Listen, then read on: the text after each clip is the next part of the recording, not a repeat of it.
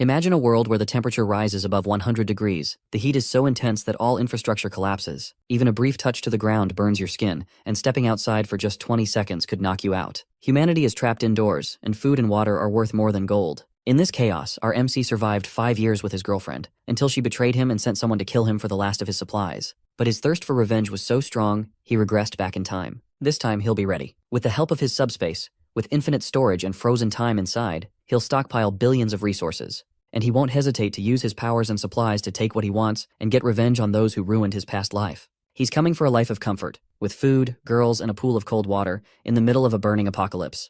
Through the streets of the city, a bus speeds towards the evacuation location. Inside the bus, a woman realizes that she was in such a rush to enter the bus that she didn't bring any evacuation supplies. Because of that, she will have to buy new things in Jiangnan City. The man beside her asks if she has seen the news. The goods in the Walmart and alley warehouses in Jiangnan City have all been moved. In fact, that's old news because today, Dongming Lake in Shancheng dried up, and the Darendong warehouse has been emptied too. The woman speculates that the total value of all these supplies could be in the hundreds of billions, but it is in fact in the trillions. Another man behind her confirms that the loss of supplies and various natural disasters are just the surface of everything that's happening. The truth is that the world is coming to an end. The people on the bus are frightened by the sudden thought, but they don't seem to believe the strange guy. One of them even says that he's actually looking forward to the end of the world. In that scenario, all living beings will become equal. However, that's not true. The strange guy knows that even at the end of the world, there is no day when all living beings become equal. That's because he has personally experienced the end of the world himself in a previous life. Buildings were destroyed, and everything that humanity built was erased. On top of that, giant monsters roamed the land, and everything was completely hopeless. In his last life, he was just an ordinary delivery man who was as surprised about the apocalypse happening as anyone else. When the world began to end, there was an abnormal release of solar energy, and it changed multiple things. The atmospheric temperature rose sharply, crustal movements occurred frequently, and monsters hidden underground also came to the surface. Thanks to that, the whole world changed. And in a new world, there is a new order. The extreme scarcity of supplies, even if it's just for a packet of instant noodles, ham sausage, or a block of ice, caused people to give up everything they had. This guy is different from everyone else, because he has seen everything for himself. His name is Su Chen, and he was reborn 1 month before the start of the apocalypse after dying in his previous life. Thanks to that, he has all the experience, and now he can plan ahead of time to live the best life he can. While he's thinking, the woman from earlier walks up to him to talk. What he said scared her a bit, and she's now looking for someone to be with her during this entire thing. Unfortunately for her, that person isn't going to be him, because he has more important things to do. He leaves her alone and steps off the bus once it gets to his destination. He doesn't need people holding him back when he knows that what's most important in the apocalypse is an abundance of supplies. In his last life, he wasted a lot of time searching for supplies, so this time, he needs to be prepared in advance. He has his eyes set on the warehouse he works in as a delivery man. He grabs his work jacket from a hanger by the door and heads into the storage room. A coworker by the door informs him that being 21 seconds late means that he will have half a day's salary deducted from his salary. The guy apologizes and heads into the warehouse to clear it out for himself. In his last life, when the apocalypse came, the boss of this warehouse ran away in advance, and his annual salary went down the drain. So these supplies are going to be his compensation. To take them all for himself, he activates a power of his called space. This spatial ability allows him to put everything around him into a super large cubic space with dimensions of tens of thousands of meters in length, width, and height according to his will. The space unfolds in the warehouse, and he's able to grab lots of supplies, including rice, cooking oil, meat, and other foodstuffs. Everything, including the shelving itself, gets stored in his space. Thanks to this, he manages to purchase a large number of supplies for $0. And thanks to this ability, he was able to dry up 2 entire lakes and plunder several cities that were destined to be destroyed thanks to the apocalypse. Back in his past life, even a packet of instant noodles was a luxury. But thanks to his spatial ability, he's able to store several tons of fresh food in frozen time, meaning that the food remains fresh no matter how long it's kept in there. He finally won't have to eat dirt in the apocalypse to survive like in his previous life. After collecting all the samples, he can finally breathe a sigh of relief, knowing that he's not going to suffer in this new life. While he's checking on all the supplies he'd managed to gather, 3 men walk into the storage area to start clearing out all the supplies. They are all surprised to see the place has been completely emptied and turned into nothing but a massive hall. There's no one else there but the strange guy standing in the center, so they ask him what happened to all the supplies that were in the storage area. He immediately tells them that he has taken everything for himself.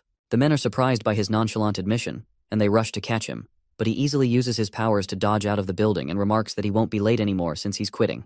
Then he just barely teleports away before one of the men can grab him. The 3 men are left desperately searching the area for him, but he has completely disappeared. Outside the warehouse, a portal opens up close to the ground, and the man backflips out of it and lands safely in an alleyway between the buildings. This second ability is called Space Jump, and it allows him to move within a 3-meter space whenever he wants. In the apocalypse, this ability allowed him to enter abandoned buildings to find supplies and safely escape from dangerous situations. Even in the face of mutant beasts, his Space Jump ability saved his life in crucial moments. With that out of the way, his zero-cost shopping mission is now complete. He throws his work jacket into the air and starts walking away from the warehouse. Suddenly, his phone vibrates, and he pulls it out of his pocket to see an emergency broadcast message. It informs him that the Earth is currently experiencing intense movement, causing localized natural disasters to appear all around the area. The message warns him to be careful but tells him that the disasters will not affect his daily life. The official statement from the government is to not panic in hopes that the general public will remain calm. Do they even know that the world is coming to an end? While he's looking at his phone, it rings with a call from someone that makes his face twist in disgust. It's a woman named Zhang Xiaoqian, and just the sight of her name on his phone makes his hands tremble in anger. Su Chen takes a deep breath, then picks up the call. As soon as he puts the phone to his ear, her voice comes from the other end, screaming at him in anger. He has not talked to her for a long time, and she is angry that he disappeared without letting her know. He even put his house on sale with his real estate agent. She asks our protagonist if he really thinks that he will find a woman willing to be with him after selling his house. The woman on the other end is his fiancée, Xiao Qian, and she isn't someone he's very interested in talking to. On her side of the line, she's applying lipstick after just being done cheating on him with another man. While another man named Xiao Yu relaxes on the bed behind her, she continues insulting Su Chen through the phone, asking him if he remembers his responsibility as a man. He may not care about the house, but she's still a woman, and she wants him to give her the house as a gift so she can feel more secure with him. After she's done talking, he asks if she's done with her rant and if there's anything else she wants to say.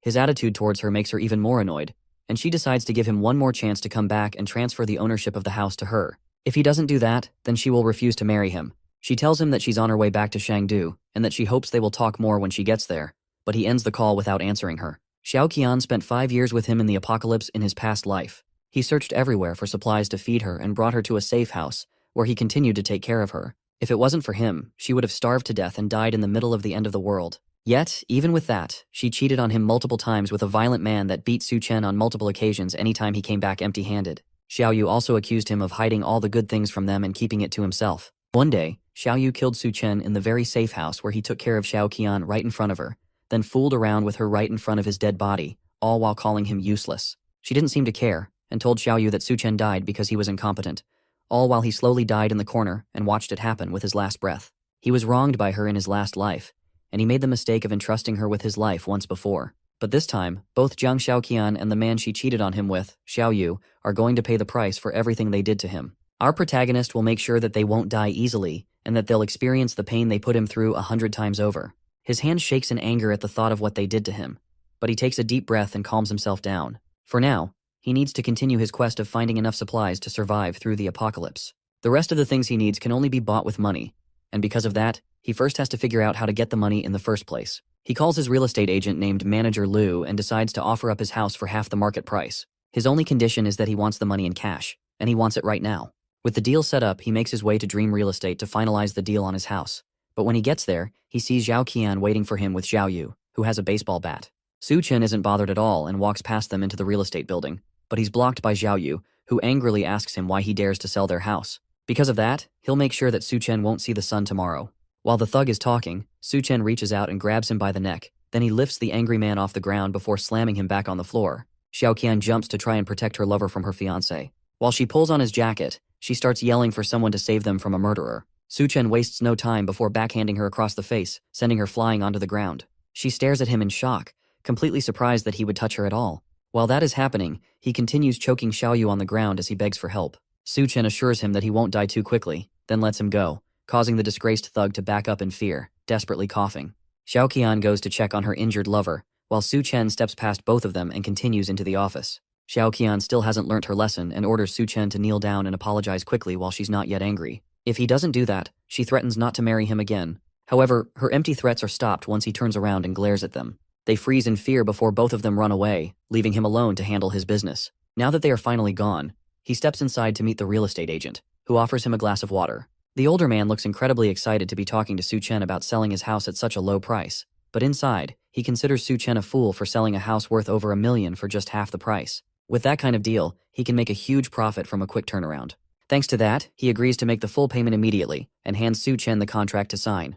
With that done, Su Chen walks out of the office with almost $1 million added to his bank account. Although various natural disasters are happening, Shangdu, where he lives, is an inland city far from the earthquakes, tsunamis, and volcanic eruptions happening throughout the rest of Asia. Adding to that, the government is officially trying to keep the public calm, so there is still a sense of normalcy in the area, and society is still functioning well. As he thinks about his next step, he passes a flyer advertising fast and high-interest loans.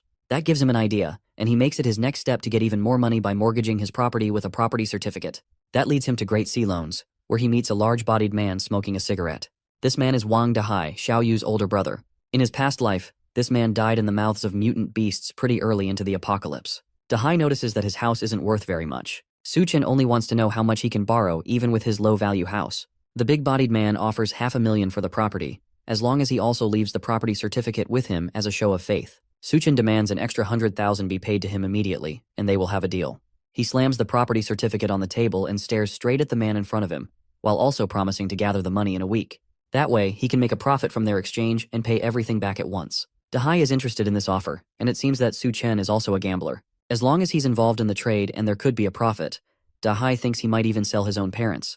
The older man thinks Su Chen is stupid for believing he can turn his life around in a single day. He has no idea just how far this plan of Su Chen's goes. Dahai smiles and takes a long puff of his cigarette as he contemplates the offer. He tells Su Chen that he'll agree to the terms as long as he mortgages the property certificate with their company. If he does that, everything else will be negotiable. After a long conversation, Su Chen walks out of the office with over $500,000 transferred to his bank account for the second time that day. Now he has all the money he needs to continue buying supplies in preparation for the end of the world. Meanwhile, Xiao Qian and Xiao Yu stumble through a park after they have finished running away from Su Chen. The other man is still out of it after being choked in the street and nearly dying. As they step out of a taxi, Xiao Qian continues to complain about Su Chen. All she wants is the house that they both own, and there's nothing wrong with that according to her.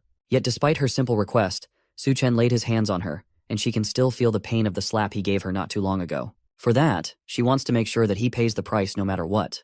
Xiao Yu agrees as well, still holding his neck in pain from what Su Chen put him through. He'll make sure Su Chen pays the price. He already plans to ask his older brother to take him out. As they're talking, they notice Su Chen once again casually walking down the road, heading to his next destination. Xiao Qian and Xiao Yu are surprised to see him casually walking down the road in front of them after everything he had done. They decide to follow him and see what he has been up to that has made him so cocky. Su Chen, however, is searching for the next major grab of resources before society collapses. In his memory, many commercial buildings collapsed under the impact of seawater backflow and rapid freezing in severe cold. However, the Green City Hotel withstood all the natural disasters down to the very end. Because of that, he heads there next to figure out how he can take advantage of that. From what he remembers, the presidential suite inside is well equipped, and there's even a swimming pool that should help him manage extreme temperatures. For now, it might be a good idea to use the place as a base, and on top of that, living there for a long time wouldn't be a bad idea. Although many warehouses were emptied before, there's no shortage of hot meals and ingredients in the hotel's warehouse. As he walks into Green City Hotel, a woman notices him. She introduces herself as Liu Xinrui, the hotel's restaurant manager, and she asks how she can assist him today. Su Chen tells her that he wants to order 1,000 tables of food for a banquet and wonders if they can do that for him.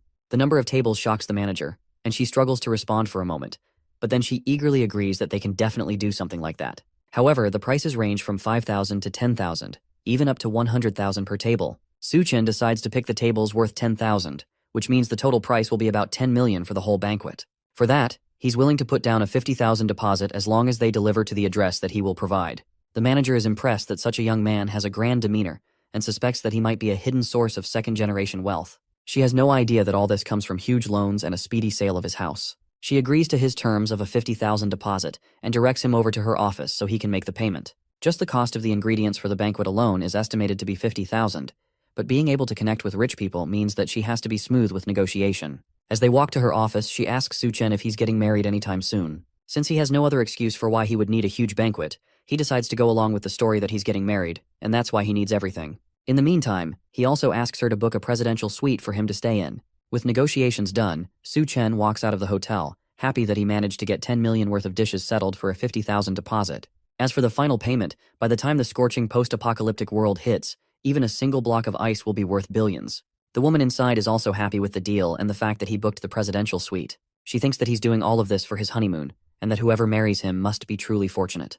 While she sits and thinks to herself, Xiao Qian walks into the hotel and asks the manager about Su Chen. Manager Liu doesn't immediately answer her and first asks who exactly this newcomer is. Xiao Qian answers that she's Su Chen's girlfriend and wants to know what he was doing there. Now that the manager has verified her identity, she informs Xiao Qian that her boyfriend ordered a banquet of 1,000 tables from the hotel. She even tells her that having a boyfriend like him must be amazing. Meanwhile, in her mind, Manager Liu thinks this girl is only a 7 at best, and it seems like her temperament is way too high. Rich people always seem to like these types of girls. The two are shocked that Su Chen could order a 10 million budget banquet, and they don't believe him at first. But then Manager Liu explains that wealthy people love to play the game of hiding their identity. They fear their partners might be after their money, so they only reveal their wealth on the day of the wedding. They still don't believe that someone like Su Chen could be wealthy, and Zhao Qian remembers that for the past few days, he has done nothing but try to disappear from their lives and even resorted to cold violence. But Manager Liu proves her point by showing that Su Chen transferred 50,000 yuan as a deposit for the banquet. The two leave the hotel to think about the new information they've found.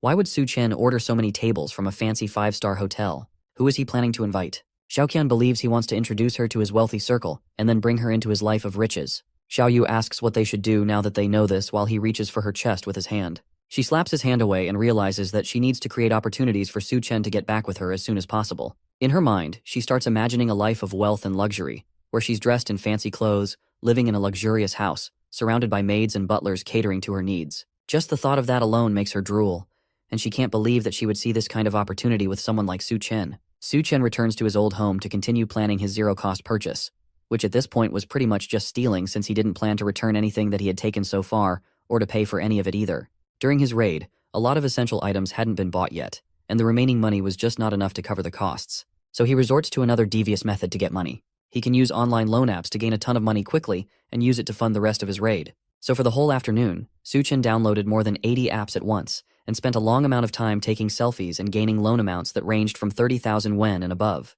By the time he was done, he had gained about 970,000 yuan in loans, and he was ready to start his shopping spree yet again. He collapses on the bed, feeling the urge to pass out, but there was no time to waste at all, and there were still many things to buy. He had to get fireplaces, ice makers, ice blocks, smokeless coal, and other supplies that weren't available in supermarkets. Fortunately, all these things can be bought online, and the delivery is super fast. He's going to need all these things to survive the extreme heat and the severe cold that will kick off the apocalypse. Him making it through the intense temperature changes will completely depend on whether he has enough materials to regulate the weather. So he gets to work, contacting multiple companies to prepare the materials that he would need. He starts by ordering 2,000 tons of smokeless coal and offers to pay 500,000 yuan in deposits. Then he does the same thing with the ice factory, ordering multiple tons of ice from them as well. A few of the companies request a face-to-face discussion, so he leaves his apartment to head over and talk to the ice makers. As soon as he steps outside, he stumbles into a new face, followed by an unwelcome old one. Her name is Lina, and she is a close friend of Zhao Qian.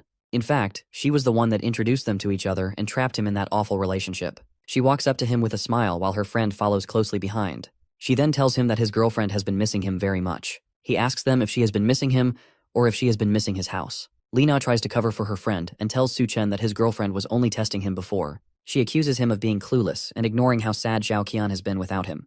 The gold digger of a girlfriend takes the opportunity to latch onto Su Chen's arm and plead with him. She asks him to accompany her for a walk and apologizes for scolding him yesterday in hopes that he won't be mad at her.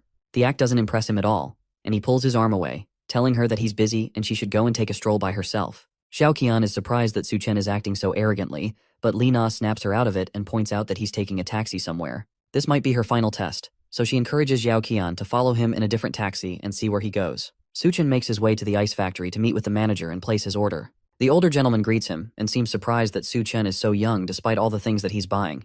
The two shake hands, then the younger man follows up the discussion by asking how long it'll take to produce and ship the 2,000 tons of ice that he had ordered. The manager assures Su Chen that their ice factory is very efficient and one of the best in the state. He promises to deliver the edible ice in 3 days, and the total price of it all would be 800,000 yuan. Su Chen agrees and hands over a 100,000 yuan deposit.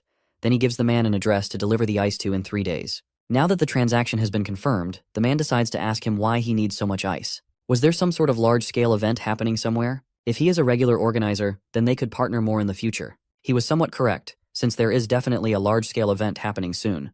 But Su Chen can't just casually tell him that. So instead, he lies that he plans to donate all the ice to the Alashan for charity. The manager is surprised, but at the end of the day, an 800,000 yuan deal has been settled immediately at the entrance. That young man must really be something. As he watches Su Chen's taxi drive away, another taxi pulls up, and he wonders if this is someone else here for business without an appointment. Zhao Qian and Li Na step out of the taxi and walk over to talk to the manager. Zhao Qian tells the boss that Su Chen is her fiancé, and she wants to know what they were talking about. He doubts her a little and wonders if this is some sort of detective play, but he still tells her that Su Chen had ordered 800,000 yuan worth of ice from his company.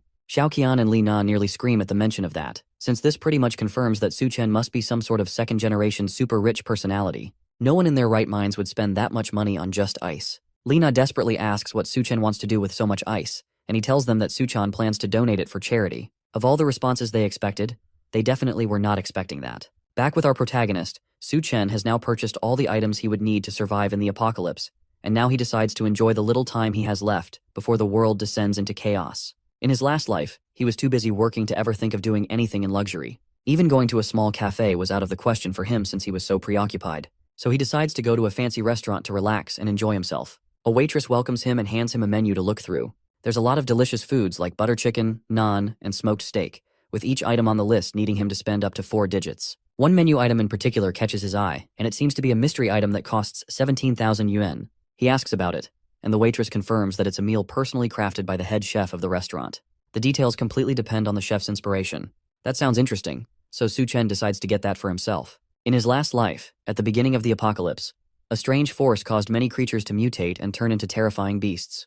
There were many monsters, like a giant serpent, that appeared in the midst of the floods in the early days of the apocalypse. He would need to prepare himself to deal with those things when they start to appear. But for now, his eyes are drawn to a pink-haired beauty walking towards his table with his food. She introduces herself as the head chef of the restaurant, and she brought the food she specially tailored for him based on his temperament. She doesn't need to introduce herself since Suchen already recognized her. In his last life, she was known as Hell's chef, Duan Ya. She had the magical culinary skill to turn decayed monster meat into food, and no one could resist its temptation. However, those dishes were made using mutations sourced from inside monstrous beasts, and eating them would lead to certain death. She notices his dark expression and wonders if he thinks that a beautiful woman like her will poison his food, so she tries to calm him down by introducing the food. The dish is called Dual-Faced Life, and it's a piece of steak where one side is tuna fried in brown butter, while the other side is deep fried in puff pastry. It's a kind of steak with 2 flavors that leave a lasting impression. Suchen hides his expression and takes a bite of the steak. It is definitely worth the 17,000 yuan he spent on it, and the taste is really good. If only she could cook for him in the apocalypse, but it's possible that she could poison his food, and he would have no idea. Meanwhile, outside the restaurant, Xiaoqian and Lina watch the place in jealousy and wonder what exactly Suchan is eating there. They've heard that each dish costs at least 10,000 yen, and the fact that he's casually going there for a snack just further proves to them that he must be some kind of second-generation kid. Once Xiaoqian becomes a rich wife, she will definitely be able to take care of her sisters. Next in his adventure around town, Suchen heads over to the Arya Scans bar in the Golden Sales Vault of Shangdu. In his past life, he regretted not being able to enjoy these kinds of extravagant places, and once the apocalypse starts, then places like these will no longer exist. So he's taking the chance to explore this place as much as he can. A group of girls sit beside him as soon as he gets settled down. He agrees to drink with them, but his eyes notice that one of the girls doesn't seem as enthusiastic about being there as her friends. The girls tell him that her name is Yun Yun, and this is her first time in the club. Her boyfriend just recently cheated on her, so they brought her to the club to have some fun. The guy didn't sleep with her at all and went on to cheat on her with an old woman. She's so depressed that she drinks an entire glass of alcohol, then slams it on the table. She then asks Suchen if he's single, and if he wants to have some fun with her. The girls cheer him on while Xiaoqian and Li Na enter the club and notice the two of them getting comfortable in the back. He notices the two of them.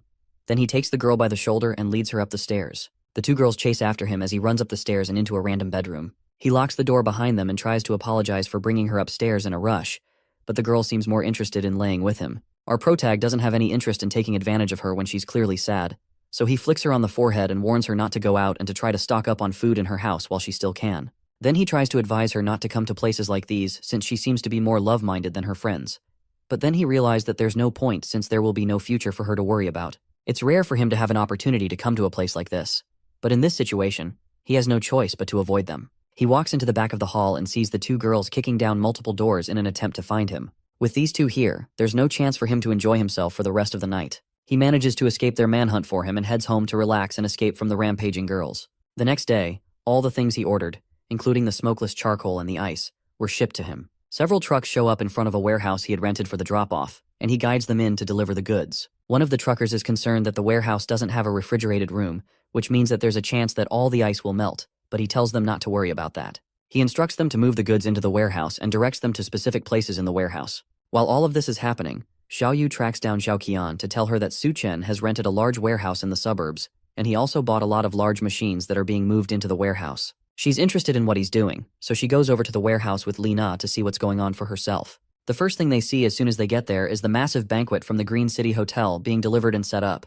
There was even a red carpet laid out, and the whole setup looked like an after-party for a wedding. Lina is convinced that Suchen would propose, and then guests will come in from all directions to see the wedding. Xiao Qian is still proud enough to say that even if he proposes, then she might not accept it. Then she asks Lina to accompany her to see just how sincere Su Chen will be towards her.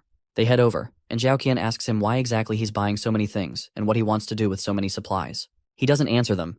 Then he tells her to help move the boxes into the warehouse. If she helps, then he will tell her everything she needs to know. Xiao Qian is disgusted by him suggesting that she would do menial labor. She's planning to become a rich lady, so how can he expect her to do such rough work? Lina reminds her that this is a test for her to see if she's qualified to become a rich lady. Despite still being appalled that she's being told to do grunt work, she decides to just do it for the sake of her future rich girl lifestyle. She manages to lift a heavy box onto her shoulder to prove to him that she's not just a delicate woman. Lina also tries to help out as well since she knows that second-generation rich people are usually lustful, and there's a chance that she could become a rich lady as well if she played her cards right. All the while, Su Chen just laughed at the free labor he was getting from these two. There were so many supplies to move around, and even though the hotel had sent some people to help, it would still take a long time to get everything into the warehouse. They spend the whole day moving things, and by evening, they are done. With all the work done, Xiao Qian is exhausted and angry. She worked all through the day without even a meal. Surely, after all this, she will definitely become a rich lady, just like she has always dreamed. Lina also lays on the floor exhausted. She can't believe that Su Chen made them lift heavy things all through the day. Just the ice blocks alone weighed over 100 pounds each. But now, the test is finally over, and he is going to make her his bride. Then they'll have a huge wedding, and all the wealthy guests will start appearing. At least that's what she thought when she walked over to confront Su Chen. The man is busy paying all the workers huge sums of money as thanks for their hard work. Then he promises to settle the remaining bill during the week according to their contract.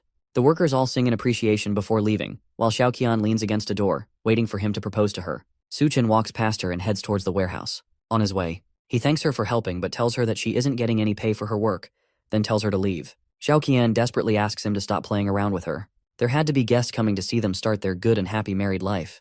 That's what all these preparations were for, right? Su Chen is amused by her thoughts of a good life. He almost wishes that their happily ever after would come. But now, not only did he sell his house, but he's in a ton of debt from the multiple loans he has taken out to buy all this stuff. Lina yells in surprise behind them. That had to be impossible. He bought over 10 million yuan worth of food from a restaurant, as well as tens of thousands of other supplies. How could he be broke after all of that? Su Chen decides to lie that there's a big boss who wanted to do a good deed, so he decided to help out. The boss wants to bring people from charity together and give them food and supplies. Xiao Qian can't take it anymore and lunges at him. She screams that he lied to her, and he has been leading her on this entire time. But our protagonist easily dodges the attack and tells her that he never lied to her. This entire thing was just her delusion, and she was left thinking something that wasn't true. She continues yelling at him while she lays on the ground. She thought he was a second-generation rich man, but now that she knows that he's broke, she tells him that he can forget about marrying her. That's completely fine with him since no one would ever care about a gold digger like her. That sends Xiao Qian over the edge, and she storms off, vowing that he will regret everything he has done to her. Lina follows behind, but not before warning Su Chen that he's finished. Su Chen is not even slightly worried about the empty threats. In the apocalypse, the only people that will regret anything are them once the apocalypse starts. With the two nuisances gone, he locks himself in the warehouse and looks at the mountain of resources that he has managed to gather. Now all he has to do is wait for the apocalypse to descend. He opens up his infinite storage and stows them away for later. Now, with all of that done, he goes back to the Green City Hotel to enjoy another relaxing meal while waiting for civilization to collapse. As he's relaxing in the hotel lobby with a nice meal, a loud group of people walk in, and they're all people that he recognizes. Dahai tells Xiao Qian that all she has to do is follow Xiao Yu to find the good life that she has been looking for. In Shangdu, his words still carry a lot of weight, and he will be able to take care of her. The younger man takes the opportunity to tell her that he will make sure to make up for the bad treatment that Su Chen gave her. He tells her that she should have dumped the abuser a long time ago to be with him. Xiao Qian falls for all of it immediately and allows him to hold her while they walk into the hotel. Then Xiao Yu assures her that his older brother will do everything he can to make sure that they take revenge on Su Chen for her. To her, Xiao Yu isn't that bad, and his big brother is quite wealthy as well. Being with him will be better than being with a bootlicker like Su Chen. The noise finally causes Su Chen to speak up and points out that Xiao Qian really isn't picky with who she decides to stick with. His sudden appearance shocks her, and Xiao Yu takes the opportunity to tell his brother that this guy is the man who dared to attack him. Dahai recognizes him as the guy that he gave a huge loan to recently. The bigger man has been planning to find him for a while now, but now that he knows that his benefactor is the same person that harassed his brother, he now has more plans for the foolish younger man. Xiao Yu is surprised that his brother knows Su Chen, and the large man tells him that this guy is the same person that mortgaged his house and borrowed over 500,000 yuan from him. And on top of that, it just so happens that tomorrow is the repayment day. It seems like they both have scores to settle with him. Xiao Qian is grossed out by the fact that he even had the audacity to borrow money from Dahai. Because of that, he definitely won't be able to clear the debt in this lifetime. Luckily for her, she didn't get involved with him. Su Chen isn't worried by the noisy guests and calmly wipes his mouth after his meal. Dahai leans down and threatens Su-chen with his pending repayment. He can't be here enjoying himself in a hotel when the man he owes so much money to is standing right in front of him. Xiaoyu yells that he won't be able to pay back the money no matter what. It's best that they just finish him now that they have the chance. The group of thugs behind him smile menacingly, and they also look eager to go after Su-chen. While all of this is happening, Manager Louis comes in to try and pacify the situation. Dahai agrees to talk it out if our protagonist kneels down and apologizes to him and his brother. If he does that, then they will consider peacefully settling the matter. Manager Louis asks Su-chen what exactly is going on, but he dismisses it, calling them nothing but simple pests. That doesn't sit right with Dahai, and the bigger man slams a large hand on the table. He had been giving our protag basic respect since, but today, he's definitely finished. Nothing he does today will be able to save him from what's about to happen. That's what he thinks. At least until some newcomers walk into the hotel restaurant and the man in front demands to know what's going on. Both Dahai and Su-chen recognize this scary-looking man. His name is Gao Qiang, and in Su-chen's last life, he was known as the Skull Crusher. He and Hell's Chef were a major force in the post-apocalyptic world of Chengdu, and he even heard that after the apocalypse, the Green City Hotel became the first place of the mutations. In fact, it's very likely that Gao Qiang's skull-crushing abilities grew in him because he was in the hotel when the mutation started. For now, though, Gao Qiang is just a well-known entrepreneur in Chengdu with a wide network of people in the underground, and many people under his command. The man notices that Su-chen has an interesting glare. Now that the chaos has settled down and they weren't making a mess of his hotel, Gao Qiang continues on with the business he had in the hotel. He brings Duanya to an office in the hotel, where Mr. Sun waits for them, pouring a glass of wine as they enter. This man is named Mr. Sun, and the chef wonders what exactly he wants to discuss with her. The man tells Duanya that he has heard about her being a great beauty, and today he finally gets to meet her in person. He offers her a drink, but the chef can clearly see that some sort of drug has been dissolved in it. As she stares at the glass in disbelief, meanwhile, Su-chen swirls his own glass of wine in his presidential suite bedroom. In his previous life, he hid with Xiao Qian in their basement, and they barely managed to survive the extreme heat of the apocalypse. He never expected that at this time he'd ditch her and she would end up following him around. Either way, it's a good opportunity to settle old scores with her and get his revenge. He watches Xiao Qian and the others play outside in the pool, and they don't seem to notice him. The two men stand outside in their swimsuits and wait for the ladies to join them. Dahai notices that the air has been getting much hotter recently, and it almost seems like it's hotter at night than in the day. That's exactly the reason why Zhao Yu suggested that they go to the pool to cool off. Seeing the girls in swimsuits was just going to be an added bonus for them. The two men are excited just thinking about it, and they hug in joy at the bright idea. The two girls make their way towards the pool in their swimsuits, and they notice that the moon looks brighter than normal. When they reach the pool, Xiao Yu takes Xiao Qian's hand and confesses that his love for her shines brighter than the moon. She doesn't care about his pointless advances because it's too hot, and she just wants to get to the pool. Su-chen laughs at them from upstairs.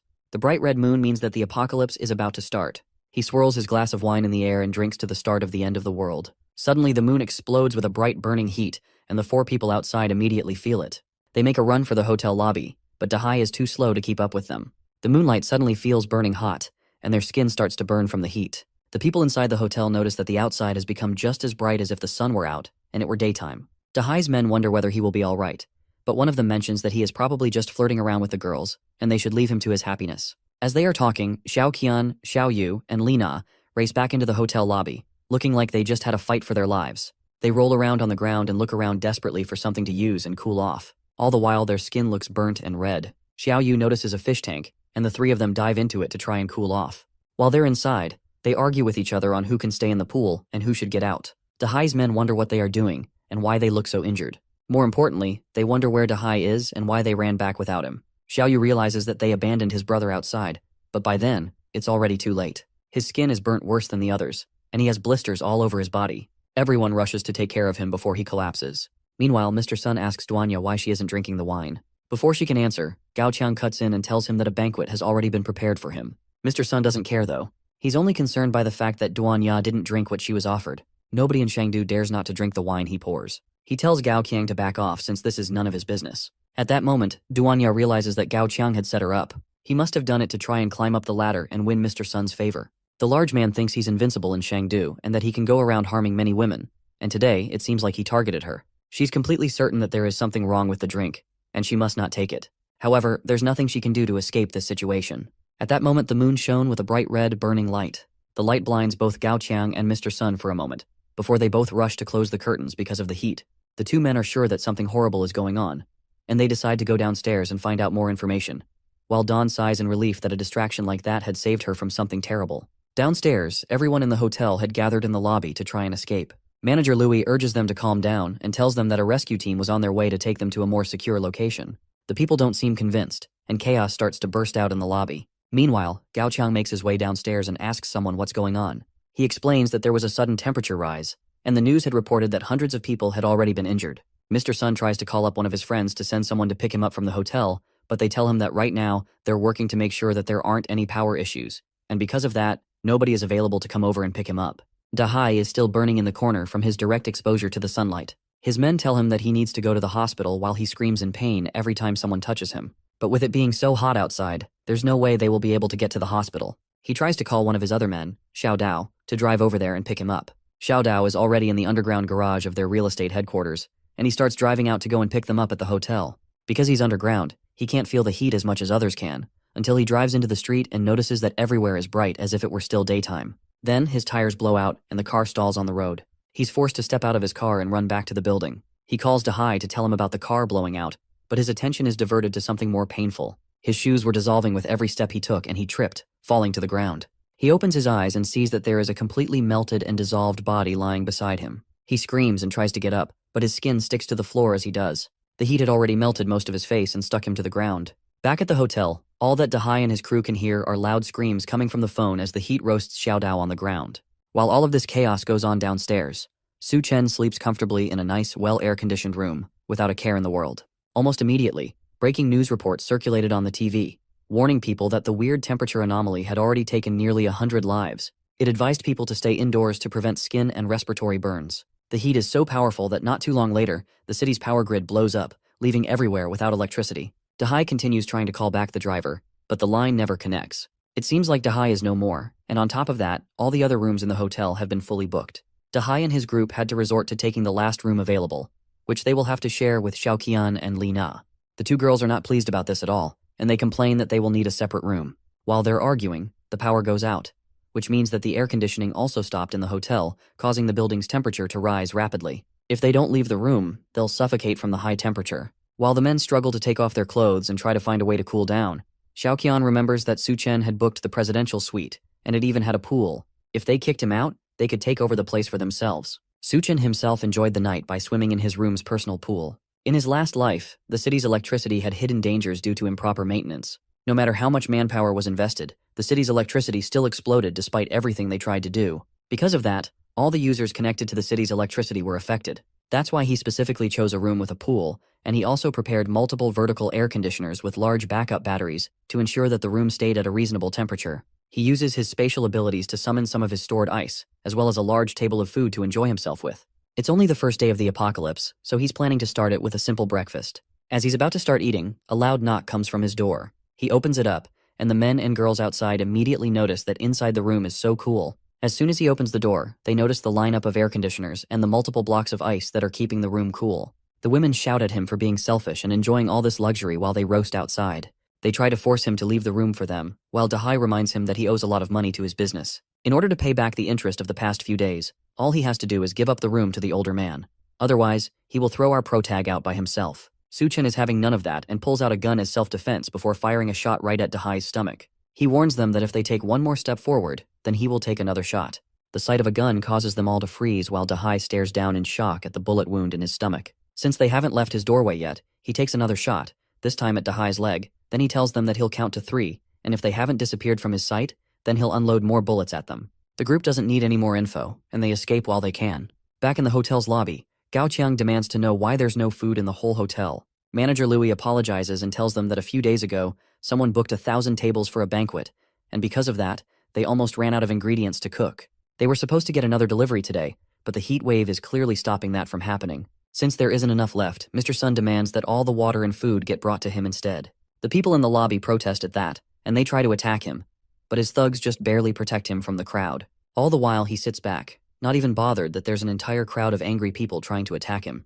Then suddenly a group of people ran into the lobby, shouting that Su Chen tried to kill someone. Gao Qiang notices that Dahai has gunshot wounds, but he knows that there aren't many people who can get their hands on a gun. It seems like there's a tough character living upstairs. Xiao Qian announces to everyone that Su Chen's room has electricity, air conditioning, and even a swimming pool. That catches everyone's attention, and she verifies that she saw it with her own eyes. There was even lots of food and ice cubes, which made the room seem like heaven compared to the sauna that was in the hotel lobby. The crowd rallies together and makes their way upstairs to confront Su Chen, and Dahai orders his men to follow them and make sure that Su Chen gives up his room no matter what.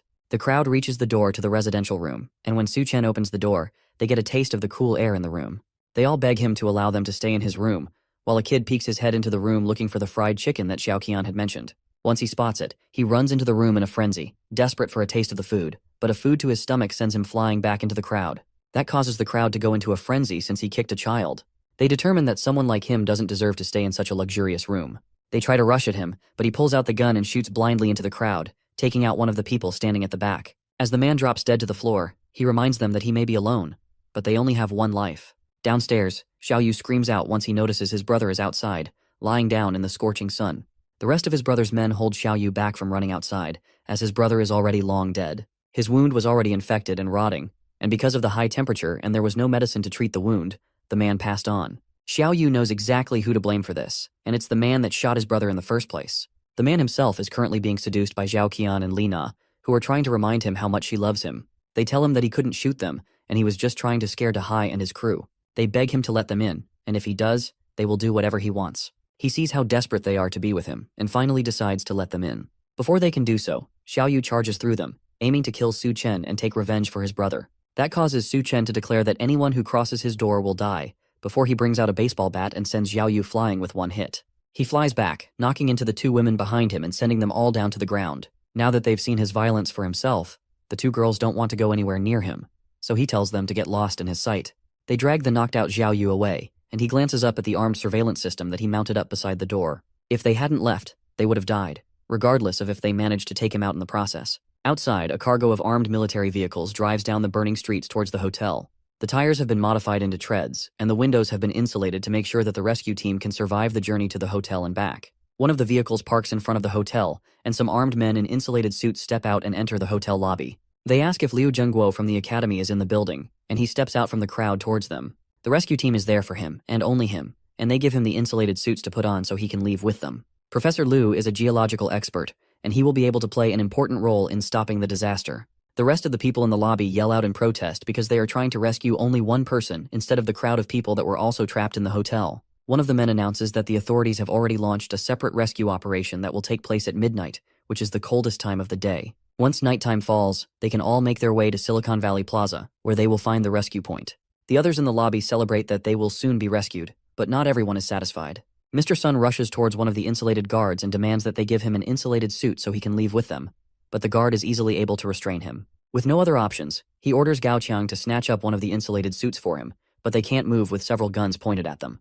The soldiers turn to leave, but Xiao Qian stops one of them and tells them that there's a murderer upstairs. Li Na also announces that the murderer has a gun and he has killed several people already, and he almost killed them too. One of the soldiers, Xiao Feng, decides to stay back and investigate the situation. The other soldiers warn him not to be too impulsive and to focus only on completing the mission, but he declines and assures them that he will contact them after dealing with the situation. He heads up the stairs, and Zhao Qian celebrates the fact that after Su Chen is shot dead, then she will be able to stay in the room and wait for rescue. Xiao Feng sneaks up to the presidential suite, but then he notices a camera watching him through a plant in the corner. Before he can process it, the door opens, and two bombs are thrown out. The first is a flash bomb, which immediately blinds him. Then the second is tear gas, which causes him to cough uncontrollably. While he's trying to regain his senses, Su Chen sneaks up behind the soldier and hits him with the baseball bat, knocking him out cold. He wakes up a little while later, tied to a chair and still feeling the effects of the gas and the blow to his head. And the first thing he notices is that the place is very cool. Then he sees Su Chen looking at his military ID while holding his gun. He also realizes that he has been stripped down to his underwear, and all his armor has been taken as well. Now that he's awake, they can talk. But the soldier is more interested in how an ordinary guy got so many ice cubes and air conditioning. He's also curious about how he got access to so many weapons and flash bombs. Su Chen tells him that he's a recent graduate, and he got the guns and everything else during a trip to the Middle East. The story is completely unbelievable, but there's nothing our protagonist can do to change that, so he instead switches to asking more important questions. Su Chen wants to know if the government has set up rescue points for citizens to go to in the morning.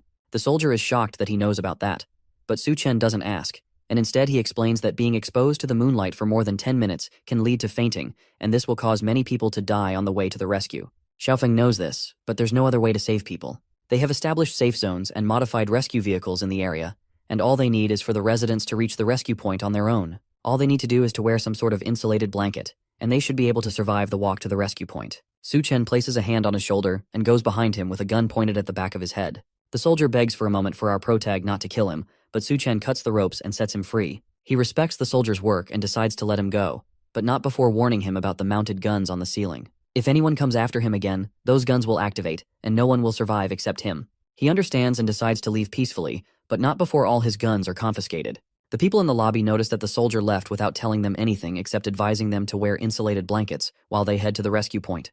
Mr. Sun slaps Gao Qiang in anger and blames him for everything not going his way. The others wonder just how long they will have to deal with the annoying man, but they have no choice for now. Once the rescue team has taken them in, they will need Mr. Sun's connections to live comfortably. Su Chen watches from the shadows and asks if Gao Qiang wishes to restore order even in times like these. The two men immediately become hostile once they see him, but he calms them down by telling them that he is only there to make a deal. To calm them down, he shows them a bucket filled with edible ice cubes. The two men go wild for the ice cubes, and one of them suggests that they kill Su Chen and go get more ice from his room. Su Chen politely counters that idea with an assault rifle to the throat. Gao Qiang seems to have more common sense and suggests that they make a deal with him instead. Thanks to that, Su Chen agrees to give them both some cubes of ice while they negotiate. The other man wonders just what is in our protagonist's room when just a cube of ice feels this good. Gao Qiang decides that for now they'll agree to his demands.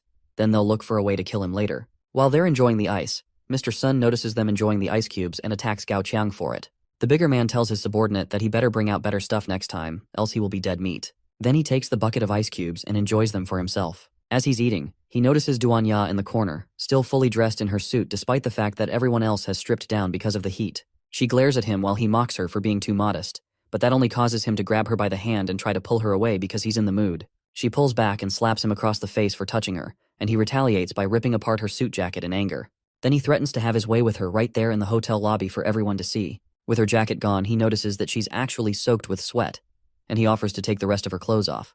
That's the last straw for Gao Qiang, and he finally stands up to the large man. Mr. Sun is frightened by the voice for a moment, but he turns around angrily and asks Gao Qiang if he really understands who he's talking to. However, Mr. Sun doesn't realize that he's talking to a man who doesn't care anymore. Gao Qiang takes a knife from his back and jabs it into the larger man's neck. The people in the lobby freak out now that another person has been killed. Gao Qiang tells them that Su Chen is right. The world is ending, and people like Mr. Sun need to die along with it.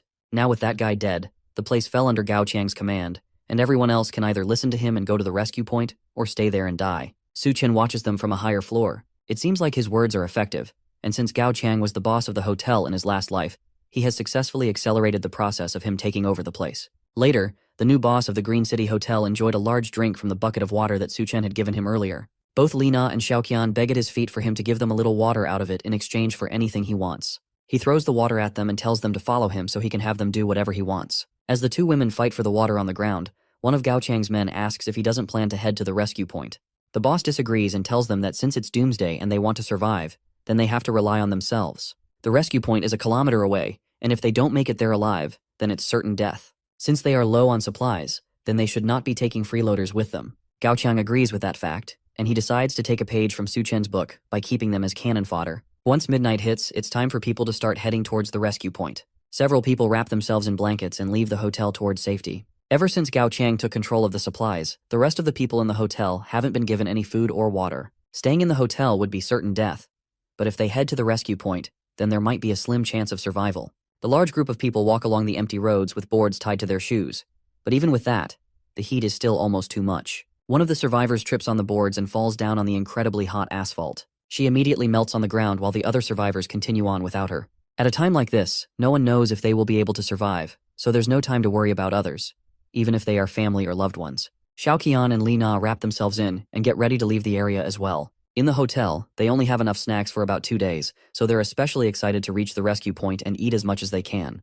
But before they can leave, one of the men rips the towel away from Xiaoqian. He tells her that Gao Qiang gave them food, so they shouldn't be so quick to leave. He tells them to have some fun with him instead of leaving as he rips Xiaoqian's clothes.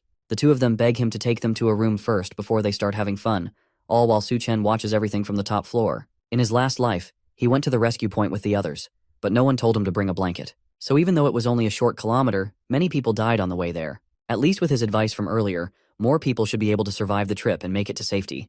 Meanwhile, the two girls continue to beg the man to let them have some privacy, but he laughs at them and asks what they are even afraid of. It's not like there are ghosts in the area. As he says that, 2 zombies break through the glass into the hotel lobby. Gao Qiang and the others in the lobby scream as they walk slowly towards them, and Xiao Yu wonders if they will also get turned into zombies if they get bitten. Gao Qiang grabs the other man by the neck and throws him at the zombies as a distraction, and his skin burns as soon as they touch him. After seeing all of this, Su Chen finally decides to join in on the action. He heads downstairs with a katana on his back and tells the other people to move aside. They're surprised that he wants to deal with those things by himself, but Gao Qiang tells them to watch and let him do what he wants.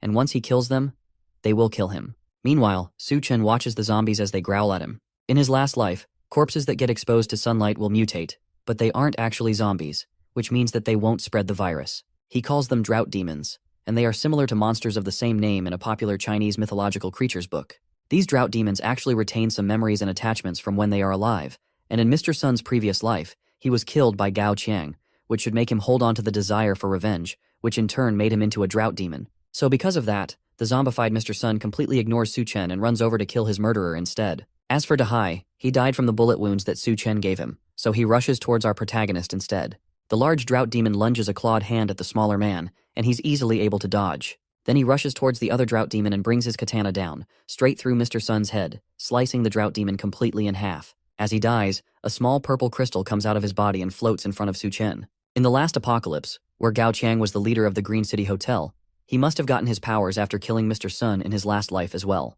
That means that the crystal will always appear inside Mr. Sun.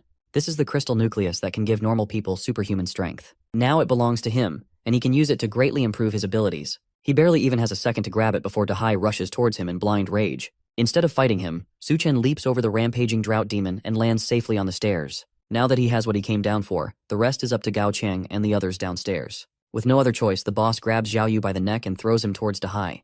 That manages to knock the man and his zombie brother into their supply of water. Then he yells for the others to find weapons and attack. Meanwhile, Su Chen pours himself a drink and dissolves the crystal in it. In his last life, these crystal nuclei occasionally appear in the skills of drought demons and other mutant beasts. They are extremely rare, and it only appears inside every 1 in 100. To get the power from them, one has to clean the crystal nucleus thoroughly, then swallow it directly. Once the crystal is fully submerged in the drink, he downs the entire thing in one gulp. The effects show immediately, and his body bursts with so much power that his clothes immediately explode. He screams out in pain as his eyes grow red before finally collapsing naked on the floor. Downstairs, it seems like the zombified Dahai is dead. Gao Qiang stomps on his head in anger and yells for it to move, but it lays motionless on the floor. Killing it also took out their last source of water. Without any water, Lina decides to try and escape to the rescue point, but one of the men grabs her and says that he will cut off her legs if she tries to run again. She begs him to let her go since, without water, everyone there will die of thirst anyway. Then she tells them that if they let her go, she will tell them a way to deal with Su Chen. That interests them, and they urge her to speak before they kill her. She tells them that Xiao Qian is Su Chen's finance, and if they attack her at Su Chen's doorstep, then he will definitely open the door so they can ambush him. The men agree with her, and Xiao Qian is shocked that her own sister would suggest using her as bait. They turn to grab the ex-fiancé, and she tells them that she will cooperate with their plan. But first, they need to find her some food. She specifically wants some meat. That's not possible since the meat in the electric fridge has already spoiled. But Gao Qiang has an idea. He gives her a knife while the other men gather and hold down Li Na. Then he tells her that if she wants meat, then it's up to her. Xiao Qian catches on quickly and realizes that they want her to eat her own sister's flesh. She thinks about it for a moment, then turns to Li Na menacingly while holding the knife. Li Na starts screaming as Xiao Qian walks towards her. She tries to beg and remind her that they are sisters, and that she shouldn't do this. The other woman doubts her words, and if they are really sisters, since not too long ago, her so-called sister had suggested that they use her as bait. Without even thinking about it, she takes Li Na by the neck and stabs the knife into her stomach several times. As she brutally murders her sister, even Gao Qiang and his men watch on in surprise as she tells her dying sister to blame herself for this happening. Then she laughs over the body as blood pools around her feet. Now that lunch is secured, she laughs crazily and promises that once she has finished eating, she'll go upstairs to his room and drink his blood. Gao Qiang tells them to let Duanya cook the meat since they will need all the strength they can get to deal with Su Chen. One of the men tries to protest, but the boss reminds him that without water, none of them will last a day, so if they don't want to turn into a dry corpse, then they should do as he says. The man is reluctant, but he eventually shouts for them to look for Duanya. Meanwhile, Su Chen has woken up and decides to rest his powers. He realizes that he has gained physique-type abilities, and his resistance to heat has also improved. On top of that, even his muscles and his strength have increased as well. He tests his new power by crushing a large block of ice with one hand. As he stands and admires his new abilities, a knock comes from his suite door. It seems like someone else has come to his door to bother him. He looks through the security camera and notices that it's Hell's chef Duanya waiting for him. Outside his door, she waits anxiously for him to open up and let her in. Everybody downstairs has gone crazy like Gao Qiang, and the down floor is no longer safe. Her only hope right now is to partner with Su Chen, and thankfully, she has some leverage to get her way. When he finally opens his door, he's still completely naked as he asks her if everything is okay and if she needs some help. She notices his undressed body and screams, while he hurriedly apologizes and realizes that he forgot to get dressed before coming out to meet her. He invites her inside his apartment, and although he considered subduing her, the atmosphere is a bit awkward now for both of them. But based on his previous life, he knows that Duan Ya is a very strong-willed woman, and she had a cooperative relationship with Gao Qiang. So if he finds a way to bring her to his side, then he will benefit greatly. He starts by telling her that his resources are limited, and on top of that, they had only just met. He can't just be expected to take her in just because she's pretty. Duan Ya realizes that the room is well equipped with ice and electricity, and because of that, she will have to show her worth if she wants to stay there. She tells him that she's not just a chef, she's also a graduate from Southwest Medical University, which means that she has a medical qualification certificate and 3 years of experience as a surgeon. The fact that she's a doctor is exciting to him, but that doesn't change the fact that his resources are limited, and he's uncertain if they can survive till tomorrow. She gets desperate, and tells him that as long as he doesn't kick her out of the building, then she'll do anything he wants her to. He accepts her offer and tells her to consider his room her own home. By the time she realizes what she said, it's already too late for her to take it back. He then warns her that her only choice when she's with him is to behave himself and to make sure that she doesn't have any ulterior notices, or else he will take her out. She, however, has no plans of going against him, and has never doubted his methods and determination. Now that everything has been decided, he tells her to take off her clothes since now it's time to start repaying him. She goes to take a shower now that Su Chen has allowed her to stay in his room. There's water, electricity, and everything someone would need to survive the apocalypse and never worry about the outside. There's no need to think about the scorching weather or being eaten by the others. For anyone on the outside, this place would be heaven. That doesn't mean Su Chen is any kind of angel, though. His intentions are pretty obvious, especially when he told her that he would give her something different to eat. But she doesn't have a choice. It's either this or the scorching and unforgiving apocalypse. Thankfully, she already considered that he would act like this before she came up to his room, so there's nothing she can do about it. Meanwhile, in the living room, Su Chen watches her shower. He's not doing this to peek, of course. He just wants to prevent her from doing anything improper. That's what he tells himself anyway. After her shower, she comes out in a nurse cosplay outfit that he specifically chose for her. The clothes are a bit too small, and obviously not enough to cover the essentials. He tells her that she looks absolutely perfect in the outfit, which makes Duan Ya blush and look unsure. Suddenly, there's a heavy pounding on his door. Someone is shouting for him to come out and save them. Meanwhile, another voice yells that if he doesn't come out, then he'll break the door down. Outside the door, someone lurks menacingly with razor-sharp teeth and claws. Whoever is out there doesn't look quite human anymore. Su Chen is more annoyed that he has to deal with these jokers again than terrified for his life, but Duan Ya warns him not to go outside. These people have already eaten Lina, and if they open the door, then they might also get eaten. The fact that they ate someone catches Su Chen's attention, and from his expression, it means that this is very bad news. He leaves the suite and steps out to meet the people waiting for him at his door. He tells them not to be so quick to break down the door since it'll be troublesome if it's damaged. The men in front of the door look deranged, with veins bulging all over their skin as well as red, crazed eyes. In the middle of them, Xiaoqian begs for Su Chen to save her while one of the men grips her head. As soon as he comes out, they turn to him with their sharp teeth and chuckle maniacally. It looks like this is going to come down to a fight no matter how he handles it. However, Su Chen doesn't seem bothered at all. He steps out into the hallway, and immediately, another one of the men who is hiding behind the wall tries to ambush him with a knife. The power boost our protagonist got earlier from the Drought Demon Crystal gives him sharp enough reflexes to stop the attack and immediately break the man's arm, stabbing his own knife back into his neck. That shocks the men, and they back off now that they've seen his power. But Xiaoqian takes the opportunity to break off from them, running towards Su Chen while still begging for him to save her. The damsel in distress act doesn't fool him at all, and he stops her by the neck, revealing her own set of sharp teeth and red eyes. Once someone eats human flesh, their body will mutate, and then fangs will grow in their mouth. Right now, Xiaoqian and the other men are no longer humans. He grips the woman by her face, causing her to cough and lose her breath. The men aren't concerned by it, however.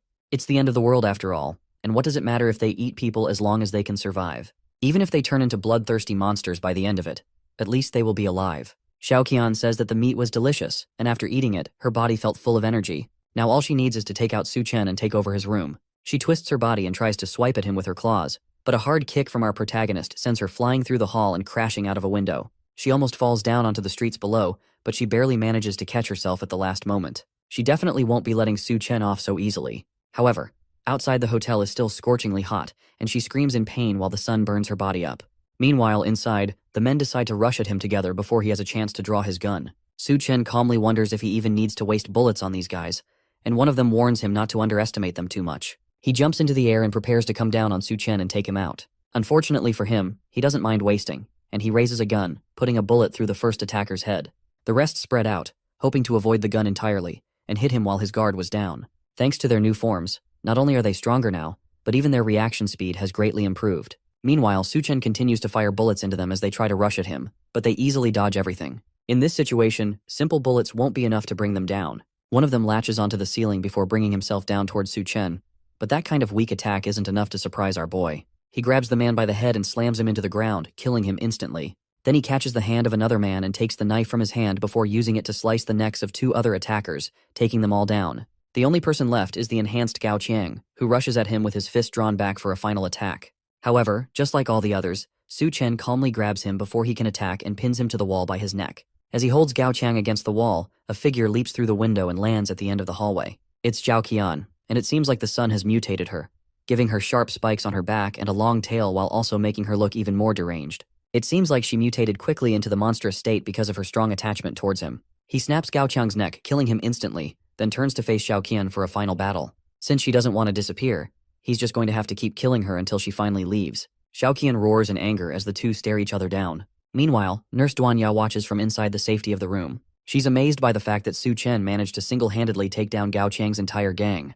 The new monster girl that just appeared, though, gives off a very different and dangerous vibe. She tries to think of a way to help him so she can stay by his side.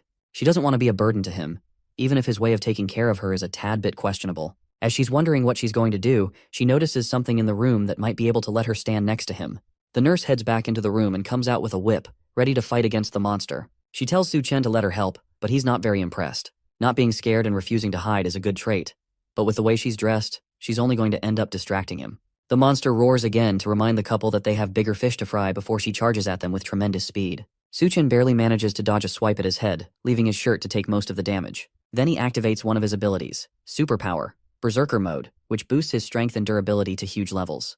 The monster rushes behind Su Chen and tries to bite into his neck, but even with her razor-sharp teeth, it doesn't leave a dent. Now that she's taken her swing, it's his turn, and he starts by grabbing both of her arms, then backflipping behind her, landing on her back while holding her arms above her head. He then asks her if she's ready, but she doesn't have a moment to respond before Su Chen rips both of her arms off, slamming her hard into the ground in the process. She screams out in pain as Su Chen lands behind her, ready to take her out once and for all. He had planned to let her suffer a bit more in the apocalypse while slowly torturing her to death, but now he has to kill her earlier. Or that's what he thinks, at least. She wraps her tail around the dead body of one of the attacking men and lifts him up in the air. Then she splits her mouth open, down to her torso, and swallows him whole, giving her even more power. As soon as she takes him in completely, her hands regenerate, and her strength returns tenfold. It seems that she can regenerate severed limbs. That's great for Su Chen, since if she can regenerate, that means that she's not so easy to kill after all. It also means that he can tear her apart many times over and have as much fun torturing her as he wants. He rushes towards her and goes behind her again, grabbing her left arm. Then he rips it off, pushing her down to the ground again. Before she can get up, he rips off her right arm as well, followed by her tail and both legs. Almost immediately, her limbs regenerate just like he had planned, leaving her in perfect condition again. That was only the first round, though. The second round starts immediately after as Su Chen continues to rip her to pieces over and over again, allowing her body to regenerate before ripping her apart again. He doesn't just go for the limbs either. He moves on to the tongue, then her internal organs and everything else. Apart from the head, it seems like everything else can regenerate, meaning that he can keep toying with her as much as he wants. By the 21st round, her body stops regenerating, and she lays defeated and broken on the ground. He was planning to gouge out her eyes, but he decided not to go that far. After all, he's now a devil. She shakily asks him why he's going too far to torture her and what his reason is for making her suffer before her death. He tells her that it's simply for revenge before bringing his foot down hard on her head, killing her instantly. Now that the threat has been taken care of, Duan Yan nervously asks him if he's all right, but instead of answering her, he asks her if she's ready. He has been so heroic that she should be ready to reward him. Elsewhere, at the rescue point, it seems like the outside temperatures are normalizing. It's not much hope, but maybe the apocalypse is ending already. At least that's what the soldiers stationed at the engineering university station think. Xiao Feng, the soldier that once had a fight with Su Chen at the hotel, is one of the people stationed at the university, and he notices something in the distance. He nervously calls out to the captain of the squad, a white-haired woman, and he tells her that there are a lot of people approaching the rescue point suddenly. She turns to see what he's talking about, but instead of people, she sees a massive horde of zombies marching towards them. They start running towards the two, and the captain wastes no time in giving out orders. She tells Xiaofeng to evacuate the civilians from the rescue point while she tries to hold them off. Xiaofeng tries to argue, but she forces him to go inside. Since he has no choice when given an order, he reluctantly rushes in while telling her not to die. Meanwhile, Su Chen plans to show Duan Ya the power of a berserker for probably the third time. At this point, she has rewarded him more times than she can count, and she covers herself, wondering how he wants to go at it again. Su Chen tells her that now that the extreme heat wave is over, he has to go out for a bit. Before he does that, though, he has to show her some unforgettable memories. She asks why she can't just come with him, but people around him must follow a couple of strict conditions. They must be valuable, and they must absolutely obey his orders. After their session, it seems that Duanya has completely submitted to him. Next, he has to hurry into town before the seawater surges in. In his previous life, many of the zombies were driven by the obsession to reach the rescue point, and eventually, they formed a tidal wave horde and attacked their former escape route. Many civilians and soldiers died in the tidal wave attack, and the incident also led to a large amount of military weapons being scattered. Thanks to that, a lot of idiots on the streets now have access to guns, and ordinary people went around shooting each other to survive and for fun. This is how various factions formed over time, and multiple people rose to power among the chaos. Some, however, were just too stupid to use their newfound power in productive ways. Like the group of people that thought they'd be able to stop his car by standing in front of it with a gun. They yell for him to stop the vehicle, but he simply barrels through them at full speed, running them over as he continues to his destination. As he drives through the city, he notices that, just like in his previous life, the walls crack from the scorching sun, and the combined onslaught of the zombie wave eventually led to the collapse of the subway station. Thanks to that, a large number of people died underground, and the number probably reached the thousands. He stopped the car for a moment to look into a hole in the ground, and a large number of zombie eyes stared back at him. The zombies underground are attracted by the roar of the car, and even though there could be a large number of crystals down there for him, not all zombies have crystals in their heads, and it would be way too time-consuming to crack each skull open one by one. Instead of doing that, he decides to head over to the engineering college and check out the situation for himself. It's the first time he has been back at the engineering university since he graduated. Now it's filled with more delinquents and zombies than he remembers. As he walks through the front door, he's greeted by a group of people who seem to be holding zombies as pets by chaining them to the walls. They tell him that he's entering their territory, and so he better hand over his backpack if he wants to get by without being attacked. Su-chen pretends to be defenseless for a moment, and pulls out a braised chicken leg from his backpack that he plans to give them in exchange for being allowed to pass. The group of people who likely haven't seen good food in several days immediately go feral at the thought of eating chicken legs. Su-chen smiles and tosses the food for them on the ground, and they all jump over each other to grab it. But as they fight for it, our protagonist pulls the meat back using a piece of string and tells them that they aren't worthy of eating the chicken legs. This makes them angry, and they pull out their weapons to get back at him for messing with them. That forces Su-chen to stop messing around, and he pulls out a gun to end them quickly. He doesn't remember so many idiots from his previous life. It could be that his warnings caused a lot more people to survive than before, and that ended up leading to the current situation. He heads up the stairs and reaches the Department of Reptiles and Snakes, and the large lock on the door tells him that nobody has entered the lab in a long while. Entering into the room, he can tell that many snakes have died since the air is filled with the smell of decay. He looks through the room for a little bit until he eventually finds what he's been looking for. The Golden King snake, which will mutate into the water rattlesnake army leader. It seems like it has survived for so long by eating all the other snakes. In his previous life, this snake was one of the earliest to undergo mutation, and it ate quite a few people. In fact, it almost swallowed him as well. In about a week, when the flood comes, it will begin to mutate, and it might become so strong that it will become difficult for even him to defeat. Even now, it feels like the snake has already started forming a hint of intelligence. He will need to be cautious around it from now on. As he's looking at the snake, he senses something from outside the room. It seems like some people are here to greet him. The thugs outside the door yell for him to come out. It's useless to hide since they already know that he's hiding in there. Su-chen doesn't hide, of course, and comes out with a hand in his pocket and without a care in the world. It's a critical time for him after all. He can't afford to be disturbed by these guys, so it'd be better for him to take care of them quickly. Before he can make the first move though, a woman swoops in from the shadows and surprises the thugs. She clamps her thighs around the first thug, while catching another under her arm and snapping his neck. In an instant, 2 of them are dead, and she immediately jumps on the third one and grips him by his face. Then she snaps his neck immediately as well before he has a chance to react. With everyone else dead, Su-chen decides to join in on the party and points a gun at the back of her head, complimenting her moves as he threatens her life. She doesn't wait for him to shoot and instead goes on a counterattack, hitting his hand with her elbow to shift the gun away. Then she jumps on her hands and leaps onto his neck, trying to twist it, but she finds out way too late that his neck is a bit too hard for her to crack like the others. Instead, she's left sitting on his shoulders with her crotch embarrassingly pressing against his face. He takes a moment to breathe in before asking her what exactly she thinks she's doing. After a little bit of struggle, he has her tied up in a questionable position with red ropes, and the gun is once again pointed to her head. With no other option, she finally introduces herself as Bai Kang, the captain of the Azure Tiger Special Operations Team. Despite her current predicament, she advises him to behave himself and let her go. Su-chen ignores her words and asks if she knows someone named Xiao Feng from the Special Forces team. She's surprised that he knows Xiao Feng, and he tells her that he once saved the soldier's life. Not a complete lie, but not the truth either. With that information out in the open, she decides to tell Su-chen everything that she knows so far. A group of fugitives took over the school and used students as hostages while they stole weapons. When the zombie horde attacked the rescue point, Xiao Feng led the civilians to leave first, but he didn't expect that some of the prisoners had escaped and infiltrated among the normal civilians. Considering the circumstances, Su Chen doesn't think it's her fault that the prisoners escaped. Bei Kang agrees and says that as long as they have the proper weapons, then the people have nothing to fear. As she talks, Su Chen spawns a grill and uses it to prepare some meat that he eats right in front of her. That makes her uncomfortable enough to ask how long Su Chen plans to keep her tied up like this. He agrees to let her go, as long as she promises not to clamp his head down with her legs like she did before. She agrees to that, but only if he lets her have some steak too. After he unties her ropes and she gets her hands on her guns again, she tells him that she has her own things to deal with, meaning that she can't help him too much. For now, all she can do is provide some power support. That won't be necessary, and he tells her to hurry up and leave before she ends up bothering him. She reminds him that she actually plans to sneak attack their stronghold and retrieve the looted goods so the people trapped in the college can survive. Because of that, this might be the only time they meet. She turns to leave, but the promise of more supplies causes him to call her back. He lies that Xiaofeng is his brother, and because of that, he plans to help her out. But his true motivation is clearly the supplies that she's after. The supplies are located in a room in the administrative block, and inside there, a group of thugs with guns hold multiple students hostage while guarding the looted supplies. The boss of the gang asks his subordinate how things are going, and the low-level thug replies that most of the guys are waiting outside, and they are ready to storm the students in the dorm. The boss smiles as all his plans start coming together, and he says that those who weren't cooperative in the beginning should be at the front, while the less cooperative guard the back. As they're talking, someone breaks down the door to their hideout and interrupts the meeting. It's Su Chen, and he calmly apologizes for disrupting their gathering. The thugs freak out and ask who he is and how he managed to break in when there are more than 20 people guarding the room from outside. He tells them he got in really easily and shows them a demonstration by lifting his finger and pointing it at the man that asked him the question. Then he goes bang, and the man's head explodes in an instant as he falls to the ground dead. As the other thugs scream in horror, Su Chen tells them that if they move, then they will die.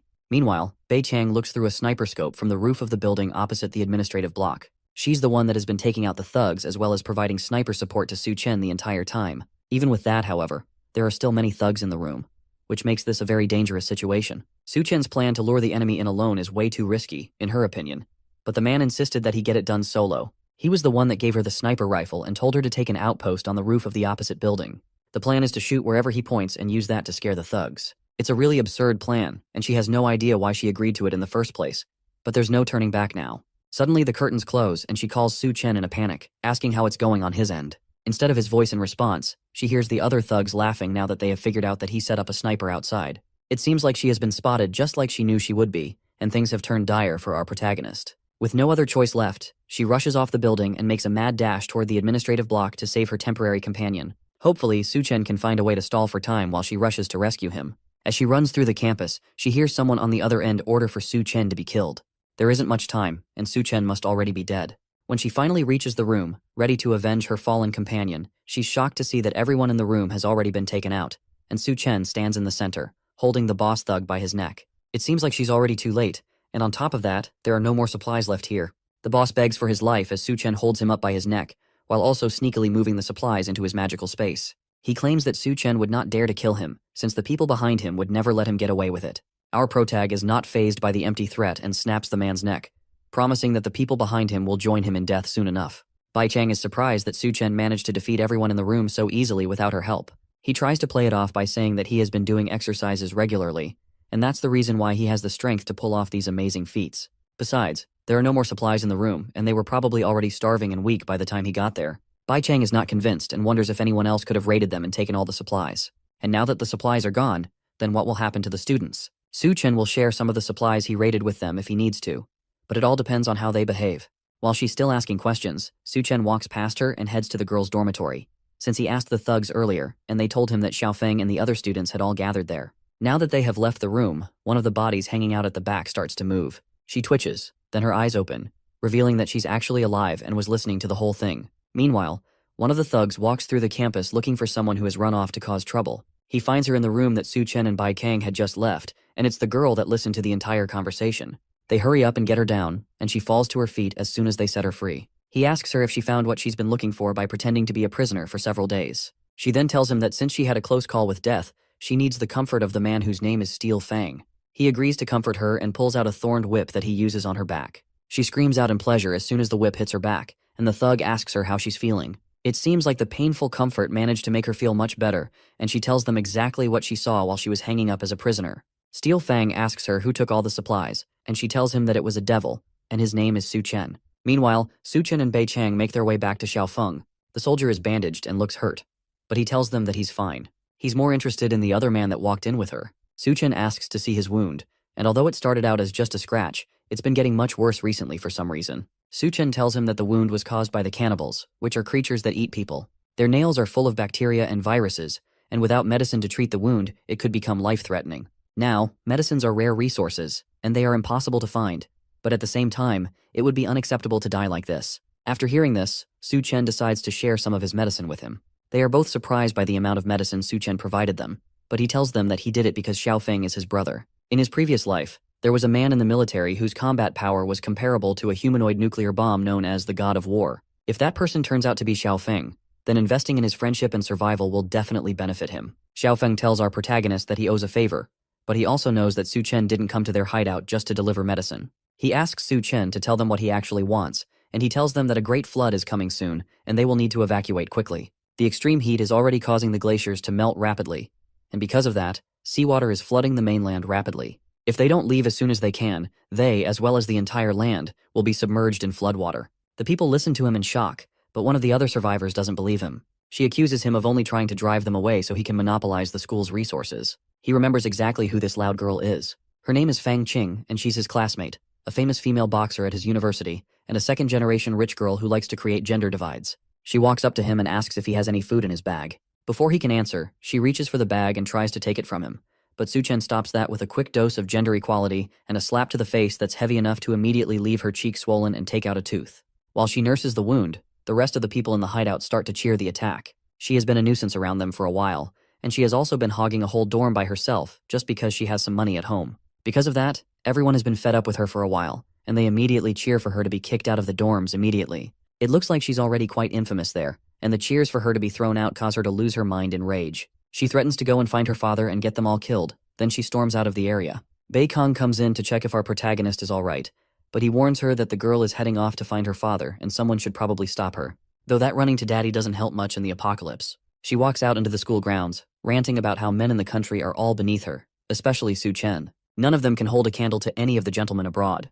The name Su Chen attracts unwanted attention from one of the men that she says is beneath her. It's the thug from earlier, and he grabs her from behind, then asks her where exactly Su Chen is. The man of the hour walks out of the dorms and towards the exit. Captain Bai can handle the evacuation while he goes on to find what really brought him to the campus in the first place. The most important thing is to wait for the Golden King snake to mutate so he can harvest the crystal from it. Maybe he'll even get its ability to manipulate water. As he walks through the courtyard, a girl's voice calls out to him, begging him to save her. He turns and sees Fang Qing tied up and hanging off the ground. Behind her, there's a man laughing while standing on the truck that's holding her off the ground. Su Chen jokingly asks her if she managed to find her dad, while she still begs for his help. The man on the truck introduces himself as someone from the Federal Bureau of Evolution, and he's here to get back at Su Chen for snatching up his supplies. For their meeting today, he has prepared a truckload of surprises. He opens up the back of the truck, and it's filled with a small army of drought demons who all swarm out and surround him. Inside, the soldiers and the civilians hear the cry of all drought demons that have just been released. They know that the sound is coming from the direction Su Chen left in, and that means their new companion could be in danger. Bei Chang tells Xiaofeng to stay put and guard the civilians while she goes and checks up on the situation, but he refuses. This time, he won't let her go off on her own again. Meanwhile, back with Su Chen, the thug asks if the loud girl with the still swollen face is his classmate. If that's the case, then this is his opportunity to be a hero and save the beauty. All he has to do is kneel down and beg, and the girl will be let go. Su Chen takes a moment to think about the offer, and the snobby girl yells at him to hurry up and kneel down to save her. It's not impossible, but there's just one problem. Fang Qing doesn't even wait for him to say what the problem is, and starts desperately asking why he won't be able to save her. He just said he will save her after all, and it won't be impossible. How could he go back on his word when he's a man? Su Chen tells her that he is definitely a man, but he's not worthy of saving her. Instead of him saving her, he can help her contact those foreign gentlemen she keeps boasting about to see if they're willing to save her. That explains why he's so reluctant to help her. It's because she called him inferior, so he's taking revenge on her by doing this. Well, if he thinks that she'll apologize and beg him to save her, then he is completely wrong. According to her, she doesn't even need him to save her. Su Chen laughs and points out the huge horde of zombies rushing towards her from behind the truck. Hopefully she won't regret her own words in a moment. Fang Qing nervously glances at the zombies that she forgot about in her anger. In her last moments, as the zombies gripped her legs, she screamed for help and begged for Su Chen to save her. It seems like she was wrong after all. As the zombies tear her apart, she screams at the top of her lungs for him to save her. But it's already too late. After the screams die down, the Bureau of Evolution officer laughs at how insane the situation was. It seems like Su Chen truly is a terrible person, who can't even help another in a dire situation. But that's alright since he'll be joining her soon. Then he tells our protagonist that he will now show off the technology of the Federal Bureau of Evolution. He pulls out a jar of powder and rubs it on his face. All he has to do is apply this powder to himself, and monsters will obediently listen to anything he says. That's because the powder is actually the ashes of dead drought demons. Once anyone applies it to themselves, that makes the zombies think that that person is one of them. That causes the man to pause and take a look at the bowl in his hands in fear. It seems like he didn't even know that he had been rubbing his face in monster ashes. The man rushes to spit out any powder that might have gotten in his mouth, and he's disgusted by the thought that he had been rubbing monster powder on his body the entire time. Now he's mad, and he orders the monsters to tear him to shreds. They growl and rush at him with their claws out and their teeth bared. Suchin wastes no time and summons a pair of katana from his personal storage, then rushes through the crowd of zombies, slicing them all into bits in less than a second. He finishes them off so fast that he's standing right in front of the truck before the man is even done coughing. The bureau official turns around and sees his opponent casually staring up at him, looking completely unbothered. There were still several zombies swarming him from behind, and his two soldier allies arrived just in time to see him about to be surrounded. The bureau official orders the zombies to attack again, but none of the zombies move. Suchin pats the dust off his shirt and tells the man not to bother shouting. It's pointless since no matter how much he screams his lungs off, the zombies won't do anything. The man from the bureau asks what he means by that, and his questions are answered as all the zombies spontaneously fall to pieces behind him all at once. The man has no idea how that was even possible. Suchin doesn't answer him and instead uses his power to teleport behind the man and grabs him by the neck. He never wanted anything to do with the Federal Bureau of Evolution, so he asks who exactly ordered the man to come and kill him. If he doesn't give up his master, then Suchin has no reason to spare his worthless life. Our protagonist pulls on the man's metal mask while smirking down at him. The man starts to scream as the pressure becomes too much for him to take, and in an instant, Suchin rips his head right off of his shoulders, with the bottom still connected to his spinal cord. Beikang is shocked that he resolved the seemingly impossible situation in an instant. It's similar to before, and this sort of power is not something that can be achieved through training alone. This guy must be some kind of monster. Suchin is more frustrated by the fact that he had to use so much force against these small fries. From now on, he's going to have to show more restraint against people before things get troublesome for him.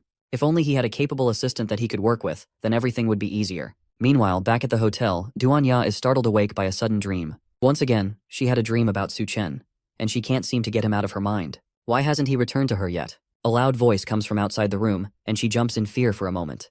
Then she remembers Suchin's words about who he needs close to him. Whoever he keeps by his side must be useful to him, and if they are useless, then he will not take care of them. The remainder of Suchin's words motivates Duanya to pick up a gun from the cupboard and face her fears head-on. She's determined to become his right-hand man no matter what, and to do that, she needs to be able to take care of herself. The former cook pushes her way into one of the study rooms in the suite, armed with 2 pistols and a mean poker face. Even with all that though, there's no one in the room, despite the fact that she's sure that the voices came from there. Another growl sounds behind her, and she turns around just in time to see that one of the drought demons had snuck up behind her. The zombie walks menacingly towards her and pushes her back against a table in the room. She has no idea where it came from or how it even got behind her, but there was nowhere for her to go now that she's been backed up to the table. Her only hope now is the gun that she swiped from the room before she stepped out to fight. Before she can use it, the drought demon slaps it out of her hand and sends it flying behind the table. Then it shrieks at her, opening its mouth wide to attack the former chef. With no other way to defend herself, she shuts her eyes and prepares for the worst. But luckily for her, the zombie misses his attack completely and instead bites into a chair beside her. She has no idea what's going on or what this guy is doing, but it seems like she's safe for now. He has been sniffing around this entire time, and it looks like the eyes on his face are gone. Maybe he actually can't see anything, and he's relying on his sense of smell to find her. She somehow got lucky this time, but now he's way too close. If she makes any sound, he's going to attack her right away. She turns and notices that the gun is still on the table, just at the edge, away from her reach. She turns and tries to stealthily grab the gun while the zombie is still unaware of where she is. She stretches her hand just a little more, but the gun still stays out of her reach, and before she can grab it, it's already too late. Her back bumps into the zombie's arm, alerting him of her presence. It screams at her as it's about to attack, and just then memories of Suchin's words flood her mind. He told her that his resources are limited, so he can't keep her around just because she's pretty. She has to find a crystal core in a monster's head that will give her abilities similar to the ones he has. If she can't do that, then he won't allow useless people to stay around him. That thought triggers a reaction out of her, and she goes on the offensive before the zombie can take her out. With the heel of her shoe, she stabs her leg straight into the zombie's eye so hard that the other side pops out at the back of his head. The zombie stops moving, and she tries to pull her leg back, but it suddenly grabs her ankle, forcing her to stab its face a few more times before it finally falls to the ground. Then she grabs an axe from elsewhere in the room. It's a shame that Suchin wasn't here to see her proving that she's not useless, but now she can check to see if it has a crystal core in its head. Back at the engineering university, Baikang and Lu Xiaofeng took Suchin's advice and started organizing the students to evacuate. Baikang even contacted her brother Bai Ming and asked him to bring his troops to join them and ensure the students' safety. With that taken care of, Su Chen returns to the snake in the school's reptile laboratory and continues to pay special attention to it. After a time has passed, the creature starts its mutation and begins to grow in size. Su Chen watches it with interest, wondering just how far it can mutate, and the creature stares right back at him in contempt. To help with its growth, Su Chen even prepared a large bucket of water for it so it could grow faster. As soon as he drops the water bucket on the ground, the snake slithers in.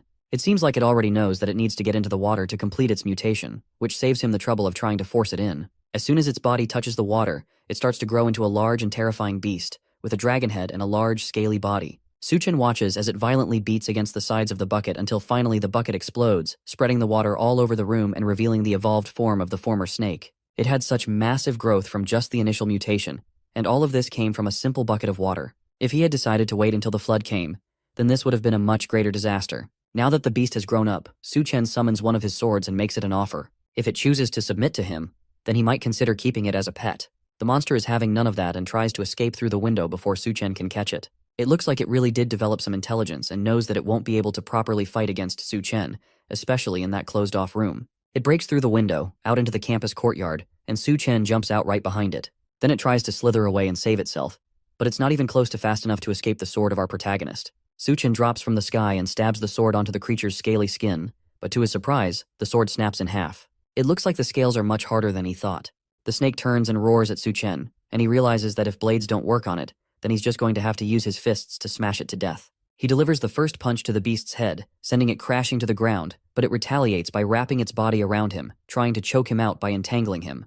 But Su Chen realizes that the attack is actually just a feint, and the creature's true goal is completely different. It opens its wide-fanged mouth and prepares to bite down on our protagonist. Meanwhile, back with the survivors, Baikong can't help but look towards the campus. Her brother notices her constantly staring back and teases her about not wanting to part with the handsome man named Su Chen. She tells him that if he doesn't speak, no one will treat him like a mute, and it's obvious that she wants him to stop talking. That catches Bai Ming's attention, and he realizes that his sister must really like this guy. But that doesn't change the fact that if he stays on campus, then he's doomed. Bai Kang is sure that he won't die. From the moment that she first saw Su Chen, she felt that he was very strong. He had a deep gaze and a mysterious aura about him, which made him look like a monster. Because of this, she's sure that he will survive, and they will definitely meet again. Meanwhile, Su Chen easily breaks out from the snake's strap and grips it by the throat. There's no way such an easy thing would be able to trap him when he has grown so strong. He uses his foot to push down on the snake's body and frees himself while the snake struggles to free itself from his grip. He has heard that snakes have highly developed nerves, so even if he chops its head off, it should still be able to bite. So instead of ripping its head off, he rips the entire snake in half along the middle, making sure that it will never be able to bite again. And in the remains, he picks up the crystal, and he's eager to see what kind of ability it will give him. Eventually, the heavy rains start, and just like Su Chen warned, the city begins to flood. If the extreme heat manages to destroy people's will, then the flood sweeping through the entire world will completely destroy human civilization. Even inland cities like Chengdu could not escape the massive, devastating flood, and everything ended up being swept underwater.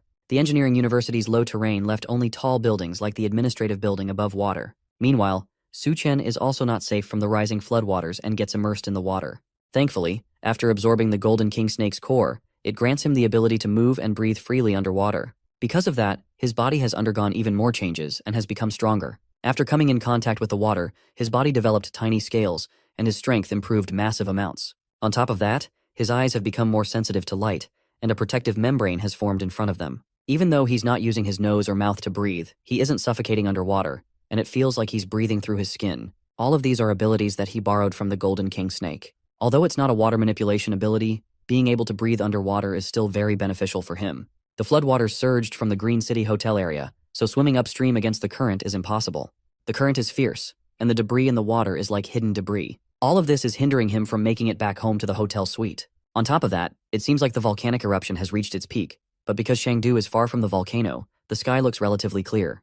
When the massive amount of volcanic ash fills the air and blocks out the sun, the doomsday winter won't be far off. In the face of all these apocalyptic events, human civilization might as well no longer exist. To avoid becoming prey to the creatures evolving through the crisis, it's better to grow stronger and become more powerful so that you can better protect yourself. In his previous life, after the Great Flood, Chengdu saw several powerful factions grow over time. The low-level northern part of the city was occupied by the Golden King Snake and the female Corpse King. The southern part of the city became the gathering place for the cannibalistic tribe of the Devourer clan. The western part of the city was controlled by the Rat King and his army of rats, while the eastern part was occupied by the Skull Crusher Gao Qiang and Hell's chef, Duan Ya.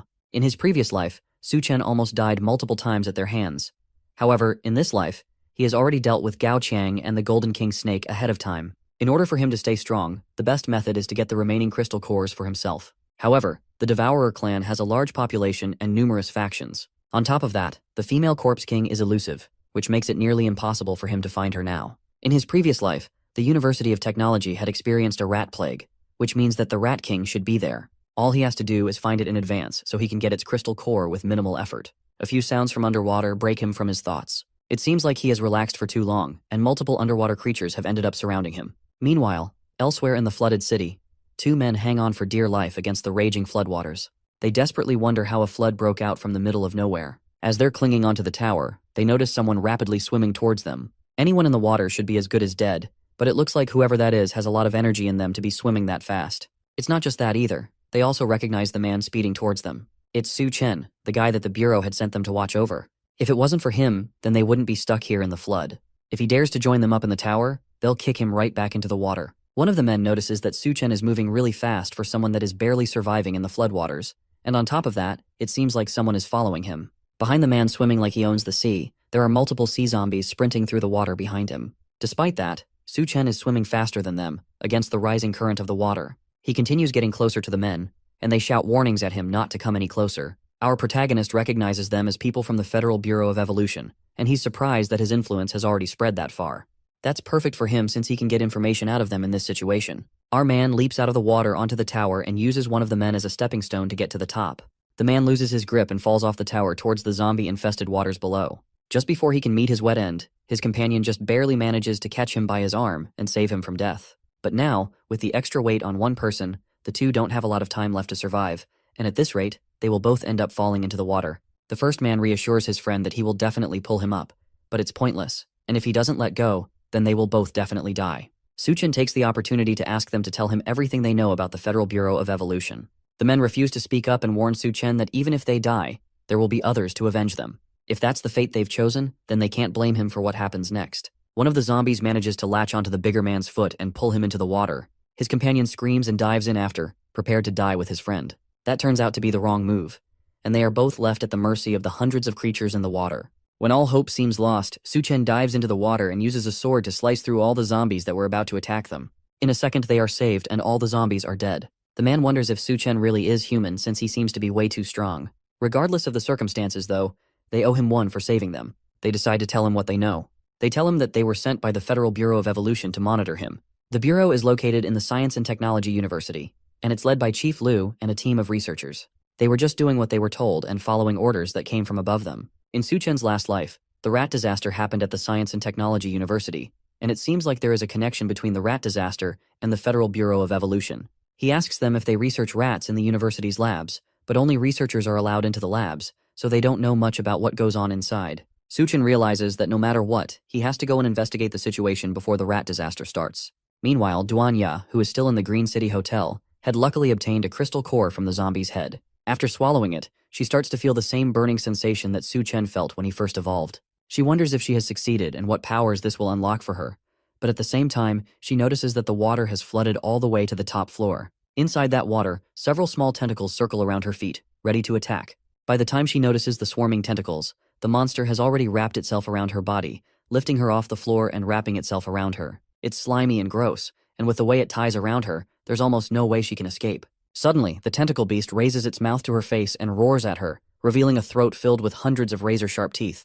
It lunges at her, and she barely manages to catch it in her hands and stop it from biting into her, but the creature wraps itself around her hands, further stopping her from moving. More of them burst out from the water, and before she can think, she's completely entangled and surrounded by dozens of them. They all attacked so fast that she didn't even have enough time to get used to her new abilities. Her mind drifts back to Su Chen, and she remembers when he first showed her his space manipulation powers. He told her that as long as she finds and consumes a crystal nucleus, then she can obtain its ability. But because many monsters look ordinary, she won't always be able to tell what power a monster has just by their appearance. The best way for her to figure out her ability when she doesn't know what it is would be to feel it in her body and in the environment. Once she gains new abilities, she will be able to feel every change and then try to master and control it. She focuses on the environment, and eventually she's able to feel the change in her body. She can see the little brains of the monsters that are attacking her, and she uses her new power to yell out a command, forcing them to stop moving. The tentacles listen to her command, and all of them fall limp at once as if they had all just died.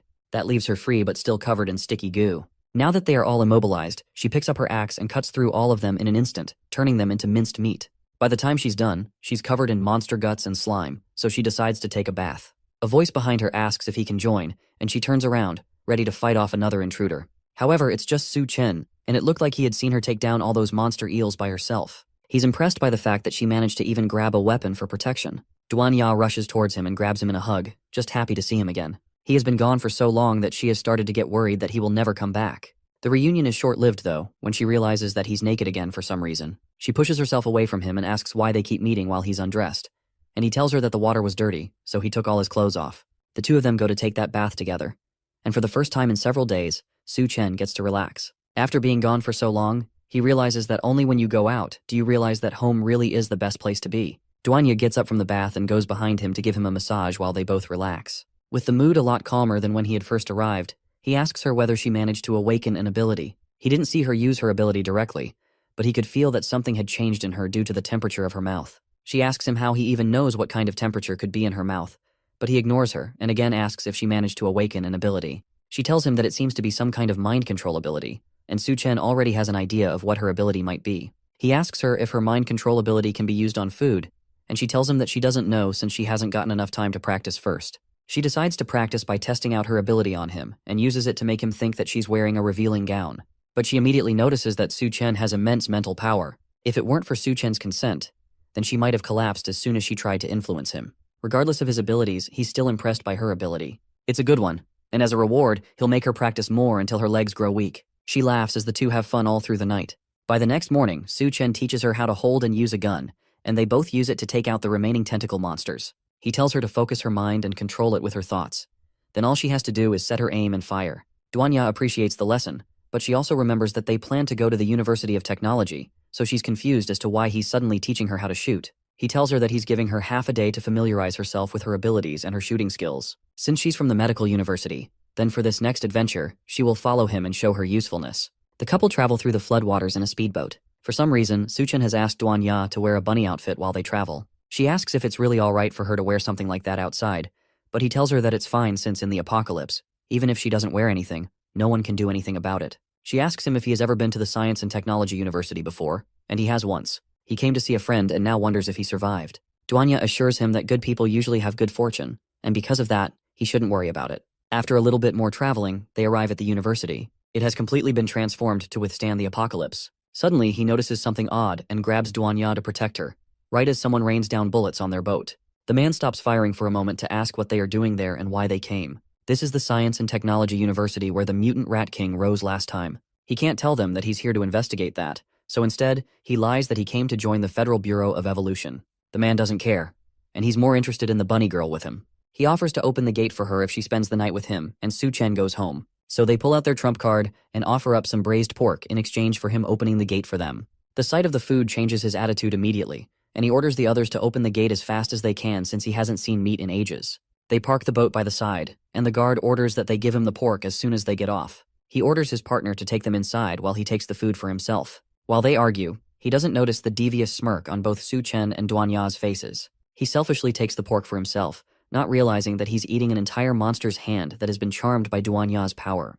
Thanks to the fake pork that they give him, he agrees to let them in and send Su Chen to the lab later. The other guard has a much friendlier attitude and leads them to the main base, where other people lay looking tired and hungry. The lower levels are for the elderly, the children, and some lowlifes, so he offers to take them upstairs to find a clean room. As they're talking, a kid walks up to them, and she seems to not be able to walk properly. She apologizes and tells them that she's just feeling a little bit dizzy. Duanya notices that she looks weak from hunger and asks her where her parents are. She tells the bunny girl that they went to find food and haven't been back since. So Duanya offers her a piece of bread to hold her off for now. The kid initially doesn't accept it because she's worried that her bunny sister will go hungry if she takes part of her food. Duanya tries to assure her that she won't be hungry if she accepts just a single piece of bread, but the kid still doesn't believe her. So Su Chen shows off one of the banquet tables of food and promises that as long as she's his woman, then she will never grow hungry. The kid is impressed and offers to be his woman as well, but Duan shoves a slice of bread in her mouth to keep her shut and stop her from saying unnecessary things. The smell of food attracts some thugs towards them, and they kick the lowlifes away to reach the banquet of food. Hoarding food is against the rules in this makeshift society, and all materials must be handed over first in exchange for contribution points. The angry men scare the young girl, and she clings to Duanya for comfort. She tells the girl not to be afraid and tells her that she will try to talk to them. Then she looks to Su Chen for confirmation before getting up to summon another banquet table of food for the men to eat. Her eyes glow with malicious intent as she tells them to eat the meal to their heart's content. Clearly something is wrong with the food, but it looks so delicious that the men cannot resist. They all push each other to be the first to get a taste of the meat, and the food is so good that they almost cry tears of joy. Because of this, they tell Duanya that they will reward her later for bringing them all this good food. But they won't let Su Chen go off so easily. He is a newcomer who broke the rules, so they have to punish him, and they decide to do so by bringing out two people who look feral. The punishment is a life-or-death duel where he has to kill the two people or be killed by them. Su Chen recognizes them as the two brothers he met on the tower while swimming through the city. The girl also recognizes them as her brothers who went out looking for food and never came back. She starts crying and angrily yells for the men to let her go, but Duanya holds her back from charging at them recklessly. Because of Su Chen's intervention, the men failed their last mission and couldn't come up with enough contribution points to aid their society. So because of that, they've been sentenced to death. However, killing them just like that would be a waste, so they drugged them and kept them around for fun. Since both Su Chen and the girl know the brothers, the thugs come up with a new rule. If our protagonist loses, then they will throw the two brothers into the river along with their little sister. The two brothers seem to be in some sort of frenzied state, probably caused by some sort of drug. They've been bound by heavy chains and collars around their necks, and it looks like they don't even recognize him. The thugs yell for them to start fighting, and they release the brothers from their chains, sending them charging straight at Su Chen, ready to attack. The fight ends as soon as it starts, as Su Chen knocks them both out with a slap to the first man's face and a chop to the other man's neck. They drop to the floor immediately, and the little girl tries to rush to them thinking they're dead, but Duanya holds her back and reassures her that they are fine. The thugs, however, are not so pleased that the fight ended so quickly. They wanted more of a spectacle, especially after they had wasted 2 doses of their special medicine. He decides to forget about it and continues to threaten Su Chen, telling our protagonist that since they are in a good mood, if he drops all his supplies, then they'll pretend that this incident never happened. Su Chen asks why exactly he should give up his supplies, and they tell him that he must be new there. Anyone entering the Science and Technology University must follow the boss's rules to keep things in order and weed off any freeloaders. They don't support freeloaders in their camp, and if he wants to stay there, then he needs to earn contribution points by handing over resources or finding supplies. In this camp, contribution points must be similar to what money used to be, and just like in the real world, it only benefits those who make the rules. Su Chen agrees to their terms and tells them that their last bit of food has already been eaten by them, so they don't have anything left to give. Then a large man appears and offers Su Chen some contribution points in exchange for working for him. The larger man's presence immediately causes the thugs who are acting high and mighty to quiver in fear. They call him Captain Guo, and it looks like he's the leader of the camp. He rides in on a giant chair carried by multiple slaves while a scared-looking woman rests between his legs. He offers them free meals and accommodation along with high salary positions, and all they have to do is make sure to be loyal to him and work hard. As he's talking, one of the slaves trips and falls to the ground.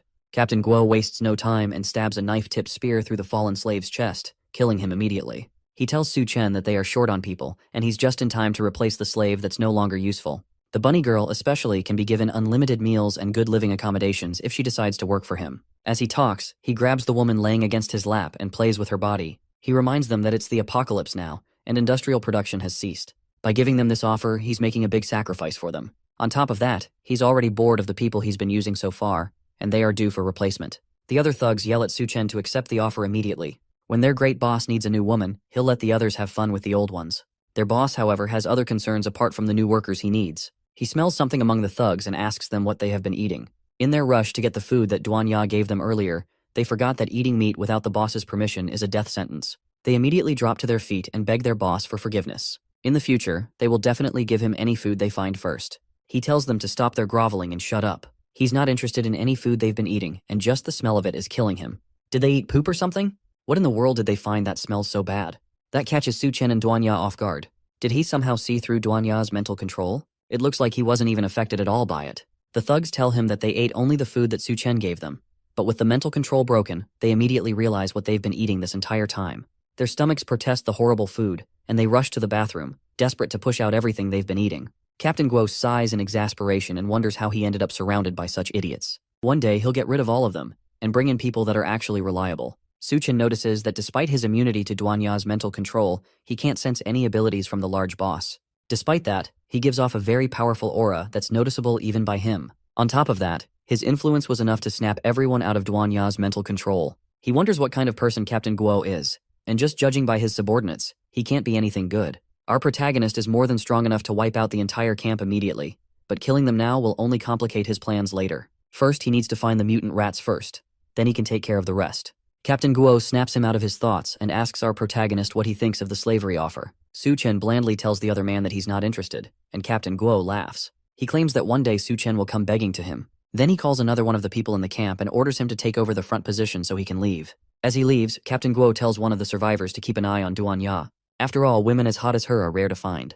With the other man gone, Duan Ya apologizes for not having the strength to keep her mind control powers active. That man's mental strength was very strong, and it didn't have any effect on him at all. Su Chen assures her that it's not her fault. If those guys didn't die after eating the water ghoul's corpse, then there's definitely something strange going on in this camp. They need to be careful going forward, and avoid anything that will bring too much attention to them. One of the survivors approaches them as they're having their discussion. He tells them that they have angered the guards, and because of that, they should follow him if they want to be safe. It seems like this survivor knows Su Chen, and he introduces himself as Miao Pu Yuan, the roommate of one of Su Chen's former friends named Tian Yue. They met the last time he visited the school, before the apocalypse started. He takes them to another building within the university that hasn't yet been destroyed by the raging floodwaters. There, Duan Ya manages to use the limited supplies to treat the two brothers that were knocked out by Su Chen. Though their supplies of medicine weren't abundant, it'll be sufficient for now. Thanks to it, the two brothers are not in immediate danger, and Duan Ya managed to stabilize their conditions. The little girl thanks her for her help and stays beside her brothers to take care of them. Su Chen asks Xiao Miao if all the students are living here now, and he confirms that all the surviving students, regardless of their gender, are taking refuge in the building. Since Tian Yue often helps everyone in this place, it is considered the field team's territory. The field team is a strong faction that can even take on the Devourer clan that threatened Su Chen earlier. As they're talking, another man comes into the room and asks Su Chen if he wants to join their group. It's Tian Yue, and he doesn't recognize Su Chen at first, but Pu Yuan introduces him, and the field team leader is delighted to see his old friend again. The two men hug, and Tian Yue nearly cries as he holds on to Su Chen. He almost thought that they would never see each other again. Since it's rare for two brothers like them to meet again after such a long time, he suggests that both of them go and have a drink. Since he just came back from a mission not too long ago, he can afford to stay with Su Chen for at least a few days. As they're talking, he notices the beautiful Duan Ya staring at them, still wearing her bunny suit.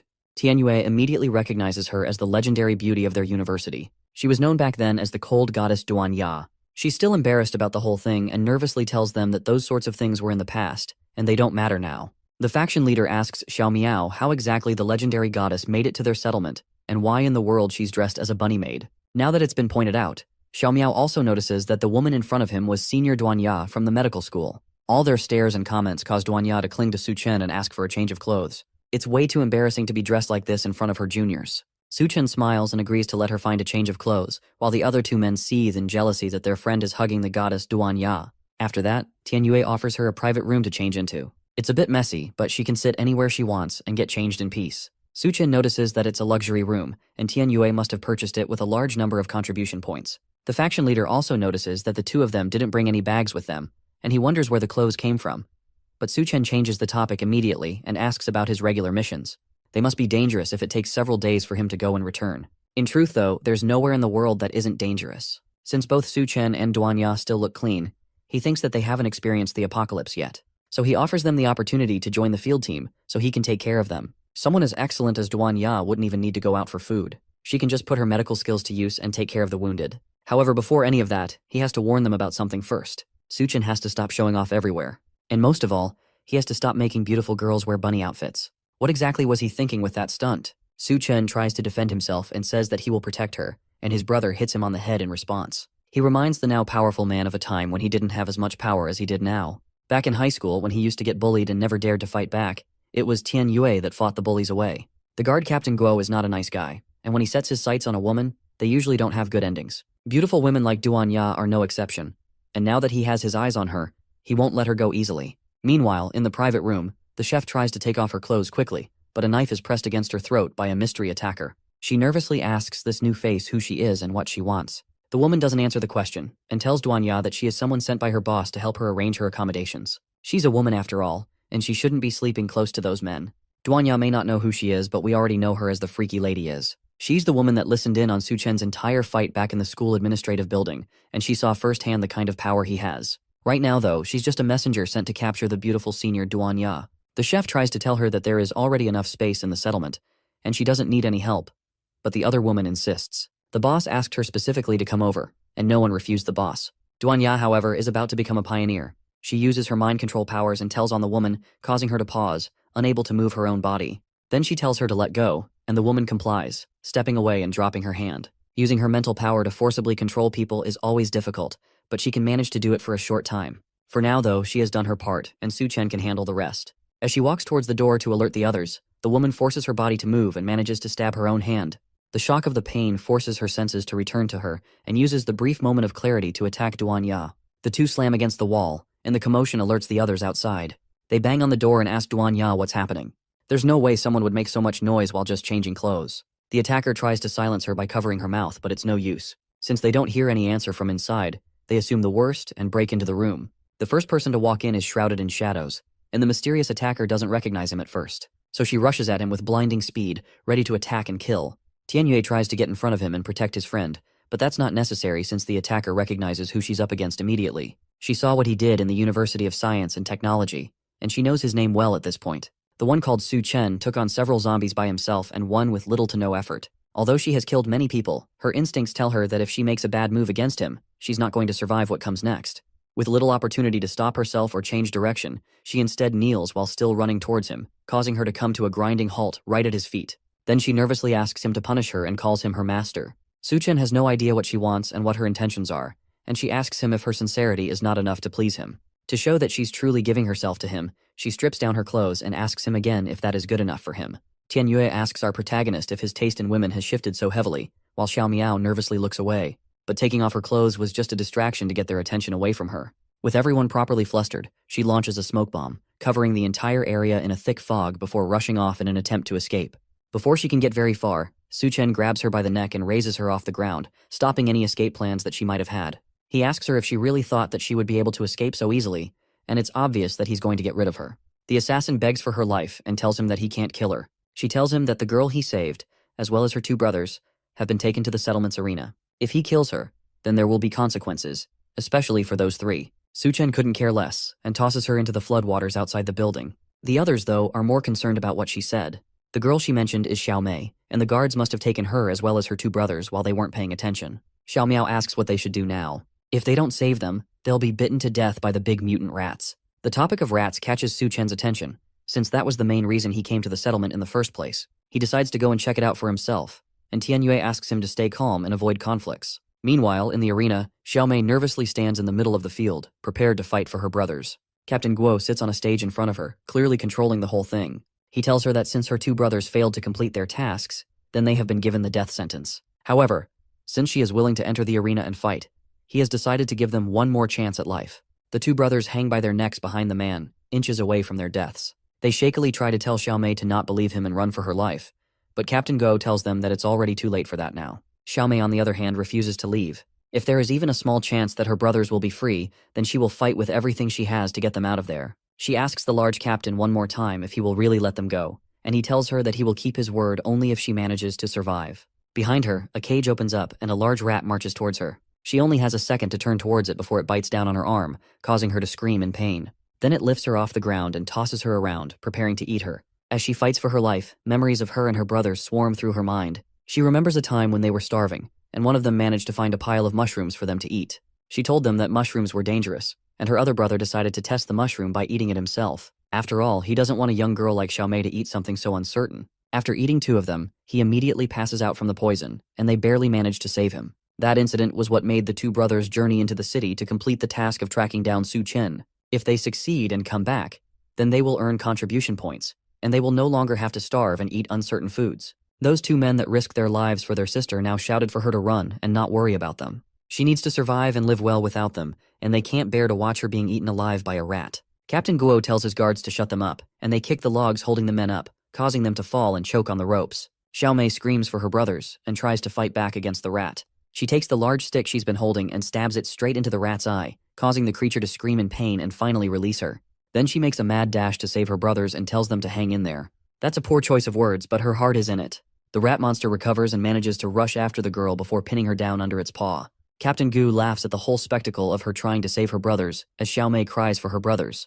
There's no way for her to escape, and all seems lost already while the rat looms menacingly above her. In one last effort, she screams for someone to come and save them, and Su Chen immediately arrives, killing the rat with one quick slap to the face. The others are right behind in, and Tianyue screams at Su Chen for being too impulsive.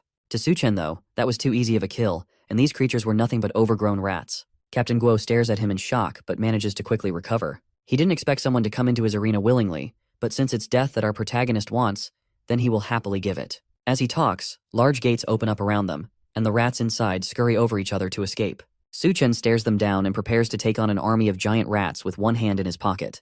While Su Chen faces off against the rats, Xiao Miao and Tian Yue manage to free the two brothers from their death traps. They thank her for saving them, but the little girl reminds them that it's actually Su Chen that saved them. Meanwhile, in the higher floors overlooking the arena, a soaked assassin watches the match in contempt while standing behind a scientist.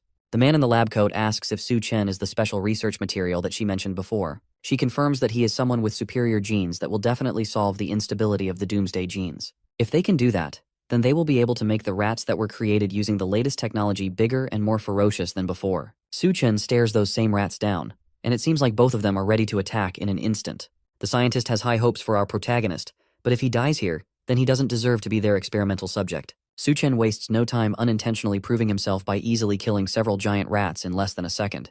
His companions gasp in shock, and Tian Yue wonders if this is the Su Chen he really knows. Unfortunately, despite all of his showing off, there were no crystal nuclei in any of the giant rats. That meant that his only hope of getting one would be from the Rat King. Just then, as if on cue, someone makes an announcement from the speakers set up around the camp. It's the scientist that has been overlooking the fight this entire time, and he tells everyone present that Su Chen is the experimental material he needs for his work. He orders Captain Guo and Tian Yue to bring him up, whether dead or alive. It looks like the two bosses of the settlement answer to him, and Captain Guo is more than happy to bring Su Chen over for experimentation. Xiao Miao quietly warns Duanya to run away with him quickly because the situation has become dire. If she doesn't leave now, then she won't be able to leave again in the future. She tells him that she's not leaving as long as Su Chen is there. Captain Guo mockingly tells Tian Yue that he knows the field team leader and Su Chen are brothers. So now that he has received a direct order from their boss, what's he going to do? Will he stick with his brother? Or will he side with the man that helped him survive the apocalypse? Su Chen ignores the fat madman and asks Tian Yue what's going on and why things seem to be growing into chaos. The faction leader tells him that the man upstairs is Liu Heiyun. At the beginning of the apocalypse, the scientist developed a drug that makes people stronger, and thanks to that, he was able to control the university. But nothing is free in the apocalypse. The drug needs a user to trade their life force in exchange for strength. Once they stop taking the drug, they become weaker than anyone else.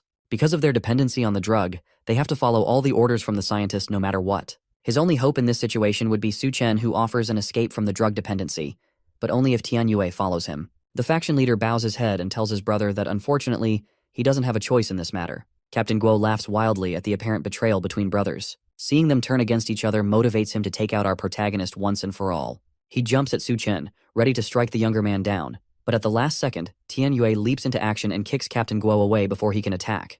The large man clearly didn't expect the attack and gets sent flying by the kick. He growls aggressively at Tian Yue, who takes off his shirt, ready for a life-or-death brawl between captains. Despite the odds against him, he decides to stand up for what's right and what he cares about. Tian Yue tells the large man that he's betraying the doctor because he only wants to use the drug to control them. There's no need to stand beside someone who's using his life as a bargaining chip. If he has nothing to lose, then it won't matter if he dies at the end of the day. But if anyone dares to touch his brother, then he will fight them to the death. Su Chen smiles at his brother as he stands in front of the group. In that moment, the faction leader looks exactly like our protagonist remembers from many years ago. Tian Yue rushes over to clash with the powerful captain, and the larger man promises to crush them all together since he's so eager to die. Tian Yue manages to land several powerful punches all over Captain Guo's body, but the larger boss reveals his trump card. Their boss knew that he'd betrayed them, so he gave the captain a higher level drug than he gave to Tian Yue. Thanks to that, the fat is his strongest defense, meaning that no one can hurt him. The captain raises his weapons over his head and brings them down on the unsuspecting Tian Yue. The faction leader just barely manages to catch both clubs before they crush him, but the shock causes him to cough up blood. Then Captain Guo flips a switch on the weapon that causes electricity to surge through them. Tian Yue barely manages to hold on, but just as it looks like he's about to collapse, Su Chen comes in to help out his brother. He rushes in with a large kick to both metal mallets and uses his feet to push them out of Captain Guo's hands, causing them to pierce into his body and fall back. The stabs from the mallets and the surge of electricity cause Captain Guo to immediately pass out dead. The feats Su Chen pulls off just get more and more interesting as time goes on. So far, the scientist has spent all his resources and manpower to find ways to evolve humans into perfect beings, and his research has led to significant breakthroughs in his experiments. However, our protagonist's recent display of strength shows that all those experiments were pointless. The perfect human has been out there this entire time. The scientist gives Su Chen one more opportunity to join him and become the first truly perfect human. Of course, Su Chen knows that there's more to his plan than just humans.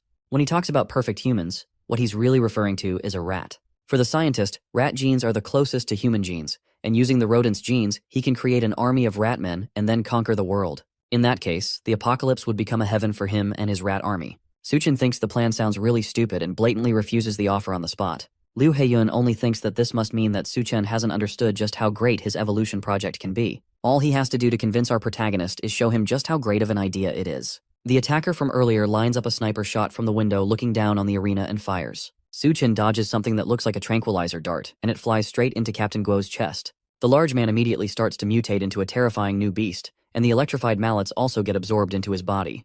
The big guy used to be a sumo wrestler, and his fat made him resistant to most heavy attacks. Combining that with the level 3 drug that was just injected into him, his strength has been enhanced, and on top of that, any damage he gets is healed immediately. Suchen still couldn't care less and sends a flaming middle finger up at the deranged doctor. Nothing about this is great as far as he's concerned.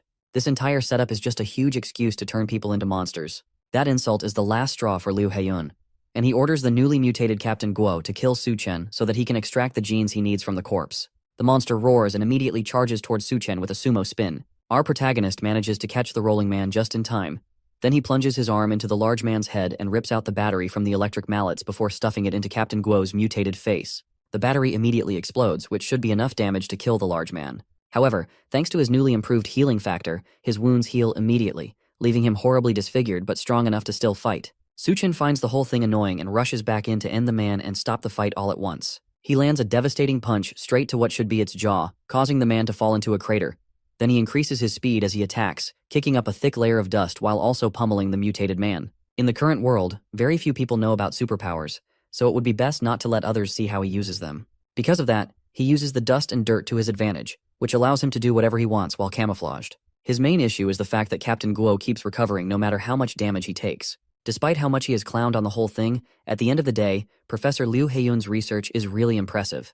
Thankfully, Suchen's space doesn't just contain supplies. It also contains something big enough to crush the man and make sure that he won't have anything to regenerate from. He opens up his space power and summons his secret weapon, which is several tons of concrete and steel. The large noise startles the onlookers outside, but the huge wall of dust stops them from seeing anything. Once it all clears, Suchen sits in the center, on top of the piles of cement with the fatty buried underneath all the debris. Liu Heiyun starts to panic after seeing all of that.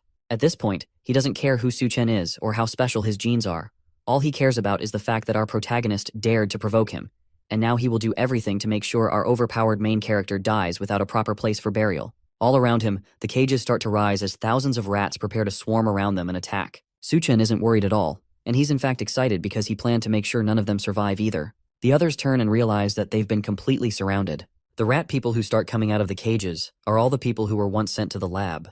It looks like Liu Heiyun turned them all into rat men, and now they obey his orders brainlessly. Suchen can't deal with these small fry since his target is the deranged scientist watching over them. If he doesn't get up there and deal with Liu Heiyun, then the armies of mutant rats will never end. Because of that, he has to leave them temporarily so that he can take out the source. Duanya remembers he once told her that she needs to have value to stay by his side. If she doesn't prove that she can stand on her own here, then there is a chance that he will abandon her.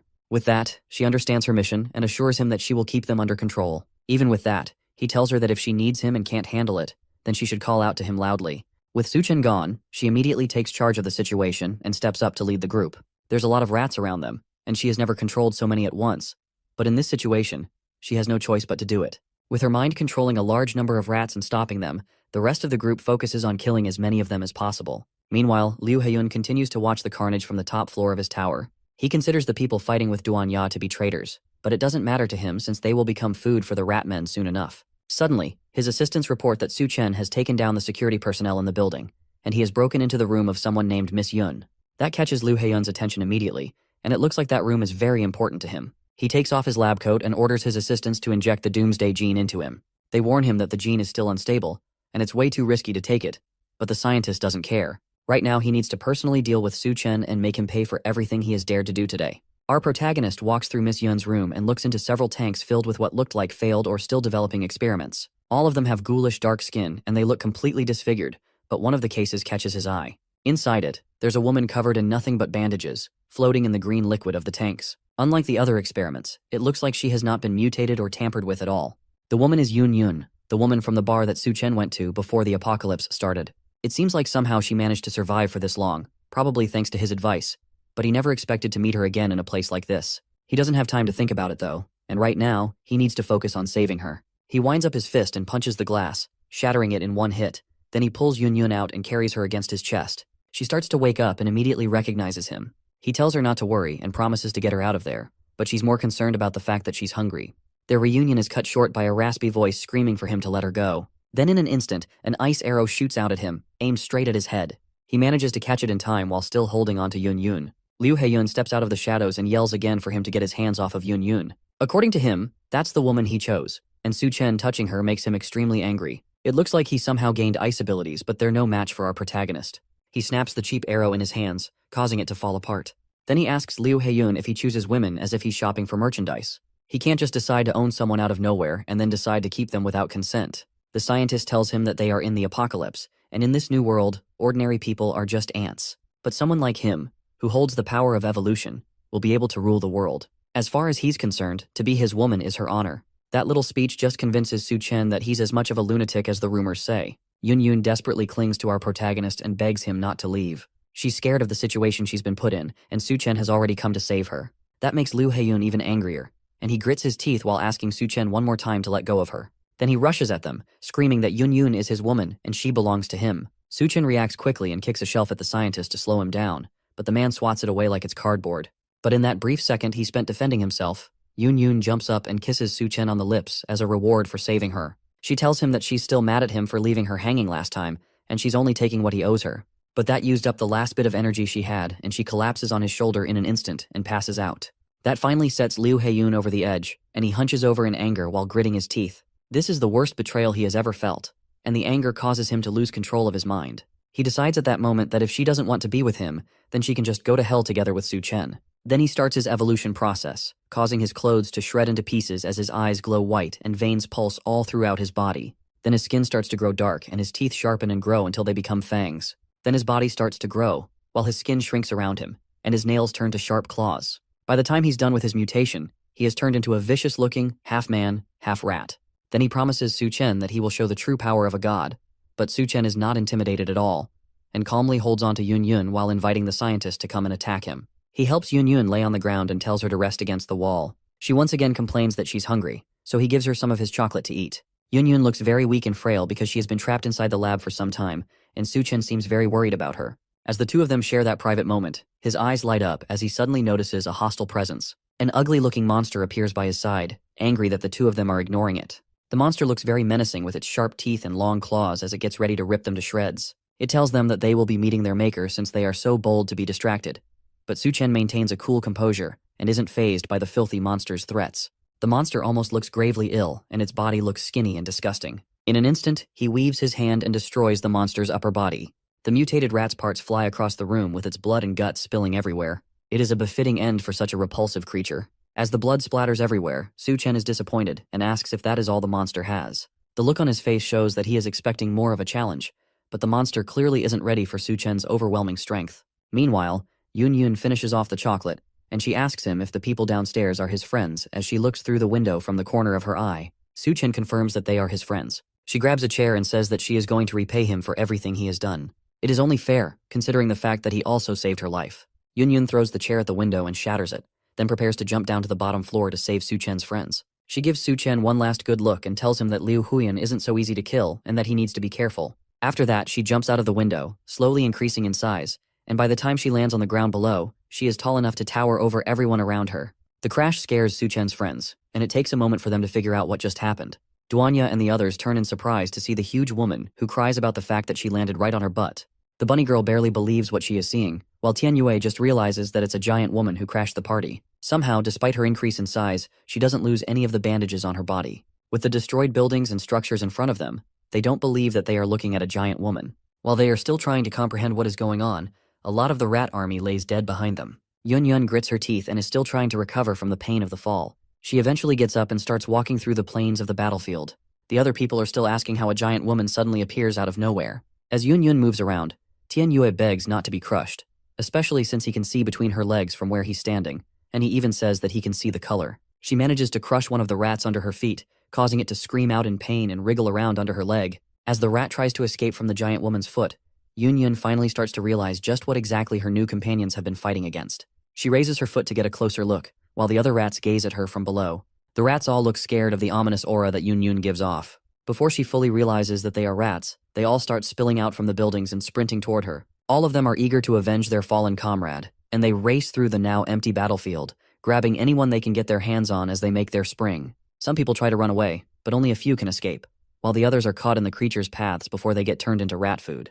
As Yun Yun realizes that she's fighting against giant rats, she starts to panic. She cries and asks for help because she can't stand the monsters. Everyone else starts to run away from her because she begins stomping the ground, which means that she might accidentally kill both rats and humans in her panic. The shockwaves from her stomps make them all run for their lives. She keeps yelling at the creatures to get away from her, while the other humans try to calm her down before she stomps them to death. Most of them give up on calming her down and try to get away. Suchin watches the chaos as he marvels at Yun Yun's insanely powerful ability. Unknown to him, as he stares out the window, the rats in the room begin morphing and coming back to life. He quickly turns his head and sees the creatures rushing toward him, but he knows that he can take them out. Suchin doesn't resist as the rats swarm and climb all over his body. He acknowledges that Liu Huyan really isn't that easy to kill.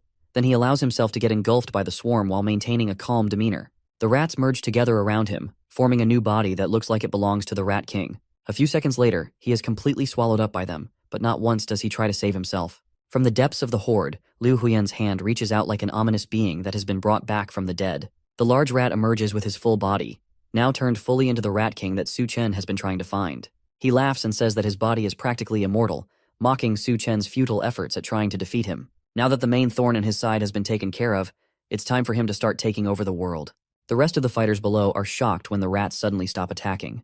They all just stand like mindless figures, as if their minds have all been connected to a hive, and they are awaiting their next orders. Duanya and her companions wonder why the rats have suddenly stopped. With the rats all in sync, they gaze up to the top of the building, where their leader stands like a cartoon villain trying to take over the world. There at the top, Liu Huyan revels in his glory. He stands and smiles with his gross-looking body, feeling like he has won and there is no hope for his enemies. His eyes glimmer, and he has an overly confident look on his face. The other fighters recognize him as the king of the rats. They start to panic as they look at the sinister creature. All the rats kneel in unison, pledging their allegiance to their leader and honoring the one who makes their existence possible. The bunny girl and her companions are surprised that the rats are even intelligent enough to perform such actions. Meanwhile, Yun Yun continues to prance around as she swats the rats away and tells them to get out of her way. She is angry enough at the unpleasant creatures and doesn't need their unappealing king, making matters worse for her. She walks up to Liu Huyan, confronts him, and asks where our main character is. She is ready to confront the Rat King on the spot if he doesn't tell her where Su Chen is. Besides, she still isn't done having her way with his chocolate. Liu Huyan isn't fazed by the confident woman who stands before him, and he tells Yun Yun that her precious man is gone. He feels disrespected that she speaks to him in such a dismissive tone, and he isn't going to take it. He tells her that she is asking for trouble, and the unsettling smile on his face shows that he is ready to deal with her. Yun Yun, not noticing early enough when the rats climb her body and start clawing at her skin, is frustrated and scolds them for distracting her from her goal of dealing with their king. It isn't just her who suffers at the hands of these relentless creatures. The bunny girl and the other unfortunate companions find it hard to keep up with the rats because they have suddenly gone berserk and are attacking them fiercely. While they try to stand their ground and hold their position, Yun Yun has been pushed down by the rats, who look ready to tear her apart. She tries to protect her face with her hands, leaving the rest of her body vulnerable. Li Huyan laughs at them and boasts about how he will use his rat army for his global plan, but he suddenly gets interrupted by Su Chen's voice. Our protagonist stretches out his hand from the depths of the swarm and apologizes for wasting time to find the crystal core. The mad scientist can't believe what is happening to him. He has a bewildered look on his face and says that Su Chen should have been completely devoured by him, but he underestimates just how strong our boy is. Su Chen rips open his chest with his two hands as he makes his way out of that chaos. He splits the Rat King in two and steps out with a fierce gaze and a red shine in his eyes. His body is marked with red streaks all over, and Li Huyan, despite being split, still can't believe it. Su Chen looks down at him. Please know that he has found what he has been looking for. In his hands, he holds the Rat King's crystal core. With the Rat King's crystal core gone, the mutated rats begin acting more vicious and crazy. Barricades can barely hold them back because they are able to squeeze through with their bodies. More of the creatures start to appear from tight spaces and corners, looking for the next target to consume. They pop out of the holes in the walls and in the ground. As they reveal themselves, they hold on to the dead bones of their pathetic victims. The guys who are caught up in the battle are irritated at the sight of the monsters. One of them complains that the rats are easily squeezing through even the tiniest of spaces. The man screams out with fear in his eyes as he runs for his life. He tells his companion to watch his step close to a ditch. The little girl's bald brother stops in his tracks immediately when he sees a rat emerging from the sewers. He grits his teeth and stands still as the monster sniffs around for the next person to attack. Sadly for the bald man, the rat grabs his leg as he moves and holds onto it firmly. He is confused and has no idea what to do as he screams out, while more of the rats emerge and begin to drag him down to the depths of their sewage. He struggles and yells at the rats to let him go, but there is no hope for him. He tries his best to escape and claws at the ground, but the monsters hold him firmly. The other brother watches and calls out to the man getting dragged down, while the little girl holds onto his shoulders. Tears run through their eyes as they watch him get dragged into who knows where. There is nothing they can do, and as their brother is taken to his death, he tells them not to worry about him, trying to ease their minds as the monsters take him away. He tells the little brother to take care of the little girl, and his voice gradually fades out as the rats finally pull him away. The rats retreat to their depths to continue their meal as the two keep calling for their lost brother. On the other hand, Tianyue is completely exhausted. He doesn't look like he can still keep up with holding the rats back. There are injuries all across his face, and his mouth is bleeding badly. His eye bags are so heavy, and it looks like he's about to collapse. The faction leader realizes that the whole thing is too much for him, and he looks like he is about to pass out. Su Chen needs to show up fast and do something, or it's all going to be over. With the little strength he has left, he keeps trying to fight back the rats. He slashes the monsters as they approach him, but he has already reached his limit. The rats can't give up a chance to attack weak prey, so more of them swarm him. At this point, Tianyue is basically seeing Jesus already. He is beyond exhausted. He can barely keep his eyes open. His arms give out, and it looks like it's finally the end for him. After the last of his energy leaves, he accepts his fate. Yunyun as well is being overrun by the monsters. The monsters climb all over her and bite her body, causing her to wince and cry out in pain. The buildings all around her keep taking damage as she jumps around in pain. Duanya doesn't have it much easier either. The rat monsters run towards her, and she says that it is impossible to block out or mind control all of them. Tianyue looks towards the sky and he notices a black figure at the top of the building. The strange figure leaps from the roof and suddenly lands in front of all of them with a menacing aura. As it lands, it kills some of the filthy rats and sends them packing. It has a dark face and a bright, sinister-looking grin.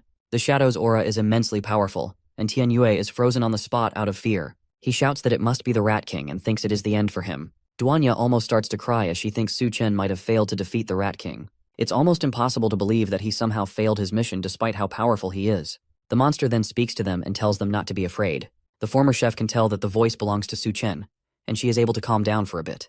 The dark aura around him clears from his face, and it reveals that it really is our protagonist. Despite their fears, he managed to take down the Rat King and absorb his power. Although the remaining consciousness in the crystal core wants to devour him, thanks to his sharp mental strength, he is managing to hold it back. When in a tough situation, he isn't going to lose a battle of mental strength. He has a wicked smile on his face as the shadow slowly fades away from his body. Tianyue is glad to finally see his brother again. Su Chen thanks the faction leader for all the hard work he has done, and how he managed to hold back the horde until the Rat King was defeated. Just as the shadow fades from his body, the mutated rats all fix their eyes on him. Now that a new threat has joined the party, they look eager to feast. They all rush towards him from behind, hoping to catch him off guard and overwhelm him, and Tianyue warns him to be careful as he sees the monsters rushing towards him. Nevertheless, Su Chen is unfazed and slightly turns his head to tell the monsters to get lost, with a devilish glare in his eyes. The rats stop in their tracks instantly, and the anger in Su Chen's gaze causes them all to scurry away. They turn to run, clearly terrified of going up against our man, and all of them look like they have just seen a ghost. The barriers that are meant to hold back the mutated rats end up being their escape route, as they squeeze their bodies to get through the little holes. The others escape through their underground tunnels, and the rest go through the vents. The rest of the human survivors can't believe their eyes. They wonder what has caused the rats to suddenly get scared and run away. Now, with the battle over, it seems like they just barely made it through the whole ordeal. Even though Su Chen isn't the Rat King, the remaining power of the crystal core is enough to intimidate the rat men into retreating. If he hadn't made it back in time, they would have just kept on coming out of every corner and attacking them. But there's no time to celebrate just yet. Tianyue starts to cough violently now that his body is going through withdrawals from the scientist's drug. Su Chen rushes to hold up his brother as the man looks ready to fall over and faint. It looks like the drugs that the scientist has been giving them are also a type of poison. It gives immense strength, just like they thought. But the more power they use, the deeper the poison effect. Su Chen desperately asks Yunyun what he can do to help his friend. She tells him that in Liu Heiyun's lab there is a corpse that has the answer to their problems. If he can get to it and extract a sample of its blood, then they can use it to make a serum that should be able to neutralize the poison. With a clear mission in mind, Su Chen heads back into the lab to try and find the monster that Yunyun described. He reaches a door deep in the building where he found the Rat King, and wonders if this is the place that Yunyun mentioned earlier. As soon as he gets there, he notices that there is a strong oppressing aura oozing from behind the door. Something unnatural is behind that door, and he can feel it just from outside. With no other options, he opens the door, allowing what seems to be stale, frozen air that is in the lab to leak outside. He notices that walking into the room feels like stepping into a black hole. As he walks in, he seems to pass through a thin barrier blocking the entrance of the lab. He breaks through it, but can't believe the feeling that it gives him. To him, it feels like he has passed through a wall of pure mental power. He analyzes his body to see if anything has changed, but there is none. He glances ahead and becomes confused about who he is staring at. From what Yunyun told him, there are supposed to be only corpses in the lab, but instead of a rotting corpse, he sees a lady sitting and working on the computer in front of her. From how she greets him, it's almost like she expected him to come and meet her. The lady turns and refers to him as her classmate Liu. Suchin is confused as to why she is calling him Liu. She must be mistaken. After all, he looks nothing like that madman. He turns to look at himself in the reflection of one of the lab machines, but he sees that he really does look like Liu Heiyun. He immediately realizes that this must be some sort of illusion, and he has to wake up quickly. For now, though, all he can do is play along with the trick. He greets the older woman, calling her Professor Xiao, and she invites him to come and take a seat. Su Chen assumes that he has entered Liu Heiyun's memories as well, since he seems to be reliving his past experiences. Xiao then takes off her jacket, and he asks her what she is doing. She tells him that the lab is really stuffy, and she needs to cool off. On the table beside them is a crab that is being experimented on. Liu explains to her that a common parasite is found in these crabs. She confirms it, and says that it is a strange creature that uses its host to protect itself while coexisting with it at the same time. It's a parasitic organism called a succulina, and that's what both of them are trying to research with the crab. Or at least they were supposed to be doing that until Professor Xiao gets a better idea. As they look closer, Xiao asks if he finds the creature interesting as she rests against his back and starts feeling his chest. Liu is trying his best to keep his cool composure. She isn't making it easy for him at all, considering how revealing her clothes are. She continues to rub his chest, making him more nervous as well. The moment gets more heated when she leans in on him and says that she doesn't expect him to be so knowledgeable, and also have a good physique as well. Liu gives a sly smile and looks like he is ready to make the best out of his current situation. He turns his seat around and Xiao sits on his lap, almost looking like she's trying to push him down. He tells her that she must have dressed so provocatively to try and influence him, and he's not one to look past an opportunity with a beautiful woman. She says that she prefers to practice some chemistry with him rather than work on the experiment, and the moment gets especially heated between the two. The chair Liu is sitting on is making squeaking noises as the two of them are having their fun. As they continue to fool around in the lab, Liu pins the professor against the glass window. At that moment, she looks outside and notices that the moon is looking a little strange. It's the day that the apocalypse begins, and the moon releases its blindingly hot burst into the room directly on the couple, and they both happen to not be wearing much clothing. Suddenly, they are surrounded by a blazing hot fire. She screams and asks for the curtains to be closed quickly. The heat is too much for them to bear, and they wonder when it will all end. The room of fun is turned into a survivor's hole, and the two of them try to ration the little supplies left in the lab. After some time, Xiao tells Liu that they are running low on food, but she is going to take the last snacks they have. There is a small bag of junk food that would only be able to last for one person. Liu gets furious as she takes it and slaps her away before she can touch it. He stares down at her menacingly as he tells her that the supplies are more valuable than her life. The scientist looks like something has possessed him, and you could see the furious rage in his eyes. The professor shakes in fear and apologizes for taking the food, saying that she is too hungry. She can't believe her eyes when he picks up a sharp knife and decides that if he hurries up, then he will be able to get the rest of the food in her stomach that hasn't digested yet. He plans to cut her open and salvage whatever meal he can find inside her. With a firm swipe of the dagger, her blood is sprayed everywhere in the room. Xiao's dead body lies on the floor, while Liu is glad that he has found some food, despite the fact that it is all in her stomach. Later on, he also says that the rats from earlier have evolved after eating her flesh, although their crazy evolution is far from perfect. Then when he starts with his experiments, and while using her blood, he is able to make a serum and finds out that it can detoxify the poison. But what surprises him the most is that her body is still alive and still changing. He sees her as the perfect research specimen to work on and decides to use her to create something amazing. Looking closer at the data he gets, he is amazed by it and considers it to be really incredible. According to him, it wouldn't even be an exaggeration to call it a doomsday gene. As Xiao's decaying body hangs in chains in the lab, he smiles as he tells her to expect more surprises from him, since she just won't die. Then he revs up a chainsaw while laughing crazily and proceeds to cut her up some more. Xiao, who barely looks human anymore, asks if he has found the crystal core that he has been searching for and encourages him to eat it. While he holds a crystal core in his hands and continues his maniacal laughter, she asks him why he is hesitating so much. But Liu comes back to his senses and tells her that he won't eat it because it's just a piece of rotten meat. He shatters the crystal core, which surprises her, and asks him how he finds out. Slowly, Liu's image fades and Su Chen's face is revealed. He says that if he truly has a crystal core in his hand, she would have died long ago. She curses the fact that Su Chen had managed to escape. She finally found a suitable human for her goals, and she was just one step away from victory. But it all got taken away by our main character's insane mental fortitude. Su Chen slowly reaches for her head and says that he is going to open up her brain, but she tells him to wait. She starts crying out in anger and desperation, telling him that she is just a poor woman who'd been hurt. Then she tells him that if he wants her power, then she is willing to give it to him as long as he lets her go. Su Chen looks at her in pity for a moment and reminds her that once a Saculina enters a host, then it takes over the host's consciousness. With that in mind, there's no reason for him to let her into his mind. After that, he grabs her head, and she tries to beg one last time, but Su Chen isn't moved. He squishes her head, causing her blood to spill everywhere. Her body starts to fade away slowly, and he wonders if it is due to the absence of the crystal core. With the crystal core finally in his possession, he is glad that there is no problem this time. Seconds later, he remembers that his original goal was to get a sample of her blood.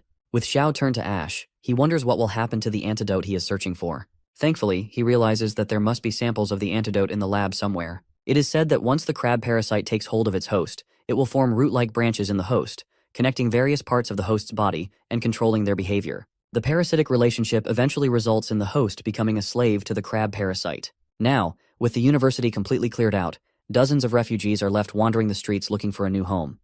Thankfully, the floodwaters have receded, which means that streets are clear for them to travel through. But it also means that the corpses that were originally under the water have begun to mutate once more. As the group walks through the empty streets, they are told to stop looking around and to keep walking in order not to waste time. Yunyun is noticeably nervous and scared, and she asks Duanya where Suchen is taking all the medical students. Duanya tells her that the escaped mutant rat men are lurking around the University of Science and Technology, and it is no longer suitable for human survival. The surviving medical students are scarce talents during the apocalypse, so Suchen plans to take them to the safe zone area in the next town.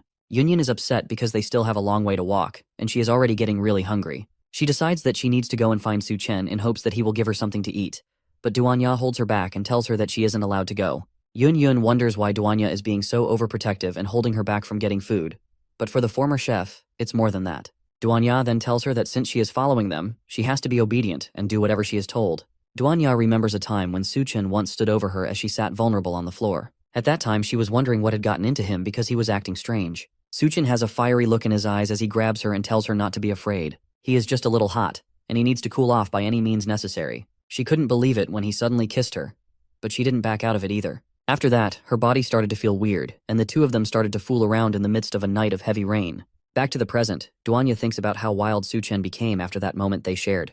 She starts to wonder if it is a side effect of the crystal cores that he absorbs. As the group continues moving through the city, Suchen says that after the flood recedes, bacteria, viruses, and even plants will start to undergo major mutations. Many resettlement areas will also start to collapse due to a lack of doctors. Doctors are really scarce at the time for them, and if they are able to make good use of the doctors they have, then they will be able to establish their own resettlement area.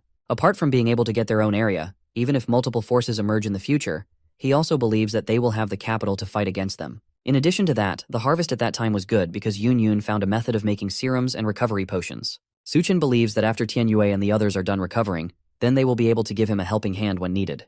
Thanks to his space ability, he was able to store all the research equipment and materials from the laboratory building within his dimensional space. He then wonders about the rat's crystal core that he absorbed. Not only did it enhance his berserker ability, it also increased his physical strength.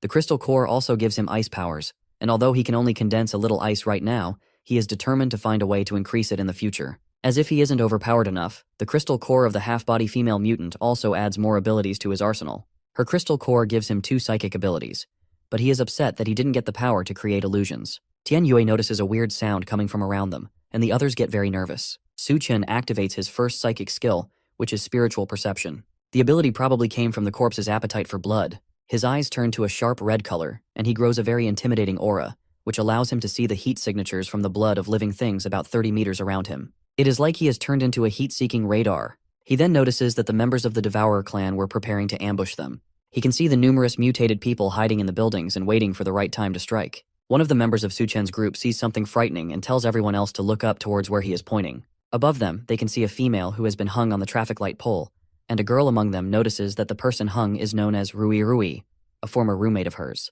She tells the guys to hurry up and save Rui Rui before it is too late. It is a life that needs saving, and she can't stand seeing her friend in such a humiliating state. One of the guys attempts to go and save the girl, but Suchen stops him and tells him to mind his business. Suchen then tells his group to keep moving and stop wasting time. The girl can't believe how cold-blooded he is. She wonders if Suchen is even still human because it doesn't make sense that he would just watch someone die when there is still a chance to save her. Other people start to speak up, and they accuse Suchen of not being a man at all. They decide to stay back and help since they can't just stand by and watch someone die before their eyes. The girl orders them to put Rui Rui down quickly so that she can give her medical attention. Some of the men move to the traffic pole quickly and begin loosening the rope in order to rescue her. As they are loosening the ropes, arrows rain down on them and manage to pierce through most of the guys, killing them instantly. The sudden turn of events causes the once confident girl to shiver in fear. All of them can't believe that they just lost 2 innocent souls in an attempt to save one person. They finally realize it is a trap, but it's much too late for them to escape. 2 other guys burst out from the windows above them with axes. They quickly surround the girl and the guy she is with. The 2 men from the Devourer clan are as tall as mountains, and they tower over the group of people who tried to save their friend. One of the devourer brutes grabs a girl by her face and licks her cheek to get a taste of her. Then he rubs his hand all over her body and calls his companion to come and have some fun with her first. The girl is scared senseless as she looks at the monstrosity that grabbed her head. She begs him to let her go, but there is no use. Her friend tries to fight for her, and he demands that the devourer let her go. But he doesn't see the other enemy rushing towards him with an axe. The man is slaughtered in an instant and his blood gets splattered everywhere. As he dies, the brute tells him to accept his fate as food. The girl, however, isn't as lucky to have a quick death. The man rips her shirt apart and suggests that they keep her to breed instead of eating her immediately. The screams manage to reach Su-chen's group as they continue their march towards the safe zone. She asks him if the woman who was left hanging was used as bait, and he confirms it. But even though they've gotten what they want from the other group, that doesn't mean that they are safe yet. In fact, they are already surrounded by devourers. The guys start to panic and look around, hoping to find the attacks before they jump out. Su-chen, however, is as calm as usual since this is a perfect chance for him to test out his latest ability, corpse control. He activates it, causing his eyes to glow a bright purple, and immediately, several undead corpses start to march out of an alleyway to attack the devourers hiding away in the buildings. This is the perfect time to make the people about to ambush them know the feeling of being ambushed themselves. The Devourer clan is immediately attacked by the rampaging horde of mutated corpses controlled by Su-chen.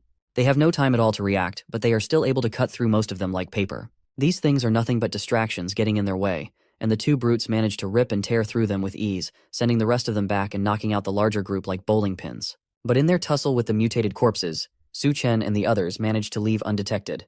The two brutes can't accept that, and they jump out of the building they were fighting in down to the streets to try and chase after them. As soon as they land, they see Su-chen calmly waiting for them with his hands in his pocket. They fell right for his trap, and now there's no hope of them escaping anywhere. The two brutes are excited that there's one more person waiting to die, and they decide to kill him first. But Su-chen isn't bothered. It's too bad that the Devourers don't have crystal cores, unless he would have personally taken them out. Since they aren't worth his time, then he'll let the mutated corpses play with them instead. As he says that, several zombies rush out of their hiding places and surround them again. This time the numbers are way too large for them to just brush off like they did before, and they are forced to fight for their lives. Meanwhile, in Hecheng, Su-chen's group of survivors finally makes it to the safe zone they've been traveling to this entire time. A loud voice asks them what they are doing and why they are trespassing in their safe zone, and Duan Ya, who's leading the group, responds that they are travelers from the University of Science and Technology seeking refuge in the safe zone. Suddenly, a man leaps off the top of a building and lands in front of them. The man has a threatening aura and does not look happy to see them.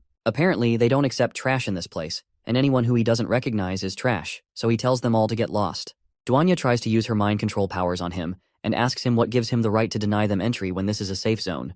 But her powers don't seem to work on him. For a moment, it looks like he's under her control, but he's able to snap himself out of it with a few light taps to his head. Duanya realizes way too late that this man must be an able user just like them. The brutish raises his axe and leaps into the air to finish them off, but someone jumps in to defend them just before the large man can land a hit on Duanya. It's Xiao Feng, and just like usual, he's fighting to protect people. He tells the larger man, whom he calls Captain Sun, that these people are only seeking refuge and there is no need to attack them. Sun doesn't care since these clearly aren't normal people. After all, normal people wouldn't be able to make it through the Devourer clan's territory so easily. He suspects that they must be spies sent from the Devourer clan to infiltrate them.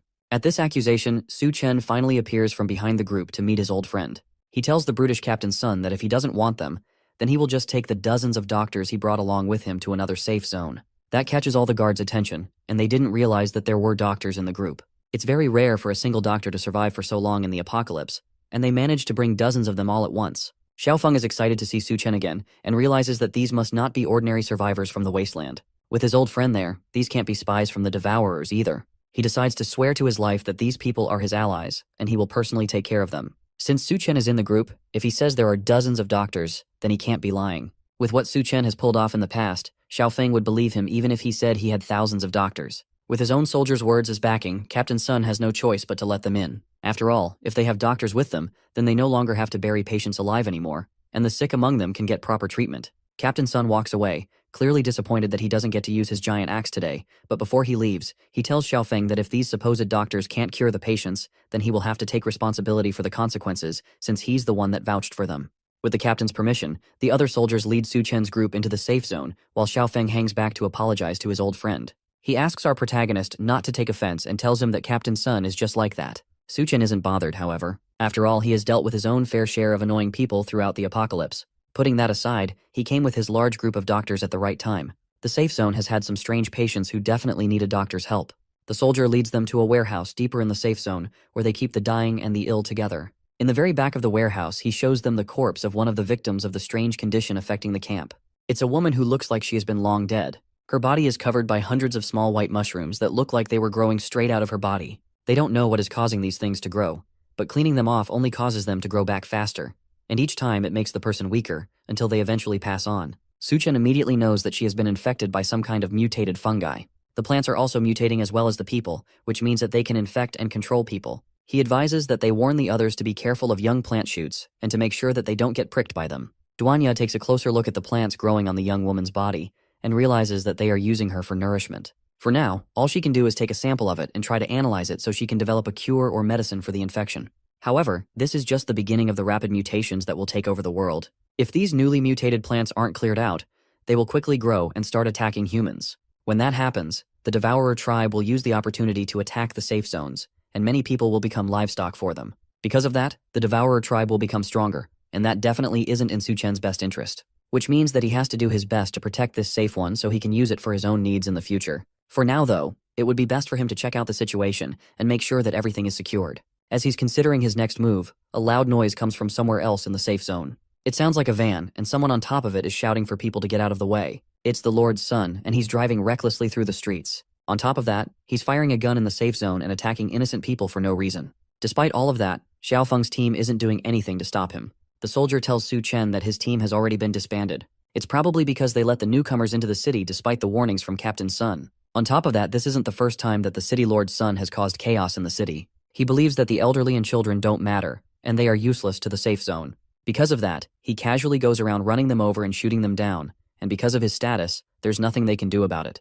As he's driving, he notices Yun Yun, who's looking over an injured person lying limp on the street. He pulls his car to a stop beside her and cockily asks if she wants to get in his car with him. If she follows him, then he can take her to get something good to eat. Yun Yun slowly gets up and tells him that she's so hungry that she can't walk anymore, so if he wants to take her out, then he's going to have to carry her. The Lord's son happily agrees and calls her over so he can carry her, while Xiaofeng gets ready to confront him. Su Chen, however, holds him back, knowing exactly what Yun Yun has planned for the Lord's son. As long as he can carry her, then he can take her wherever he wants. As soon as he agrees, Yun Yun smiles deviously, then leaps off the ground into the man's waiting arms. But just before she lands, she grows rapidly to her largest size and smiles down at him as she falls. The Lord's son realizes the situation just in time and manages to avoid getting crushed by a giant woman. Her new size rips her jacket into pieces and makes her heavy enough to destroy the man's car. Unfortunately for him, he isn't fast enough to completely escape and ends up with a crushed leg. The noise of the crash alerts everyone else in the safe zone, and they make their way to the source to find out what happened. Meanwhile, the Lord's son screams as the pain from his broken leg hits him in full force.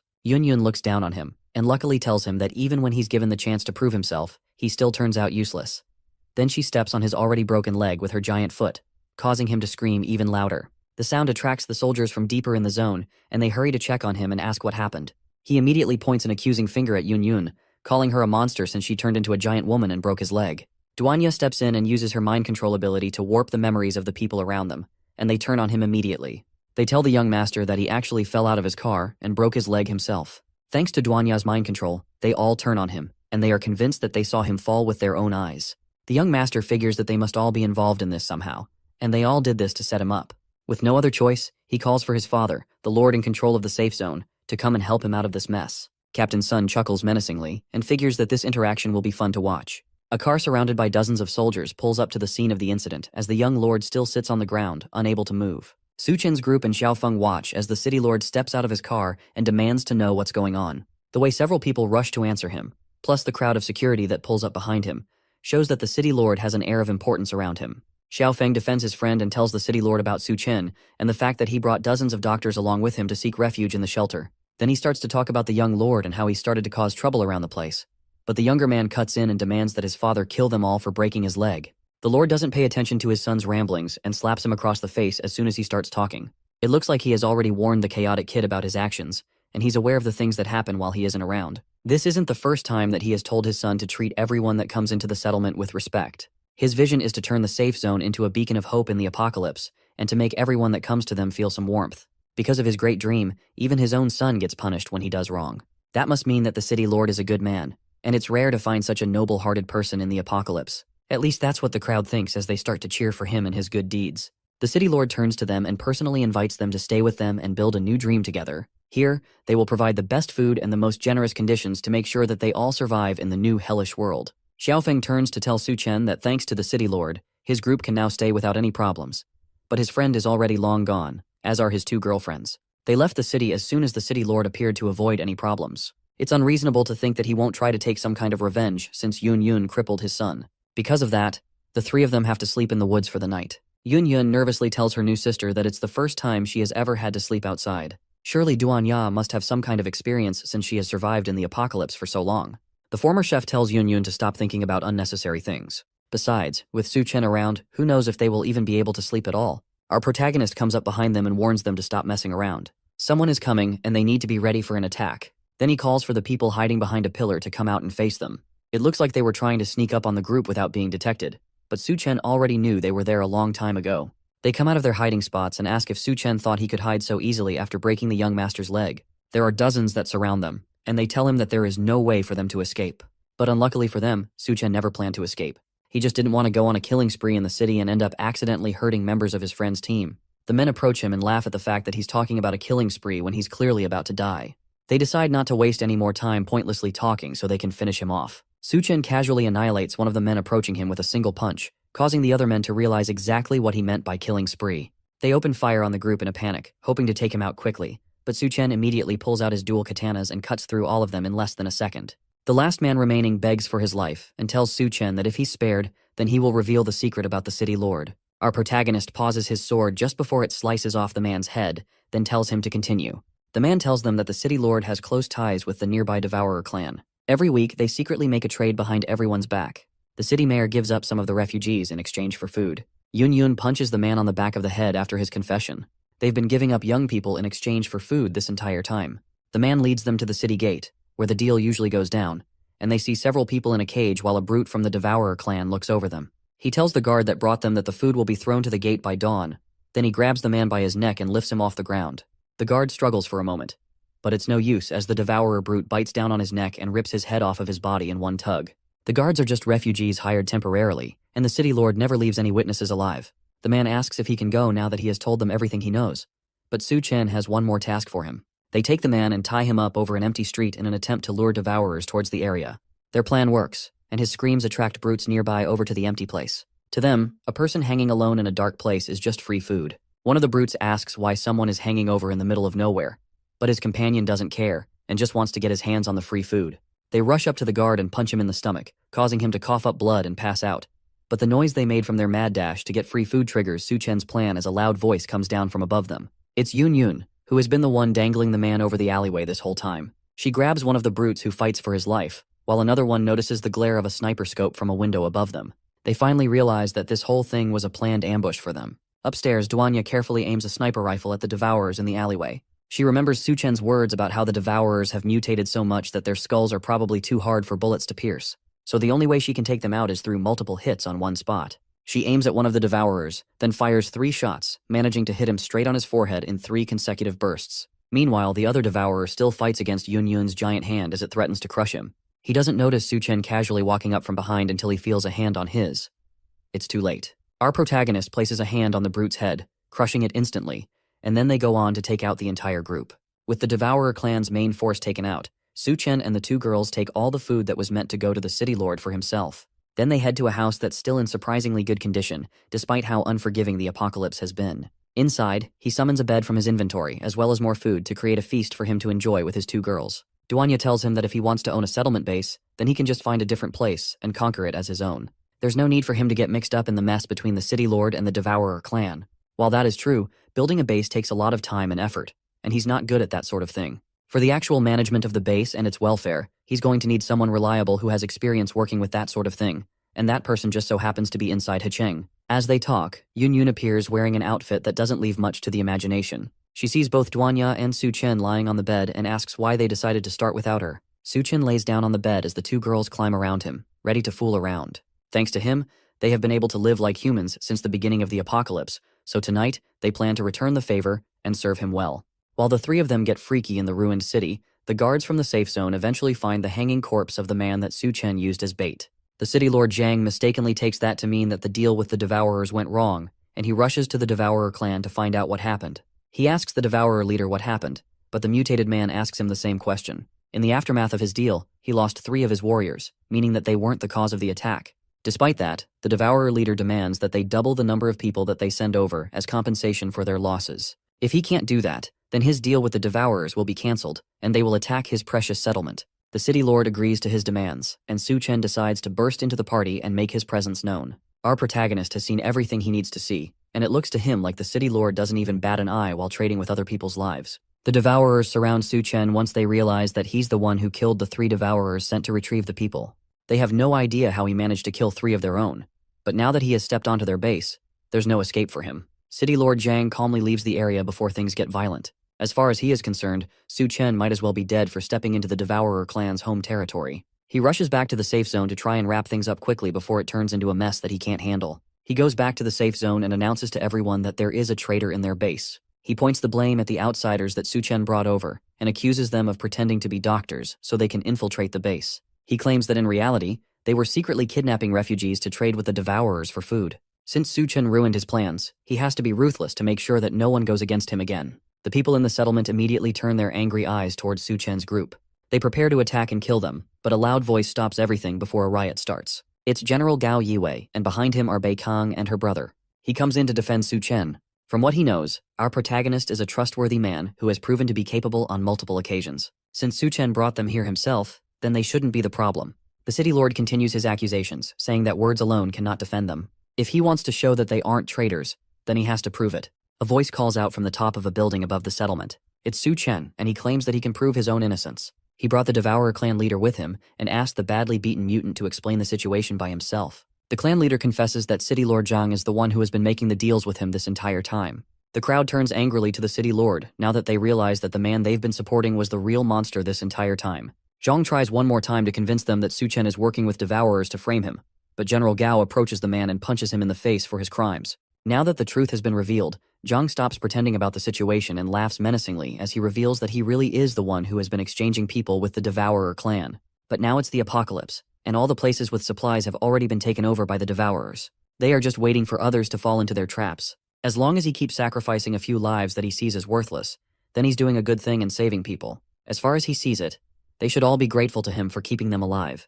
After all, even the Captain Gao that's acting so righteous also ate the food that he brought back from the Devourers, so nobody has any right to judge him. Well, that's what he thinks, but Su Chen's fist begs to differ. After a sharp right hook to the face, Su Chen tells the man that he's a coward. In a world where the strong prey on the weak, trading lives for food isn't necessarily a bad thing, but it's a coward's choice that makes him no different from the Devourers. With the former lord rightfully knocked out, Su Chen turns to General Gao and makes him an offer. He offers to build a place that truly belongs to humanity and civilization. In his previous life, he once traversed over the ruins and eventually reached a safe haven that was on its way to becoming a utopian base in the apocalypse. There were no shackles of class and nobody cried of hunger. Everyone was well fed and they all had peace of mind. All this came from its creator, Gao Yiwei.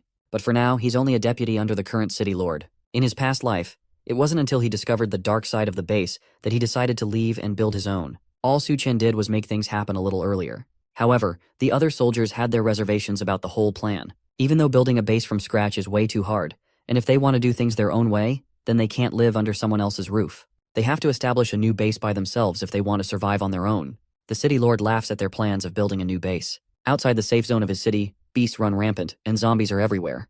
There's no guarantee of basic food and safety. Leaving his safe zone would be a surefire way of sending people to their deaths. The crippled lord's son advises his father to let them leave if they want to go.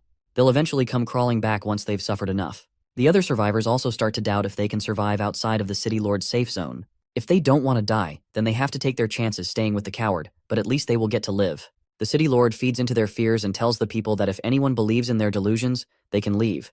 But if they starve to death in the wasteland, then he won't be blamed for anything. But in that case, if the only problem is food, then Su Chen has the answer to all of their problems. After all, he was able to bring out the Devourer clan's leader so easily, and he has already made a name for himself as a powerful ability user. For someone like him, providing food should be easy. The Lord's son notices how all the survivors are starting to side with Su Chen, and he angrily asks the man if he thinks that he's some kind of savior. As far as he's concerned, our protagonist is doing all of this just to get attention. There's no way he even knows how much supplies a base needs. Su Chen estimates that even though his supplies aren't much, they are probably enough to support about 2,000 people for a month or so. Those numbers sound suspiciously similar to the amount that the city lord has in his warehouse. Just where could he have gotten those supplies? Meanwhile, at that very warehouse, Duan Ya and Yun Yun work together to take out the guards who are monitoring the supplies. Yun Yun uses her giant size to overwhelm them, while Duan Ya provides sniper support. With the warehouse completely emptied, he tells General Gao to hurry up and make a decision. He can either work with Su Chen or stay with the traitorous city lord.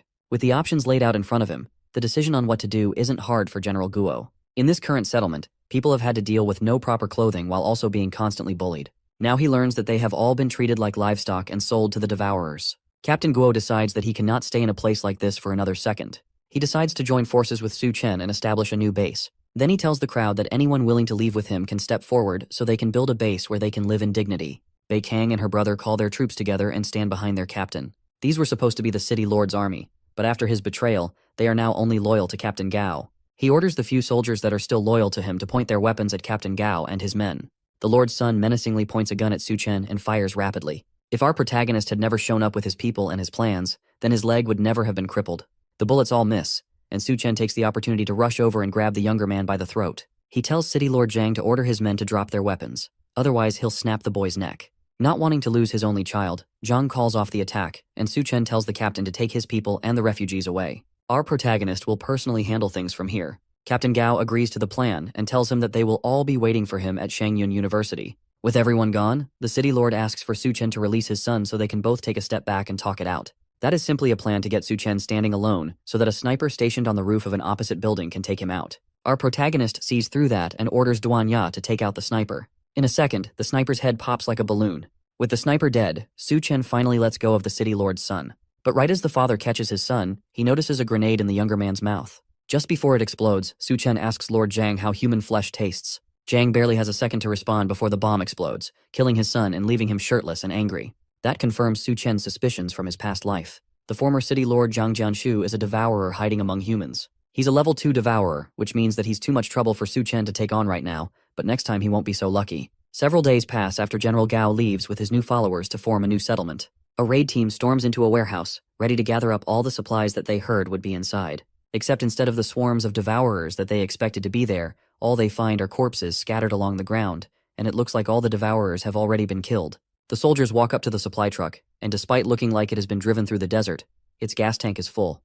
It has more than enough fuel to drive all of them back to the new base. Su Chen wasn't lying when he told them that there was a truckload of supplies in the building. Captain Sun is disappointed that there wasn't a big fight like he was expecting. This mission is too easy for someone like him, and it's nothing but a complete waste of time. One of the soldiers tells Sun that the general gave the more important missions to Su Chen, even though those important tasks used to belong to him. That ticks the large man off, but he's sure that Su Chen is just a pretty boy with no skills. There's no way he will be able to compete with a trained soldier like him for credit. Back at the new base, Yun Yun wonders why Captain Sun hasn't returned yet, despite the fact that all the devourers in the warehouse were killed by Su Chen a long time ago. All they had to do was get to the supermarket and drive the truck back. Even someone as brain-rotted as Captain Sun can handle that. Yun Yun isn't worried about him at all, and she's more concerned about the medical care of the refugees that Su Chen tasked them with. As they're talking, Duan Ya notices the truck driving back to the base. She advises Yun Yun to shrink down since once they get close, it'll be hard to use her mental power to cloak her size. Captain Sun reports back to General Gao, who's managing the base. The supplies have been secured and delivered, and the base can now have food. The few survivors nearby hear that Su Chen's advice about the trucks was real, and they start to praise him. There were doubts on if he would actually be able to solve their food problem, but it looks like they didn't have to doubt him at all. The more they mention Su Chen, the more upset Captain Sun becomes, and he convinces himself that all the pretty boy is doing is brainwashing people. Eventually, he'll slip up, and all the fame will go back to the one who deserves it. Suddenly, one of the soldiers rushes over and reports that there are signs of devourer tribe activity near a hospital to the south. It looks like it's a tribe of a few dozen, and they look ready to attack. Captain Sun smirks, knowing that this is his opportunity to show people who the real protector is. Meanwhile, Su Chen is still out on his mission with Bei Kang and Xiao Feng. Their plan is to raid a military base near their base. The entrance has long since been flooded, and it has become a death trap full of mutated corpses. Even if they manage to get it, there are only 3 of them, and they won't be able to carry all the supplies out with them. Su Chen tells them not to worry about that for now. All they need to do is take him to the armory. Bei Kang agrees and decides to personally bring him there. After all, she has been to the base before. But first, to get there, they need a vehicle. Su Chen uses his space ability to summon his car, and the 2 soldiers almost panic at how random his ability is. He tells them to stop talking and get in the car so they can get there in time. Then they cruise through the empty streets towards the military base. At the military base, some of Zhang Jianshu's men work to drain the large pool of water covering the base's entrance. No matter how much water they pump though, it never seems to be enough. The leader of the team tells the rest to go and find a few useless items from their storage and throw them into the water as bait for the water ghouls. Since the city supplies have mysteriously disappeared, if they don't bring something back, then they are as good as dead. The men grab some hostages and throw them into the water filled with water ghouls. The plan works, and the ghouls get lured to the surface, which means that someone can dive in to check the place out. The leader tells his men that whoever goes down to pry open the door will be rewarded with a woman by the city lord once they get back. One of the men steps up to take on the task. Before the apocalypse, he had no money and no woman, so now that the apocalypse is in full swing, he has to take any chance he has to make it ahead in life. His courage motivates the others to start diving too. Meanwhile, Xiaofeng watches the men as they try to get into the military base. It seems like Zhang Jianshu has set his eyes on the base's supplies and weapons as well. Luckily, Bei Kang knows another way around that can avoid the city lord's army, but they will have to dive underwater. Su Chen accepts the idea, and the three of them dive into the ghoul-infested waters to try and reach their target. As they swim through the dark water, Bei Chang notices several eyes watching them from deeper in the pool. It's the water ghouls, and the shock of seeing them causes her to gasp and lose her last bit of air. Su Chen pulls her close and calms her down. Then he kisses her, transferring some oxygen into her mouth. That manages to save her from drowning, but the water ghouls take the opportunity to attack them while they're down. Su Chen uses his ability to stop them before they can attack, and they all stop dead in their tracks, almost like they've been hypnotized. His eyes glow red, and Bei Kang realizes that he is somehow controlling all the water ghouls with one of his abilities. The ability wears off, and some of the ghouls start trying to attack them again. Su Chen manages to hold a few of them and tells Bei Kang and Xiaofen to escape while he handles them. They rush to the surface and manage to make it out of the floodwaters into the military base. With the number of abilities Su Chen has, they start to wonder if he's human, as several bodies start floating up from the water as our protagonist wipes them out. They wonder how many abilities he has that they don't even know about. After taking out all the ghouls, Su Chen emerges from the water completely unharmed. After taking out all the water ghouls, one of them managed to drop a white core, which has a low drop rate in monsters. Getting a white core in such a short time is usually a miracle, but Su Chen doesn't seem satisfied. Although a white core doesn't grant new abilities, it can strengthen old ones, making him even stronger than he already is. As they talk, two yellow eyes watch them menacingly from a distance. The silhouette looks like a cat, and it seems particularly interested in the crystal Su Chen is holding. It leaps out as soon as he's distracted and snatches the crystal from his hand before he can react. Why is a cat even in the military base in the first place? The base probably had cats to control any rat problems they had, and one must have survived the apocalypse by staying strapped in the base. The feline has dark black fur and glowing stripe patterns all over its body with bright yellow eyes. The kitty is quite impressive since it managed to snatch the core from Su Chen's hand before he could even react. Su Chen angrily but calmly tries to offer the little guy some superfish snacks, in hope that it will trade that for the white core. However, the cat leaps up and manages to snatch the snacks from his hand before running deeper into the base with both its prices. It looks like the great and powerful Su Chen has been outwitted by a cat twice in the space of a minute. Anything that survives in the apocalypse can't be an ordinary creature, and there definitely seems to be something special about that cat. They keep walking through the base, and eventually they find a lever that reactivates the electricity in the base. Thankfully, the power systems are still operational despite how long they've been abandoned. Before the Great Flood, the survivors evacuated in a hurry, which means that there was no way they had time to take all their supplies with them. They finally arrive in the base's arsenal, and there's enough weapons to arm a force of up to 500 people. Xiaofeng figures that if they can find a tank, then they might even be able to arm 1,000 people. Bei Kang warns him to be careful as he runs off to find a tank. The storage is full of things they will definitely be needing, but the problem now is how to get everything back to the base. The City Lord's troops could show up at any moment, and going back to the safe zone for reinforcements is out of the question. A loud rumbling noise drags them out of their thoughts. Xiaofeng found a tank, but unfortunately, something else found him. It's a large mutated monster that almost looks like a giant dog. It's chasing Xiaofeng, who is desperately driving away in his tank. The monster shoots a laser from its snout and it hits the tank dead on. The panicking soldier asks Su Chen to do something since if it blows up the armory, then they will probably get blown up along with it. Su Chen activates his space ability and stores everything from the warehouse into his pocket dimension. In a matter of seconds, the warehouse is cleaned out as Xiaofeng drives up to them. He asks if Su Chen can store the monster in his space. But unfortunately, the space only works on inorganic material. Living mutated creatures can't be stored in it, meaning that they have to find another way to take care of the monster. Bei Kang decides to step up to the occasion and lure the monsters away, while Su Chen and Xiaofeng retreat. That's a reasonably stupid idea for Su Chen, and he grabs her instead and carries her over to the tank. Bei Kang tries to protest and tells him that since the supplies are in his space, then he has to make it back to the base safely. As they're talking, the monster rushes up to them and charges up another blast. Su Chen manages to dodge out of the way, but the tank isn't so lucky and gets blasted head-on. Su Chen tells her to stop wasting time and to go check on Xiaofeng while he deals with the monster. She runs off but orders him not to die on her. Now that he's alone with the monster, he takes a good look at it one more time. He doesn't remember hearing about a mutated beast like it in the area during his last life. That doesn't matter though, because its crystal core will belong to him regardless. Back in the smelly sewers, a deep loud rumble came from the entrance of the base. The The city lord's men jumped, all confused. The blast sounded like it came from inside. One of them noticed the water level dropping fast and guessed that something underground probably cracked. The fat guy wasn't happy at all. He shouted, saying someone must have snuck in first, and told his men to go take care of them. But his men weren't paying attention. They were staring off into the distance. One guy pointed out a rabbit and said he hadn't eaten rabbit meat in a long time. Another one agreed but said the rabbit looked kinda weird. It was smiling in a creepy way. It didn't look cute at all. The rabbit didn't like what they said. It let out a nasty scream as a bunch of tentacles shot out from its body.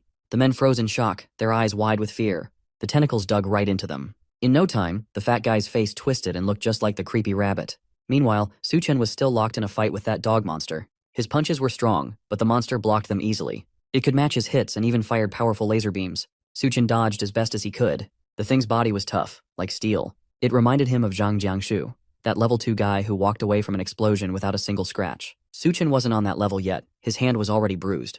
The monster didn't let up. It kept attacking. Suchen thought to himself that even though the monster was strong, it wasn't unbeatable. The real problem was that weird vine inside its head. He needed to get rid of it. But before he could, the monster wrapped him up with more tentacles and blasted pink energy straight at him. He used his teleport power just in time to dodge it. Then he heard a sound. It was that cat again. Its body looked like it was glowing with power as it walked toward him, growling. Suchen was surprised to see it here and told it to stay back since things were dangerous. But the cat kept coming. It looked serious. Suchen asked if it was a mutated beast too. Not far from there, Bai Chang was digging through the broken pieces of rubble left by the monster. She was yelling out for Xiaofeng. After a second, Xiaofeng's voice came from under the rocks. She said she dodged just in time and almost got crushed. Bai Chang started moving the rocks quickly, saying she'd get her out. Suddenly they heard creepy laughter. Bai Chang yelled for whoever it was to show themselves. That's when the city lord's men stepped out from the shadows, smiling in a creepy way with twisted faces. Bai Chang was shocked. She realized that they were the ones who opened the gate, but something was seriously wrong with how they looked. The pig-faced guy stared at her with a gross look in his eyes. Bai Chang could tell they weren't normal anymore. Back with Su Chen, the cat let out a loud roar. Its claws grew longer, and its eyes were glowing like crazy. It seemed angry that someone called it a kitty. Su Chen, feeling a little nervous, asked if it just got bigger. But the cat wasn't focused on him, it was going after the dog monster. Su Chen watched and thought cats and dogs really don't get along. It was clear the two monsters hated each other. Su Chen stepped closer and said the cat probably used that energy core to bring them here. He got serious and told the cat they should work together. The cat, sensing how strong he was, seemed unsure. Su Chen jumped onto its back. The cat didn't resist. They were going to fight as a team now.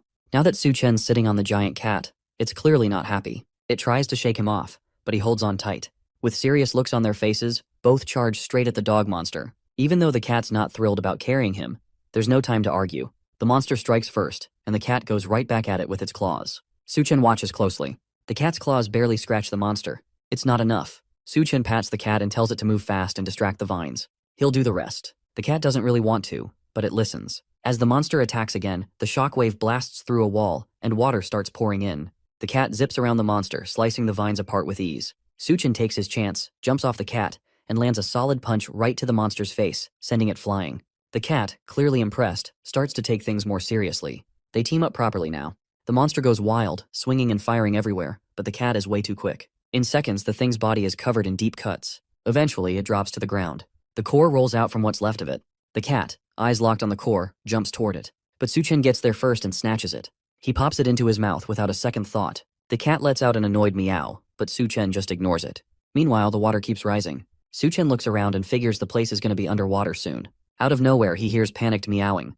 That same big scary cat from earlier is now splashing around like a scared kitten, begging for help. Su Chen picks it up and teases it a bit, asking if it's scared of water. He says he'll protect it if it stays with him.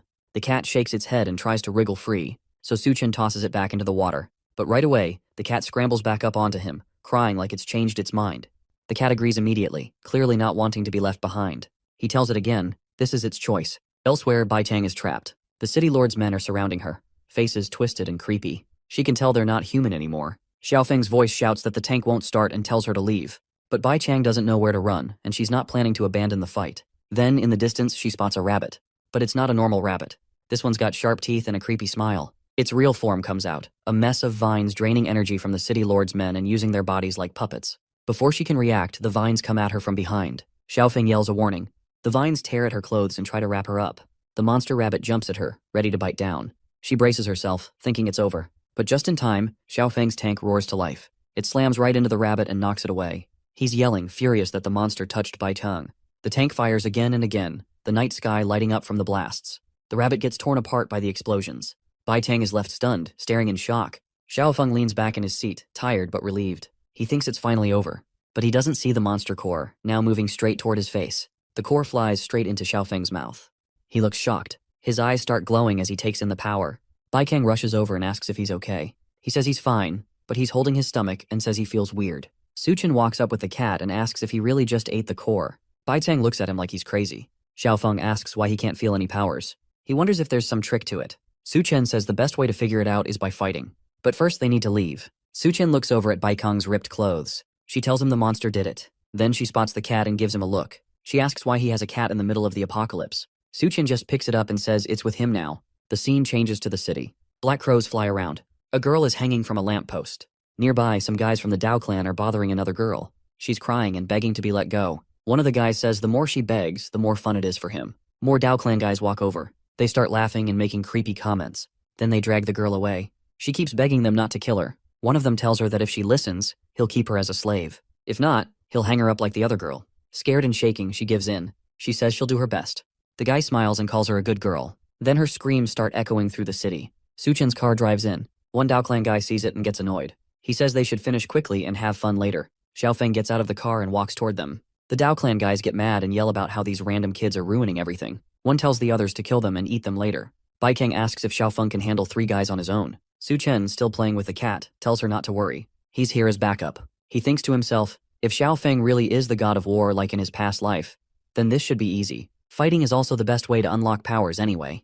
The Dao clan guys feel disrespected because Xiaofeng isn't even moving. They yell at him for standing there like he's tough. Then they charge at him and start punching. Bai Tang freaks out and says he's gonna be killed. But Su Chen says he's got it under control. Xiaofeng is learning how to use his power. One Dao clan guy is shocked that Xiaofeng isn't getting hurt. Xiaofeng starts glowing and says he's been soaking up their energy. They don't believe it and keep swinging. Then Xiaofeng's eyes glow even more. He yells that it's not just absorbing, it's stealing. Blue light surrounds him as he drains their power. The Dao clan guys scream, saying their strength is being sucked out. Su Chen watches and thinks this is wild. Xiaofeng is like a black hole. He's pulling in everything around him. Su Chen is now sure, this guy is the real deal. Out of nowhere, a giant axe flies through the air and slices off all 3 Dao clan guys' heads. Xiaofeng stands there stunned. Captain Sun shows up with 500 soldiers. He says he came just in time or Xiaofeng would have ended up as food. Then, without even blinking, he asks for their food as a thank you. Xiaofeng is confused, but Su Chen tells him to get in the car. Su Chen walks over and hands Captain Sun some food, saying this is all they have left. Captain Sun opens it, takes a look, and loses it. It's dog food.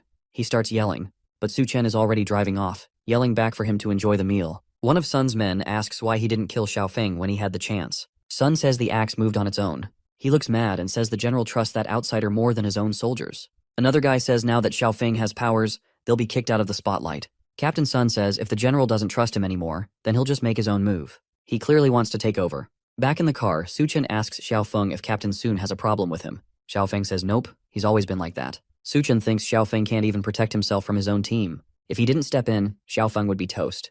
That means Captain Sun might be up to something. Su Chen figures he's building his own team inside the base. If that's the case, he'll handle it himself. Meanwhile, at the base construction site, the workers cheer as Yun Yun helps build the wall. She's moving fast and getting it done like it's nothing. One worker says they've gotten way faster with her helping. Yun Yun smiles and says that she needs to eat a lot whenever she transforms. The workers say it's fine. As long as the wall keeps everyone safe, they don't care. One guy even wipes away tears while saying it. Then Yun Yun spots a car in the distance. She gets so happy as she sees that Su Chen is back. Su Chen's car enters the base, driving through streets packed with workers fixing the place up. The cat jumps out of the car, but Su Chen tells it to chill and not scare anyone. The cat meows like it actually gets what he's saying. Bai Kang watches it and says the cat looks super happy. Xiaofeng asks if Su Chen's not scared it might run away. Su Chen stores the car into his space and says he spent a ton on snacks and ice cream for it on the way back. He says the cat's basically living like a king. Where else would it get that kind of life? Later, they head to a big empty warehouse. Galway asks if the space is big enough. Su Chen says yeah, it's good. Then he uses his power, and a flash of light fills the room. Galway stares with wide eyes. Huge piles of stuff from the military base suddenly appear, like mountains of supplies. Su Chen says with all these weapons, the base's safety is pretty much handled. Galway is still shocked and asks why Su Chen told them about his power. Su Chen just laughs and says they're all in this together now, so if he doesn't trust them, who can he trust? Galway agrees and says without Su Chen, this new base wouldn't even exist. He promises to keep Su Chen's secret. Then General Bai Kang says the base doesn't have a name yet. She says since Su Chen helps so much, they should name it the Dawnlight Base. Galway thinks about it and says that name sounds nice. It stands for hope and new beginnings. Suchen's a bit surprised and says in his last life, the base Gao Wei built was the last safe place left. Now it's named after him. That's a big deal. While all that's happening, the cat wanders off into an operating room. Someone's praising Duanya, saying she handled the surgery like a pro. She says the conditions aren't great and a lot of people are already too far gone. Then someone mentions how nice it would be to take back the hospital from the Dao clan, since it probably still has a lot of medical stuff. She picks up a scalpel and the cat flinches, clearly freaked out. It remembers something bad from the past, watching one of its siblings get neutered. It lets out a loud meow. Duanya turns around and sees the shaking cat. She walks over and gently pets it, asking where it came from. She guesses it's hungry and picks it up. She says she'll ask Su Chen if they can keep it when he comes back. Things are already hard enough for everyone, but maybe they can make it work. She brings the cat back to her room and tells it this is their place for now. Just as she's about to take her shoes off, someone grabs her from behind. He calls her beautiful and tells her to have some fun. She yells and tries to fight him off as he pins her arms over her head. Even the cat freezes, too scared to move. But when she opens her eyes, she sees it's Su Chen. She's shocked and asks when he got back. He says he's the only one who doesn't fall for her mental tricks. She gets it now. He lets her go. After that, Duanya takes the cat to wash up. She talks to it and says Su Chen must have brought it back. Then she looks at its fur and says the gold stripes look nice. She decides to name it Gold. The cat seems pretty happy, enjoying the warm water and her gentle scrubbing. Su Chen walks into the bathroom and hears her call it Gold. He says it's a nice name, but asks if she forgot she's supposed to help him bathe.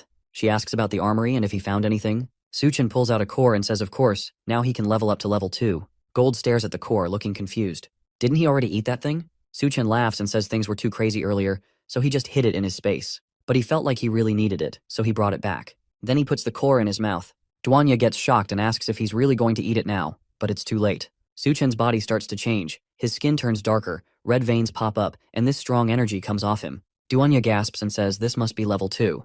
The whole bathroom shakes from the power. She yells at Su Chen to stop because she can't take it anymore. But Su Chen just keeps going. Outside, Yunyun is helping with the wall when she hears weird noises from the bathroom. Gold doesn't care at all and keeps purring. Yunyun frowns and walks over. She peeks in and sees Su Chen holding Duanya close in the bath. She yells out, asking why Su Chen didn't come find her first. She's mad. She shrinks back to normal size and storms into the bathroom. When Duanya sees her, she calls out for help. Yunyun freaks out, calling Su Chen's name in a panic. Su Chen steps out of the bath, his whole body glowing with that level 2 energy. He looks over and says she showed up at the perfect time. Right now, Duanya and Yunyun are both lying on the bed, totally drained after everything with Su Chen. They look like they just ran a marathon. Both of them say his name at the same time, barely able to move. Turns out, messing around with a level 2 human is no joke. Duanya says she feels like she's about to pass out. Yunyun agrees, saying the side effects are way too much. Su Chen apologizes and says he might have absorbed too many cores. Yunyun says they both need to get stronger too, or else Su Chen's just going to keep overpowering them like this. Duanya agrees and asks how his powers have changed now that he's level 2. Su Chen decides to check for himself. First, he tries out his physical ability. His berserk and serpent powers have merged into one. His skin turns dark and now it's even tougher than steel. There's a strange energy flowing across his body too, kind of like a force field. He wonders if he can actually use it to attack. He holds out his hand toward the girls and suddenly they get blasted across the room, blankets and all. They land on the floor with a thud. Su Chen laughs, saying his attack power is way stronger now. Next, he tries his spatial ability. Before, he could only open space where he touched it. Now he can make small spatial gates all around him within 20 meters. Yunyun calls him a jerk for throwing them like that. Su Chen just keeps going. Then he tests out his ice powers. Before he could just make ice shards. Now he can cover his body in layers of ice too. It's not super useful yet, but it's something. Then he gets an idea. He channels the ice into the spatial gates and shoots shards out from different directions. Each one hits like a bullet. He says this will be great for sneak attacks. Duanya and Yunyun are both kind of shocked. Yunyun says if he keeps evolving like this, he might be shooting rockets next. Duanya agrees. Finally, Su Chen tries his mental sense. His sharing gun activates. The range hasn't changed much, but now he can sense everything inside his body, like he's got some kind of built-in scanner. But then something weird happens. He suddenly feels like he's not in his body anymore. He looks around but sees that everything is strange. He realizes he's inside some kind of mental world. Then he hears a voice. It's that woman from the lab where the mutated rat was. She tells him they meet again. Su Chen recognizes her right away and is confused.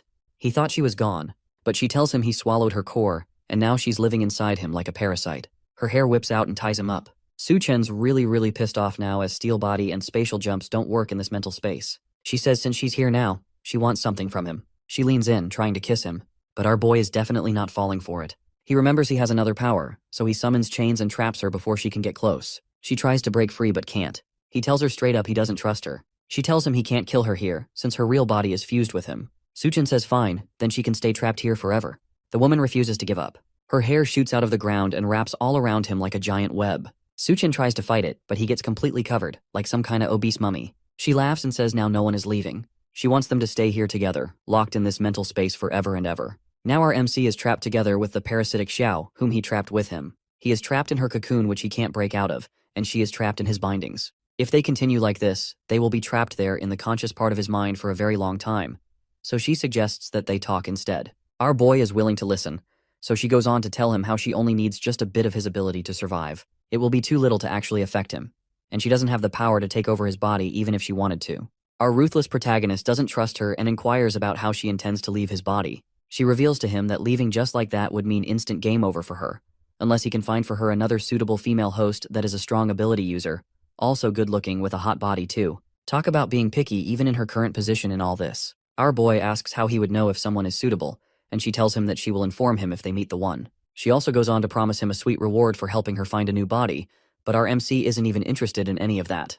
He just warns her to stay out of his business, and she will do well to heed to that warning unless she wants to be next on his chopping block. She hurriedly agrees to do just that and begs him to release her from his binding, which he does, and she releases him from her cocoon. After that, he is able to return to his real body in the normal world. His women Duanya and Yun Yun express how they were really worried about him for a second there. They had thought his soul had left his body completely. That statement makes our boy Su Chen begin to worry as well. In order to minimize risks as much as possible, he takes extra measures by freezing the entire space Xiao is in.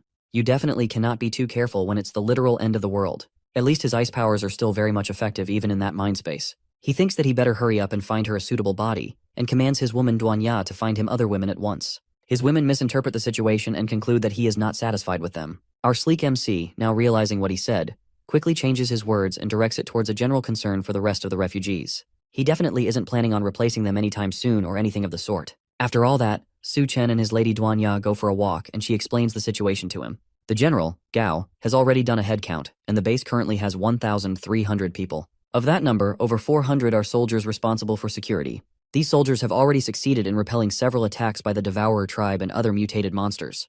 The other men are currently building temporary walls. Yun Yun is giving them a huge helping hand in a literal sense, and it's making the work go a lot smoother and faster. The women and children, on the other hand, are clearing mutated plants that are sprouting within the territory and also handling logistics. Some got injured by mutated plants while trying to clear them, but Duanya and other medical students are taking care of them in the surgical room they have set up, so that is being handled. Duanya hopes that once the wall is completed, everyone can take a breather and relax a bit. Although our boy doesn't really think anyone will have a chance to relax. Not at this time. Although security and supply needs have been resolved for the most part temporarily, they still need to take over the hospital occupied by the Devourer tribe, so as to obtain medical resources. The matter is being discussed in a meeting, and the general in charge, Gao, is open to suggestions as to how to carry this mission out successfully. Captain Bai's brother is about to suggest Captain Sun, who is currently their best fighter and has the most coordinated team, but he is stopped short as the bull-headed son cuts him off, inquiring about our protagonist's whereabouts. He complains that our MC is hypocritical if he encourages the establishment of a new base but doesn't show up for meetings like this. General Gao cautions him to watch his words. The truth remains that without our MC there wouldn't even be a base, and he definitely wouldn't be here to talk crap all day, so he had best watch his tone. Gao reckons that the son is way too short-sighted. In the past, Su Chen had willingly entrusted leadership to him. Our boy wasn't interested in all that, but he did trust Gao enough to leave everything in his care. He did warn him, though, that even with the protection of the base, if he's not vigilant, it can be gone in an instant, and everything will be destroyed. Gao understood this and still took on the role. He knew that a strong being like our MC would never stop pursuing more power, and leading a base would only slow him down.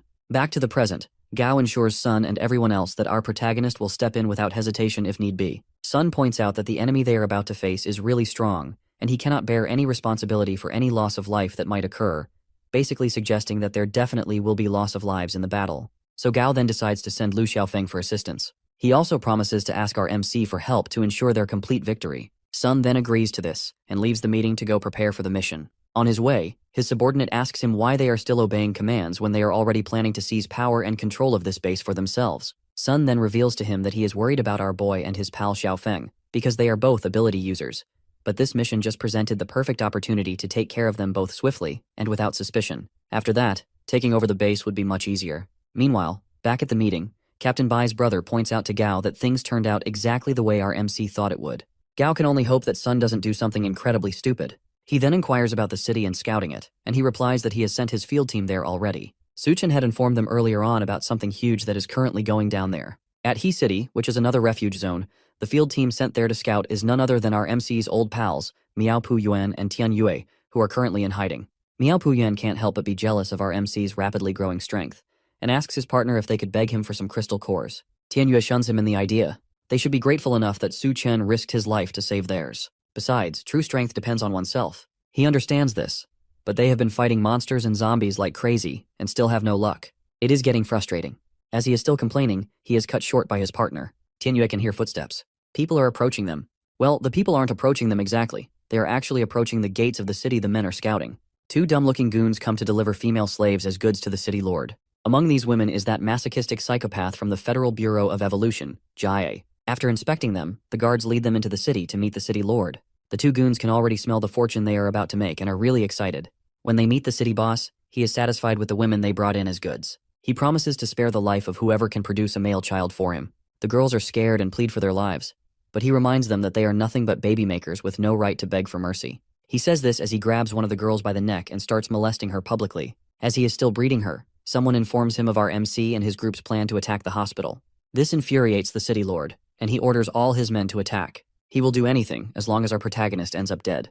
The informant then informs him that their people have no strength to fight because they have been starving for so long. Another way forward is to forcefully turn all of them into devourers, but that process takes a whole lot of time. This conversation is going on while the pig of a city lord is still ravishing the body of a poor maiden. At this time, our favorite masochistic psycho, Ji, who has been sitting still with the rest of the slave girls all this while, speaks up and offers an idea. The city lord then turns to face her and gives her a listening ear while still giving the poor girl very painful backshots. The goons who brought the girls to the city lord are now buried alive up to their necks, in a way that only their heads are visible on the surface. They are so confused and turn to their boss, pleading for help and answers. The city lord simply tells them that a certain woman wants to help him build a devourer army quickly, but she needs their heads as ingredients for her potion. The goons try to beg their way out, claiming that the woman is lying to him and only trying to get revenge on them for selling her as a slave. The city boss admits that that can indeed be the truth, but then again, he would never really know until he tests it. Now would he? A swift swing from his nail bat has both of their heads flying away from their bodies at the same time with just one swing, flying from their bodies and landing in a huge concoction pool of blood, where other humans are also being tossed in whole and alive. Jai uses a second-generation enhancement serum to speed up the devourer evolution. She pours some into the blood pool, even though it is a bit unstable. More humans are then dropped into this pool against their will, obviously. They are forcefully submerged and even drowned until there is nothing left. Jai tells those terrifyingly awaiting their turn that they should feel honored, as only the chosen ones are allowed into the blood pool, and only the strongest warriors can serve the city lord. She is definitely a total full-blown psycho. She swears to exact her revenge on our boy Su Chen for destroying the evolution base, which led to her capture, enslavement, and endless suffering. Just then, the first batch of the fully cooked devourers starts emerging from the blood pool. Meanwhile, the scouts who have been watching all this from behind the city walls can't believe their eyes. They just found out that the city lord is planning to turn everyone in the city into devourers. All 2,000 residents would become pawns for him. They have to get this information they've just gathered back to their base. Otherwise, they will all be cooked. Just then, a group of devourers appears behind them, having spotted them earlier while spying. Once they realize they've been discovered, the situation immediately becomes dire. Tianyue decides to make a move and hold them off, and commands his partner to escape while he has the chance. But the devourers think it's better they both stay and become their dinner. The more, the merrier. Back at the base, young Xiaomei rushes to greet our MC, and he asks after her and if she's being bullied. She tells him that no one would ever dare come near his woman, which is her, a joke obviously. Just then, General Gao joins them and informs our MC of their plans regarding the upcoming mission. He then explains that the job might be too much for Sun and his men to handle and asks for his help. Our boy casually agrees to the request with no complaints whatsoever. But our general isn't done yet. He has one more favor to ask of our MC, Su Chen. Gao informs our MC that the hospital, being too close to the base, will become a pain in the backside sooner or later if not taken care of. Also, they really need the medical resources that are stacked up in there just waiting to be retrieved, so he pleads with our boy to let them keep some for the base. Our generous protagonist assures Gao that he'll only take what he needs and nothing else. Not like he needs much to begin with anyway. Gao then introduces him to the other ability users that are in the base, including Captain Bai's brother, and they are all under his command during this operation they're about to undergo. That's all fair and good, but the first order from their new leader is to stay behind at the base and play lookout while he goes and deals with the actual threat. They're to keep a special eye on his city for any suspicious movements that may occur. This shocks the ability user's team to the core. Our boy obviously has his reasons for giving such an order. He suspects that He City might experience uncontrollable changes because of his presence. And just as usual, he is very much correct. Meanwhile, back at He City, our two scouts, Miao Puyuan and Tianye, are still surrounded by very hungry devourers. They are trying to hold their own, but the monsters aren't giving them any fighting chance to catch their breath. Tianyi points out that they have to end this quickly and asks his partner if he remembers all the crises and trials they went through during their field missions. Of course he does. He is the most experienced in the field after all. The Devourers are getting fed up with these games and are ready to get serious. But just then, Tianyi pulls out yet another trick, throwing some lime powder in their eyes. This gives them a small chance to escape and make a run for it. Just when they both think they finally have the jump on the Devourers, a spear from behind pierces a not-so-lucky Miao Pu Yuan right through the chest. It's a deadly blow. Tianyi screams, but it's too late. His partner has fallen to the city lord, who appeared from nowhere and struck from behind. He plays with the idea of having the human he just caught as a little snack, but he's way too skinny for him to get satisfied in the slightest, so he offers him to his men instead as a treat. Miao Pu Yuan is thrown into the hands of the hungry devouring beasts, and his partner, Tianyi, tries to save him, but is struck at the back by another beast who had sneaked up on him. Right before Miao Pu Yuan is devoured, he yells at his partner and best friend to escape while he still has the chance. And then he is ripped apart limb from limb and eaten by the monsters right before his partner's devastated eyes. Tianyi swears to avenge his friend, and he uses the distraction opportunity his friend's sacrifice created to make an escape, attempting to jump into a river beside them. They realize his plan and try to stop him by throwing spears at him, but he succeeds and heads straight down for the river. Although injured, both physically and emotionally, he makes a successful escape. The Devourers are angry at this. They really want to eat meat, human meat, and don't really care how they get it. The city lord then tells them to take over the Dawnlight base if they really want meat. There are many people down there who would serve as excellent dishes. With this command, the Devourers make their way to the base. They are so hungry, and would do anything for some fresh human meat. Just then, the city lord screams the name of his enemy, our MC, as he takes his now multiplied army of Devourers and brings the fight to the base. Meanwhile, at the city hospital that our boy is planning on attacking, a woman is in serious pain and gives birth to a Devourer baby with no medical equipment or assistance whatsoever. The father of this cute angel of a baby is none other than Feng Pangzi, the Devourer's tribe hospital leader. Originally, he was actually a mental psycho patient admitted to the hospital for obvious reasons. He always fantasized about getting women around him pregnant, so of course he was the first person to mutate into a Devourer. Now that he's an actual monster, he has the power and freedom to fulfill his deepest and most messed up desires. The poor lady, trembling in pain, is desperately trying to figure out a way to escape. But the psycho freak is already gearing up for round 2 with her. He promises to pump her full with another baby in no time flat. Mere minutes after giving birth, she is forced into another session of backshots with the monster. Truly horrifying. Still at the city hospital, the attack begins, and the Devourers are ambushed by soldiers from the Dawnlight base. The first set of attacks is led by Sun and his men, using guns to eliminate the small fries at the entrance. After that, he steps down and demands that the ability users, including our MC, clear the rest of the way. Lu Xiaofeng questions this demand, as they are only a handful of ability users at the site. Sun gives his reasons for his absurd demands. He might have way more men behind him, but they're still just ordinary people with a bit of firepower in their guns. It's only fair that the superpowered humans lead the battle. Our MC perceives this as a threat and confronts Sun, but the bullheaded captain won't budge and stands by his demand. Our boy finally agrees to it but warns them that anyone who dares stab him in the back never, ever meets a good fate. And he has proof of it too. He orders his team to move, and he himself, together with his woman Duan Ya and Lu Xiaofeng, goes on ahead to take charge of clearing the path. Of course, Sun has ulterior motives for doing all of this. His plan is to let the ability users deal with the Devourers first, then strike them down and eliminate them when they are worn out. His logic is that even an ability user won't stand a chance against 100 guns after that kind of fight. One of his men suggests that they spare the beauty goddess Duan Ya, and yeah, he agrees that it would be a waste to get rid of a sexy woman like her, so he orders them to leave her out of it when they go on the killing spree. Just then, they realize something isn't right. Our ruthless protagonist and his team have completely disappeared without leaving a single trace. He quickly orders his men to search for them immediately and not to let them escape. They have no idea that the people they are desperately trying to find are right there in front of them. Duan Ya explains to a doubting Xiaofeng that she can control ordinary people's visual nerves, and that is exactly what she is currently doing to put Captain Sun and his men in their current state of confusion. She admits, though, that Captain Sun is also an ability user, so he is somewhat immune to her powers and might sense something is off. Our MC steps up to take care of that particular problematic possibility, and uses his upgraded space ability, setting up different portals at specific angles all surrounding Captain Sun and his men, which they do not notice. After he sets them up, he fires ice shards at them, creating simultaneous attacks from different angles. The men are thrown off guard, and their captain orders them to take cover, so they all rush forward in a panicked and confused state.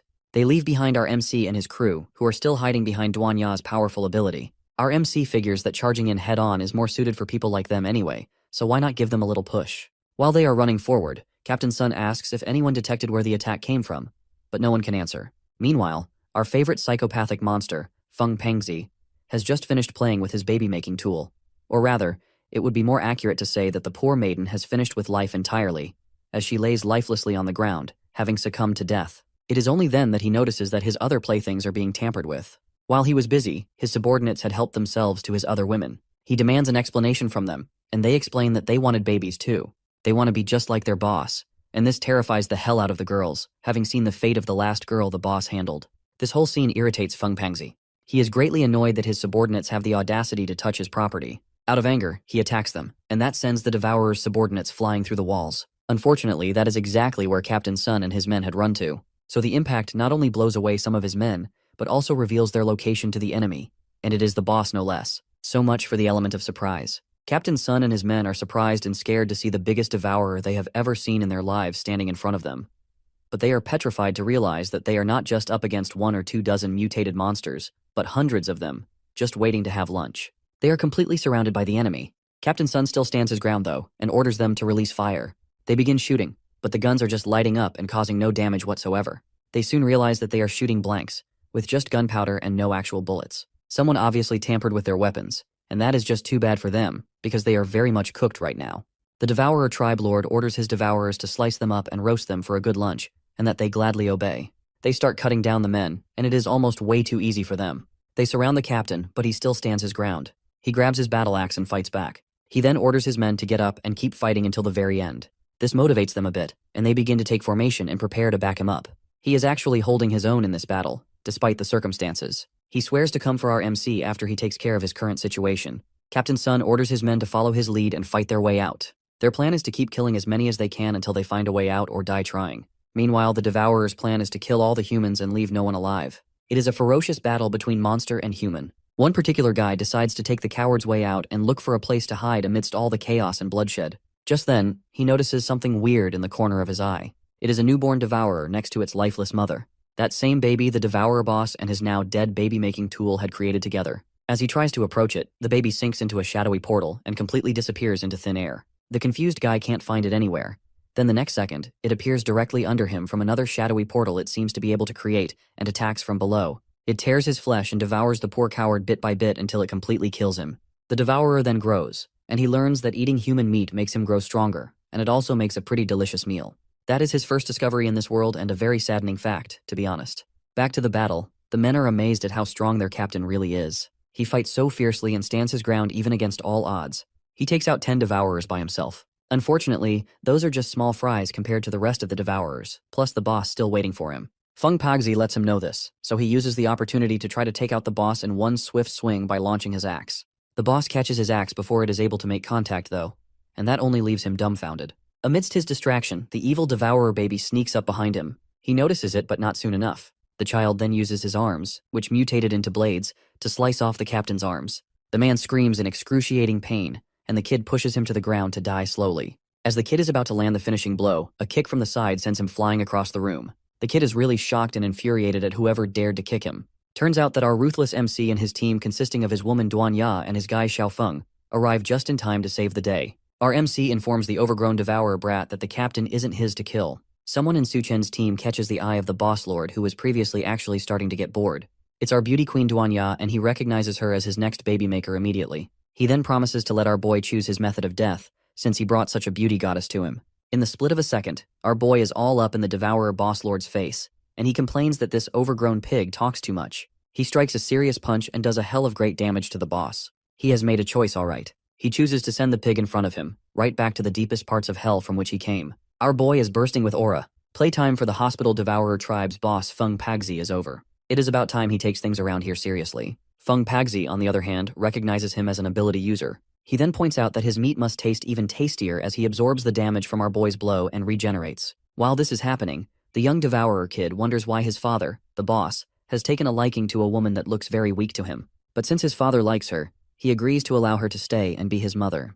That sicko parasite. Seriously, like father like son has never been more true in this scenario. He announces his decision to Duan Ya, and she is even more than disgusted by the thing she is looking at. He tells her not to worry, as he isn't really planning on eating her anytime soon, as he is still growing anyway. He did just eat some human meat though, so he tells his new mom that he needs some milk ASAP. Our girl Duan Ya thinks she must be tripping because there is absolutely no reasonable way in hell she just heard a filthy Devourer brat, grown enough to be a middle schooler, call her mom and request breast milk so casually. Out of sheer annoyance and pure irritation, she lands a skull-crushing axe kick directly on the brat's head and sends his face smashing into the ground. He goes full psychotic mode like the monster he is, thinking that must be what having a mother feels like. But before he could get up, another hit from a silently pissed off Duan Ya sends him flying up again. Our girl uses her heels to launch another kick that pushes him to the left. And finally, she spins around and gives him a hot and critical back kick to the gut. And that does it finally. This is what you get when you mess with our MC's woman. Good riddance. It's about time someone gave that brat a good beating. Duan Ya has the brat pinned to the ground under her heel, but the psycho is really enjoying the pain. I guess it shouldn't be too surprising if the evil psycho devourer kid is also a masochist as well. He then uses the ability he used to kill that first guy who tried to run away from the fight, creating a shadowy portal directly underneath him and using it to slip away from our girl's heels. Duan Ya is shocked to find out that he is an ability user just like her. Turns out, he can move through darkness and attack from anywhere, which greatly increases his mobility. He then resurfaces from behind and tries to land a sneak attack from behind, but is stopped by our MC's pet, the kitty cat, who had secretly followed them on this mission without anyone's knowledge. Duan Ya is surprised that Golden followed her and is worried about its safety, so she tells it to hide behind her while she continues her playdate. She believes that with her mental perception, she can lock onto the brat's movements and shoot him down with her gun. The brat resurfaces again, this time from above, and his target is set on the cat as revenge for blocking his attack earlier. Golden sees him on time though and casually sends a claw attack, but Duan couldn't react in time and misses the whole confrontation. The brat narrowly evades the cat's attack by a hair, by jumping into the dark just in time. He realizes that it was almost game over for him a second ago and decides to make a tactical retreat. Back to Captain Sun and his men, Sun is still in serious pain, screaming over the loss of his arms, while his men try to defend him from the other devourers. Xiaofeng orders them to stay close to him, as the battle is getting too dangerous. The devourers laugh at him. At a first glance, Xiaofeng looks kinda weak and pathetic, so seeing him order the rest to stay close to him as if he could protect them is kinda hilarious to the devourers. Captain Sun reckons that since Xiaofeng is honest and kind, he would serve as an efficient meat shield and he could use him to escape. He calls our guy's attention and orders him to protect him and get him out of the battle safely, since he is technically the leader of this operation. Xiaofeng happily agrees to his request, but before he does anything, he is going to need a little assistance from our fine captain here. Sun is shocked when our guy casually stretches out his hand and holds him by the neck. Then he uses his ability, Plunderer, to drain and absorb all of Sun's remaining strength. He is armless now anyway, and therefore practically useless, so he should give up the last of his strength so that our guy can use it to get revenge on the devourers for him. With his weak last breath, Sun reminds Xiaofeng that they are supposed to be teammates. But our guy tells him that the terms in their relationship changed once he decided to point his gun at him and the rest of his teammates. It went from brothers to enemies, and in this apocalypse, you show no mercy to your enemies. Since his men are also in on the plot against them, they are enemies as well, so he goes ahead to drain all their strength too. He plunders every single drop until there is nothing left. Thanks to our MC's genius thinking and warnings, the Dawn base discovers that a large devourer army is heading straight for them. At the just finished wall, Captain Bai orders the soldiers to go prepare as they had previously planned. She meets Yun Yun and asks why she is still there. Yun Yun had built the wall on request of her man, Su Chen. She really doesn't want to see it destroyed by some overgrown pigs. Bei Chen then brings up another topic that she has been meaning to ask Yun Yun. She is now blushing and rubbing her knees, obviously very flustered and embarrassed. She asks Yun Yun why she isn't disturbed that she and Duan Ya are both sharing a man. Yun Yun replies quite calmly. She admits that it all felt odd at first, but it's the literal end of the world, so why should she care? Worldly rules don't really apply anymore when there are deadly natural disasters and mutated monsters eating humans daily. To herself, she knows that she really can never handle Su Chen by herself anyway. Our boy is a monster of his own type as well. She then goes on to ask Captain Bai if she has feelings for her man as well. Bai immediately denies it. Still very much flustered though. Yun Yun goes on to tell her that it is okay to be attracted to someone as strong and handsome as our MC, and she shouldn't be ashamed to admit so. Bai then starts to reconsider her earlier response. Just then, a soldier sees the army is now visible and calls out to Captain Bai's attention. The two women are shocked when they see the number of devourers they are up against. Captain Bai immediately orders that this be reported to the general immediately, and all citizens be evacuated. Yun Yun, on the other hand, reaches for her backpack and grabs a quick snack, a chocolate bar, and some other foods. She then asks Captain Bai if she is planning to abandon the base. Of course she isn't, but she still has to evacuate the innocent civilians as a precaution, just in case the worst happens. Yun Yun really isn't going to allow a wall she just built for her man to get destroyed before he even gets to see it. If he comes back and the base isn't there anymore, he definitely would not be happy. And heaven knows that she more than anyone knows how he gets when he is furious, in bed of course. She definitely will not be able to handle it one bit. After she finishes her snack, which consists of a lot more than just the chocolate bar by the way, she reaches for her bag and pulls out some green liquid in the form of an injection. It is an enhancement potion, and without hesitation, she jams it into her arm. With that, she steps over the wall and tells her friend to organize people to fight off the monsters. Whatever happens, they absolutely cannot let them get to the base. With that said, she jumps over without batting an eyelid. Captain Bai is genuinely shocked at how this woman can completely disregard her own safety just for a man. She grows big, her clothes expand, and she is ready to battle. She spots a tree and picks it up, deciding to use that as her weapon. She is determined not to let the monsters, who are now fast approaching her, get through. What a woman. Yunyun realizes that the enhancement potion has quite a significant effect on her body. She is slowly but constantly growing bigger even after reaching her max limit. I just hope her clothes don't rip off during this process. Anyway, she needs to take full advantage of the change and stop as many of the devourers as she can. The city lord honestly doubts that they could be stopped by just one woman, even though she is quite gigantic. He orders his army to attack, and they rush headfirst into a confrontation with our Yunyun, who is very much ready for them. They try to slip past between her legs, but not only is our girl really big, she is also really fast as well. She swiftly uses her tree weapon to sweep them all out, creating a powerful force in the process. Some devourers who think they are smart try taking another approach and jumping directly on her arm, in a bid to at least injure and distract her. This doesn't really work in their favor though, as our girl quickly smacks them flat like mosquitoes on her skin and continues clearing out the pests. Begs the question of what they actually thought would happen at this point. Captain Bai, watching what is going on from a distance, admits that all of our boys' women are truly very strong. Even with that, there are still way too many enemies for just one woman to handle alone. She deduces that her friend probably won't last long if she continues like this. But what is bothering her more is that the base's original defense system has been disrupted. She can't just sit back and do nothing while all of this is happening, so she runs along to go make something happen. Back to Yunyun, she is successfully preventing the army from advancing and clearing them out as well. The devourers swallow their words and admit to themselves that the gigantic woman is actually a force to be reckoned with.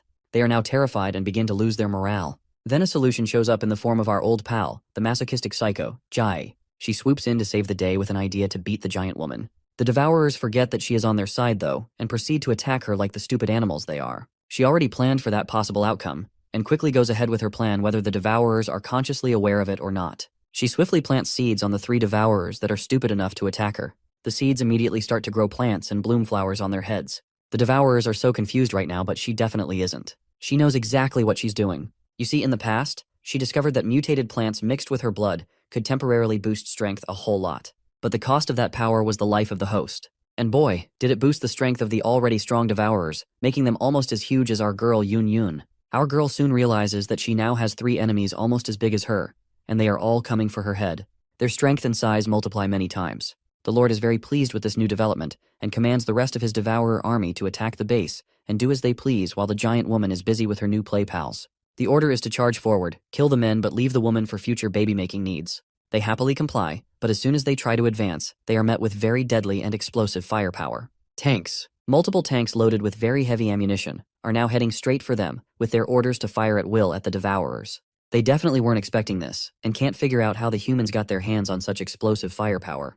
Yunyun is relieved to see that backup is finally here as she looks down at the tanks that are coming to her defense and that of the base. But as she lowers her guard to catch her breath for just a bit, one of the giant flower devourer monsters springs forward and launches an attack on her, using roots to bind her hands. This distracts her from the incoming attack from another one of them, but luckily she's able to block it in time using her other hand and tree weapon. The impact pushes her back though, and she slams into the wall. Her 2 hands are currently engaged, and this prevents her from moving, so she can't block or dodge the 3rd attack coming from the 3rd giant flower devourer monster. Just when she thinks she is cooked, an attack from a drone saves her by a hair. These attacks continue relentlessly, and that gives our girl enough time to breathe and think. Even she wasn't really expecting drones. Captain Bai stands at a safe place in the battlefield while controlling the drones. She is grateful now more than ever to our boy for providing them with such powerful weapons. Even though there aren't many, they are still currently the only reason this base is still standing till now. Now let's head back to our MC, who is still battling with the hospital devourer Lord Feng Pangzi. His blows are being absorbed by the overgrown pig, and although he's receiving damage from them, they are still regenerating.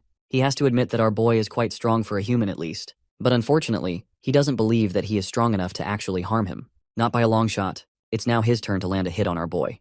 While all this is going on, parasitic Xiao, who has been inside our boy Su Chen this whole time, is wondering what is going on in the real world. Shou can't help but keep wondering what is going on outside our MC's mind. She blames him for trapping her in that place, thereby cutting her ability to sense the outside world. She is really curious and wants to know what is going on around her at this time. So she decides it is finally time to break free of the ice prison our boy put her in. She gathers all her strength and hair strands and forms it into a drill, and uses it to try drilling a hole out of the ice chamber. She better not do anything stupid that will distract our boy, who is currently still engaging in deadly combat with what seems to be his toughest opponent yet.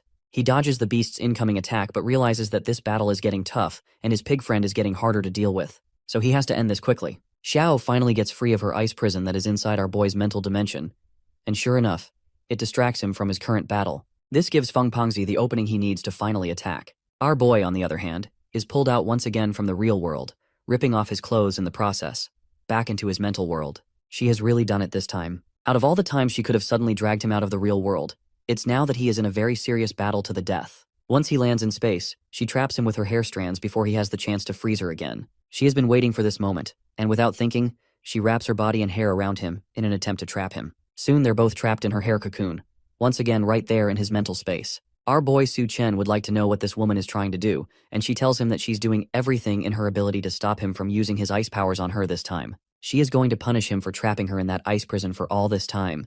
It is only then that she realizes that something is really wrong. She is feeling something hard, something throbbing and pressing against her. She then scolds him and accuses him of being a pervert, demanding to know why he isn't wearing any clothes. But he yells right back, complaining that it is her fault for dragging him over here so suddenly without any warning whatsoever. His clothes must have either gotten ripped off in the sudden transportation or didn't form at all because of how sudden it was. She makes it known to him that that wasn't her intention in any way. It is too late for excuses now, because she is currently trapped with a naked man in a very tight cocoon that is shaking due to the activities going on outside the mental space, in the real world. She points out that she has never experienced what she is experiencing now, and this surprises our boy, considering what he saw in her memories with that zombie scientist. And she explains that that was just fake experiences that never really happened. They are both in a very inappropriate situation, and doing something I'm probably not allowed to say. So let's go back to the real world for a sec, and give them some much-needed privacy. Back in the real world, Feng Pengzi is having the time of his life toying with an unconscious Su Chen. Punching him to the ground shakes the entire mental space, which in turn shakes the cocoon violently, and that causes gravity to create some more inappropriate actions in the cocoon. She begs our MC to do something because she doesn't know how much of this she can actually handle. The more the actual body receives damage, the more violently the cocoon shakes, and it is really driving Xiao crazy. Throwing the cocoon ball up and down so roughly, you could only imagine the dirty things that are going on there. Very dirty things. Okay, seriously now. Let's leave them to their immoral actions and focus on the outside world. Feng Pengzi has gotten bored of playing with a lifeless body and proceeds to make our boy his next snack. Gunshots from behind block him from starting his meal, and he's surprised to find out that it's from Duan Ya. The woman he had chosen to be his becomes dares attack him, but she does not really care about all the BS he is spitting out. He's holding something that belongs to her, and she commands him to let go of her man. It's then that Feng Pengzi realizes that the so-called woman he had chosen is already tainted and has been touched by another man. He then reminisces that back then before the apocalypse, before all this madness, before he had been admitted as a mental patient at the hospital, there was once this woman in his life, who was also the woman he had fallen for. The woman had promised him that after 100 gifts she would agree to marry him, so he stupidly believed her and bought her 99 gifts. When he brought the 100th, he was devastated to find out that the woman was no longer interested in him. She was getting married to another man already, and she didn't want anything to do with him again. Even after accepting his gifts, she would never date someone as ugly and pathetic as him. And not to side with a gold digger, but bro really was quite ugly and fat to a disgusting degree. No offense though. Even after all that, he still stood his ground and demanded that she leave that mystery man and marry him as she had promised instead. She laughs at the idea that he thinks that in any lifetime, she would leave a second-generation rich man and marry a loser like him instead. Besides, she was already pregnant by the man. This was the fact that probably broke the last sane thread in his head and turned him into the psycho he is today. Back to the present, the fact that our beauty goddess isn't a virgin anymore puts him into a berserk state. Probably because it reminded him of his unfortunate luck with ladies back in his last life. He swears to make her clean again while licking the dead body of his son's mother, whom he had molested till she died. He then goes full monster mode and starts chasing Duan Ya, who is running away with Golden in a bid to distract the pig from hurting her man even more and buying him some time to return back to his body. Our unconscious boy better hurry up and get his body up and running again. Okay, let's go check on the last member of our protagonist's team, Xiaofeng. He has just finished draining the men who betrayed them of every last drop of energy they have left. He drains them dry until they all die. Now that is taken care of, he can face the remaining devourers with his full might. Just when he is about to get started, our beauty goddess and the pet cat burst through the walls, being chased down by a berserk devourer with an extremely large head and disgustingly long tongue. He uses his now very large tongue to attack, but Duan Ya dodges it by a hair. It is then that she sees the true form of our boy's pet Goldie, as it transforms into its beast form and carries her out of the way. No wonder her man is persistent in keeping it as a pet. She sees now that Goldie is a valuable asset to them in battle. Xiaofeng, thinking on his feet, tries to plunder the hospital devourer tribe lord's strength, but he's not able to, as the power gap between him and the monster is just way too much. So much that it hurts him when he tries to plunder. Duan Ya tells him to give up and escape with her for the time being, and he joins them in running away from, and I can't say this enough, a very disgusting tongue. The devourer lord simply refuses to let them get away and is hot on their heels. Meanwhile, our boy's body, laying there half naked, is still unconscious. In his head, the shaking has finally calmed down, and things are stable now that his real body isn't directly receiving damage from the monster anymore. Xiao has released him from the cocoon, exhausted from what she just experienced. Our boy then turns to leave to go deal with the situation outside, but warns her to behave herself until he gets back. As for what just happened between them, he promises to come back so that they both can have a long, serious discussion about it. She tells him that she would even go as far as helping him in the outside world, just as long as it would help him come back sooner, because he needs to take responsibility for what he just did to her, whatever it was. Goodness knows what went on in that cocoon. Back at the base, the battle is still fiercely going on between the Devourers and the opposition. Captain Bai's brother leads a charge and orders his men to coordinate attacks with the tanks and attack with everything they've got left. Another of the ability users uses her intense speed to strike through enemies, and Captain Bai herself also uses her drones to attack from a safe distance. It does great damage to the enemy, especially the big flower mutated ones. Yun Yun is also pulling her own weight as well, now using a pole which is a much stronger weapon than the tree and does a lot more damage. Captain Bai is proud of her but leaves herself unguarded. This leads to her not noticing the incoming tank that was thrown away from the battlefield and is now heading towards her and makes direct impact. Yun Yun sees this and is horrified at the sight of Bei Chang's bleeding body, buried between debris. The Devourers have started advancing a little and even go as far as overturning some tanks, one of which unfortunately lands on Captain Bai. The barrier has gotten breached and the men have started to consider retreating as a plausible option at this stage. This really infuriates our Yun Yun. She had worked so hard on that wall too. She really doesn't want her man to come back and see their base all torn up. This breaks the last fuse in her head. The Devourers, who are now gaining morale, are about to charge in and have fun in the base, but meet the feet of a very angry Yun Yun, who smashes them splat with a stump on her feet, and nothing is left of the first set of Devourers but a bloodstain. This vexes the Devourer Lord, who had led the charge. He quickly jumps on walls and makes his way up until he is on the same level with our Yun Yun. He swears to get one in on her from getting in his way multiple times. She sees him on time and tries to grab him, but she misses, or rather, he successfully evades her grasp. He then uses the opening he just created and lands a solid hit on her face that sends her falling on her back. Captain Bai, who has miraculously survived and recovered from the attack, screams in horror when she sees her friend take a serious hit and fall on her back. She crashes down into the debris behind her and takes critical damage. This gives the Devourer Lord false confidence as he thinks he just took down a giant, but our Yun Yun is far from done. She made a promise to her man, and she's gonna make damn sure that she keeps that promise. She rises, and now she's twice as big as she was before. These annoying insects are seriously starting to annoy her. She has to eliminate all of them, and soon too. Yun Yun is now more than thrice her former size, and she looks very pissed. The Devourer Lord begins to panic at the scene. Bet he didn't think she could get any bigger. Well, think again, because she just did. She makes a fist with her hands, and this terrifies the hell out of the Devourer Lord. She then gears up to attack and sends a huge punch towards the Devourer Lord. Before it even makes an impact, just the air pressure it creates is enough to pin the Devourer Lord to the ground and bury him in the rubble. He is shocked and screams in rage, trying to get free. But this is nothing compared to when the punch actually connects. It slams him down right through the building he was previously standing on, bringing him face to face with Yun Yun. That is definitely going to hurt him way more than it hurt Yun Yun. The impact of this attack is so strong that it reaches the general who is on the opposite side of the battlefield. His soldiers have to protect him from the blast, and everyone is shocked at how strong Yun Yun actually is. They begin to get relieved that the base might be saved by her after all. But General Gao knows that it can't be so simple. Right he is, because just then Yun Yun releases a loud and painful cry that would make your eardrums bleed. Everyone has to cover their ears to protect themselves from going permanently deaf. General Gao called it this time. Yun Yun has entered a berserk state, totally losing control of her abilities. Her powers are trying to completely take over her body, causing her to lash out. He quickly commands the ability team to search for our boy Su Chen, because he is the best chance they have of calming her down at this point. One of the ability users, a speed type, volunteers to go alone. She's the fastest among them. She speeds off to get our protagonist to calm his woman down a little. Our protagonist, on the other hand, has just woken up from his mental slumber. He comes out of that state to find that most of the Devourers are either dead or injured. He notices something is different now, though, and surely it is. You see, Xiao actually follows him out of his mental state this time around. He asks her why she came out with him, and she explains that it is probably due to the commotion that happened earlier in his mental space. She found out that she can leave his body now. She then tells him to follow the tracks that the monster left so they can find it and the rest of his team. He shuns her and tells her to go back, that he can handle the situation by himself. But she refuses, insisting on helping him and calls him ungrateful.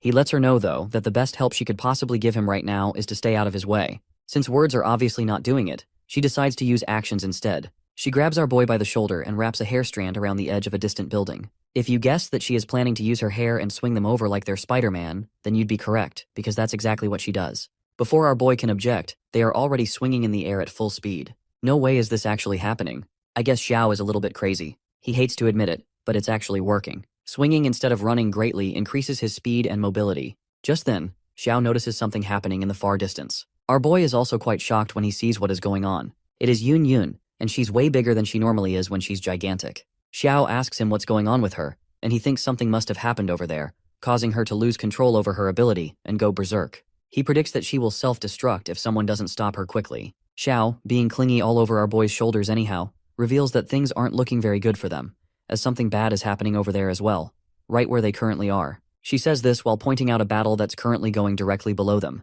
It's Su Chen's team versus the Monster Hospital Devourer Tribe Lord. Xiaofeng throws all his plundered power at him and Goldie uses all its strength to attack. But the unfortunate truth is that a rookie ability user who hasn't even completely mastered his ability yet, and an insignificant cat who happened to mutate, are just no match for a Tier 2 Devourer monster like Feng Pangzi. With a wave of his tongue, he smashes them both into the wall with one attack. Then he goes over to face our beauty goddess Duan Ya, reminding her of his promise to make her clean again. He uses his tongue to attack her and slash open her clothes.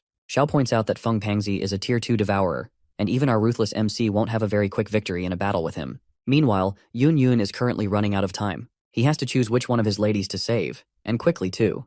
The monster then uses its tongue and is about to land a critical hit on Duan Ya, but Xiao's hair stops it just in time. Except that wasn't Xiao's doing.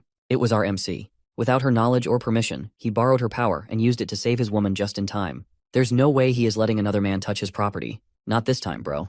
It's time to go full Spider-Man on this overgrown pig. Our ruthless MC doesn't believe in choice. He is planning to save both his women no matter what. Xie reminds him that she only exists in his consciousness, which means that he is the only one who can see her at the moment. Basically, he is on his own in this battle. But no worries, because as usual, our boy is not even baffled the tiniest bit. Our beauty goddess Duanya is so relieved when she sees her man is okay and back in the game. She really shouldn't act so surprised, knowing the kind of guy he is. Our boy finds out that he can now make use of Xiao's powers at will. A sweet bonus. He decides to test his new ability on the Hospital Devourer tribe's Lord Monster in front of them. He sends the whip-like abilities that resemble strands of Xiao's hair but are not quite, and they go ahead and tie up the monster. Feng Pangzi is still quite confident that our boy and his team can do nothing to hurt him at this point, but it is only then that he realizes what our boy Su Chen is actually doing. See, he is actually tying him up to a nearby concrete building, and before he can speak, the ropes tie him down to the building. He asks our boy what his plan is, and he explains it to him quite casually. Since a big pig monster over here can regenerate quite easily, he wants to test what will happen if he is cut into tiny pieces. He wonders if he can regenerate from that.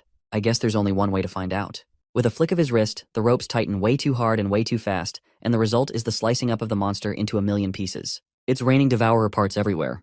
Duanya realizes that her man didn't only come back to the fight, but he came back even way stronger than before. She will have to hurry up and get stronger too if she wants to keep up with him. Our boy doesn't waste much time on the scene. He needs to hurry up and go save his other woman quickly. He tells his beauty goddess to take care of his pet and his guy Xiaofeng, while he goes to deal with the other problem happening in the base. Xiaofeng and Goldie report that they are fine though, so that's a relief. Meanwhile, the speedster from the ability users team that had come to call Su Chen finally arrives at the scene. She immediately begins to look for their savior but can't seem to find him anywhere. She is completely exhausted from all that running, but knows that if she wastes any more time, it might be too late. Just then, she notices that something is coming straight for her, and really fast too. It's the savior she had come looking for, Su Chen, and he has a very serious look on his face. He doesn't even slow down for her a bit and zooms past her so fast that it knocks her down to her feet. The girl can't believe her eyes. She is shocked to see that our boy is almost as fast as she is now. She tries to call out to him, but he is already far gone. Actually, he does notice her and even hears when she calls, but he is way too focused on his current objective to care for whatever her business is with him.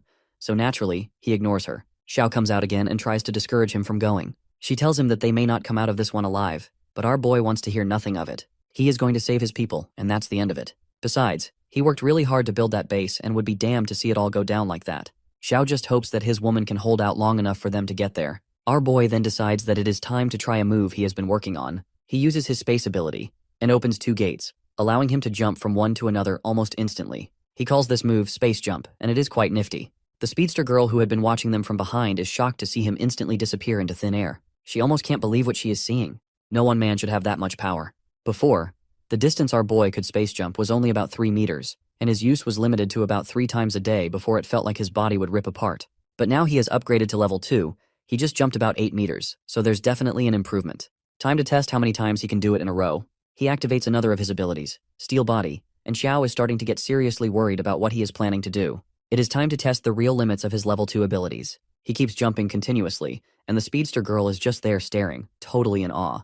Back at the base, Yun Yun has completely lost it and is just attacking randomly. There are still some devourers left, and they are seriously considering retreat at this point. One particular devourer is thinking about climbing her. He wants to see what it feels like up there. Can you really blame him though? They are monsters through and through, completely void of any human reasoning whatsoever. Some try to talk a little sense into him, but fail miserably. In fact, there are others that start to see his point of view, and soon many of them all feel like climbing her. One starts climbing, and the rest tell him to wait for them. Before long, many devourers start climbing the legs of our Yun Yun, who is totally lost in her ability. The devourers are almost at the promised land. They're so close to under her gigantic skirt they can almost taste it. Such perverts. Then again, they are animalistic beasts, so you really shouldn't expect much. They forget about the remaining men though, who are still down on the ground, and they immediately open fire. But they are stopped in their tracks by Yun Yun, who is attacking anything and anyone at random indiscriminately. General Gao is starting to panic, but Captain Bai notices something approaching. She notices someone heading towards Yun Yun at a very high speed. It's Su Chen. Our boy makes a grand entrance with so much main character energy. Both the general and captain are so relieved when our boy lands. Now they have a much greater chance of stopping this chaos. Xiao warns our MC that his woman is still growing, and if she continues, she just might explode, literally. They need to find a way to wake her up from her berserk state before that happens. Yun Yun quickly turns her head and spots our boy, so she shifts her attention to him. She tries to smack him, but he forges by jumping up and landing on her hand instead. It is quite obvious that she has no idea what she is doing at the moment. He runs up her arms to her shoulders, then slides down her chest to her bust area, while swiftly evading attacks from her. He reckons that he better take care of the devourers that are on her first before anything else, so he jumps from her bust straight down to her legs. On his way down, Xiao notices and points out how high quality and durable her stockings must be to be able to withstand her size with only a few tears here and there. Our boy explains that it must be due to her ability, but now is not really the time for that kind of discussion. Now is it? One lucky devourer has finally made it to the entrance of her skirt, and just as he is about to claim his prize by stepping into the promised land, he is stopped by a black rope that is around his neck. It's from our boy, and he is not planning to let him go any further. He throws the devourer away, and as he is flying, he screams that our boy isn't a man of culture.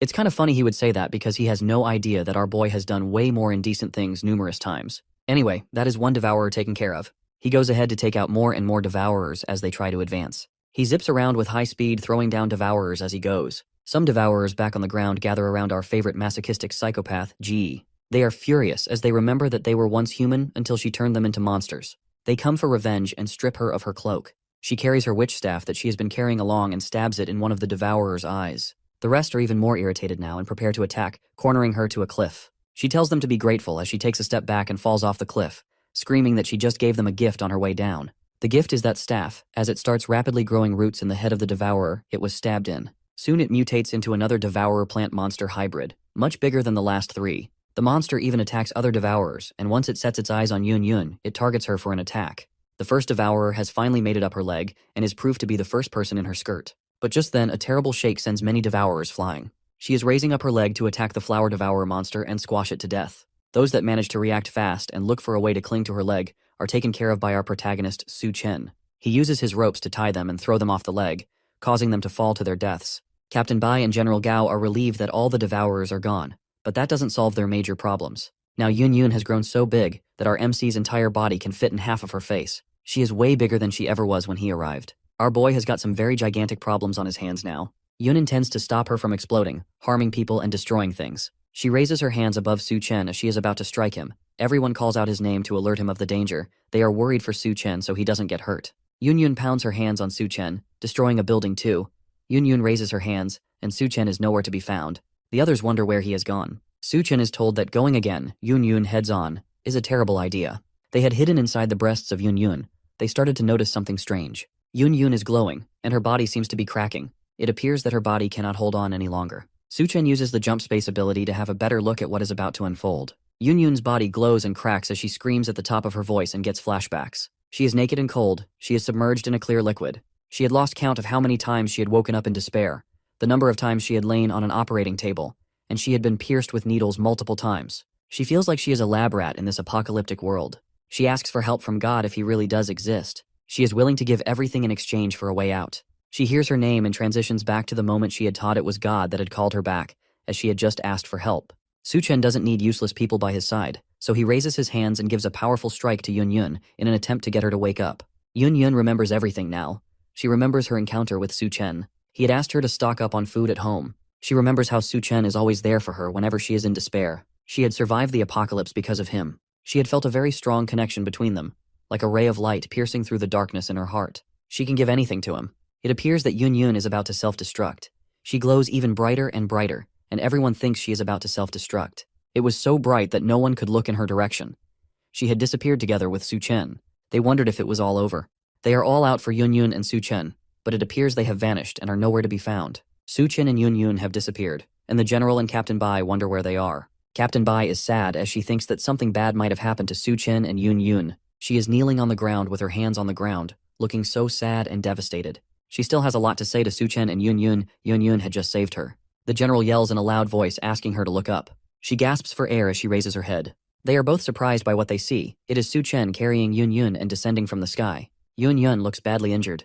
The General is happy to see Yun Yun. It is great that they are both safe, he says. The captain notices that Yun Yun is badly injured and yells out an instruction for someone to find a doctor. As he finishes his statement, he hears a voice above asking him to wait a second. It is Duanya riding on Goldie. The captain is impressed by the fierce-looking big cat. Su Chen calls Duanya's attention. Duanya thinks her condition is critical. She thinks Yun Yun might lose her life at any moment if left unattended. Duanya suggests they go back to the base first. The bathtub is running as they are instructed to carry Yun Yun into the bathtub. The water appears to be glowing, which makes Su Chen ask Duanya if she has added anything to the water. Duanya has mixed in the recovery serum from the evolution base.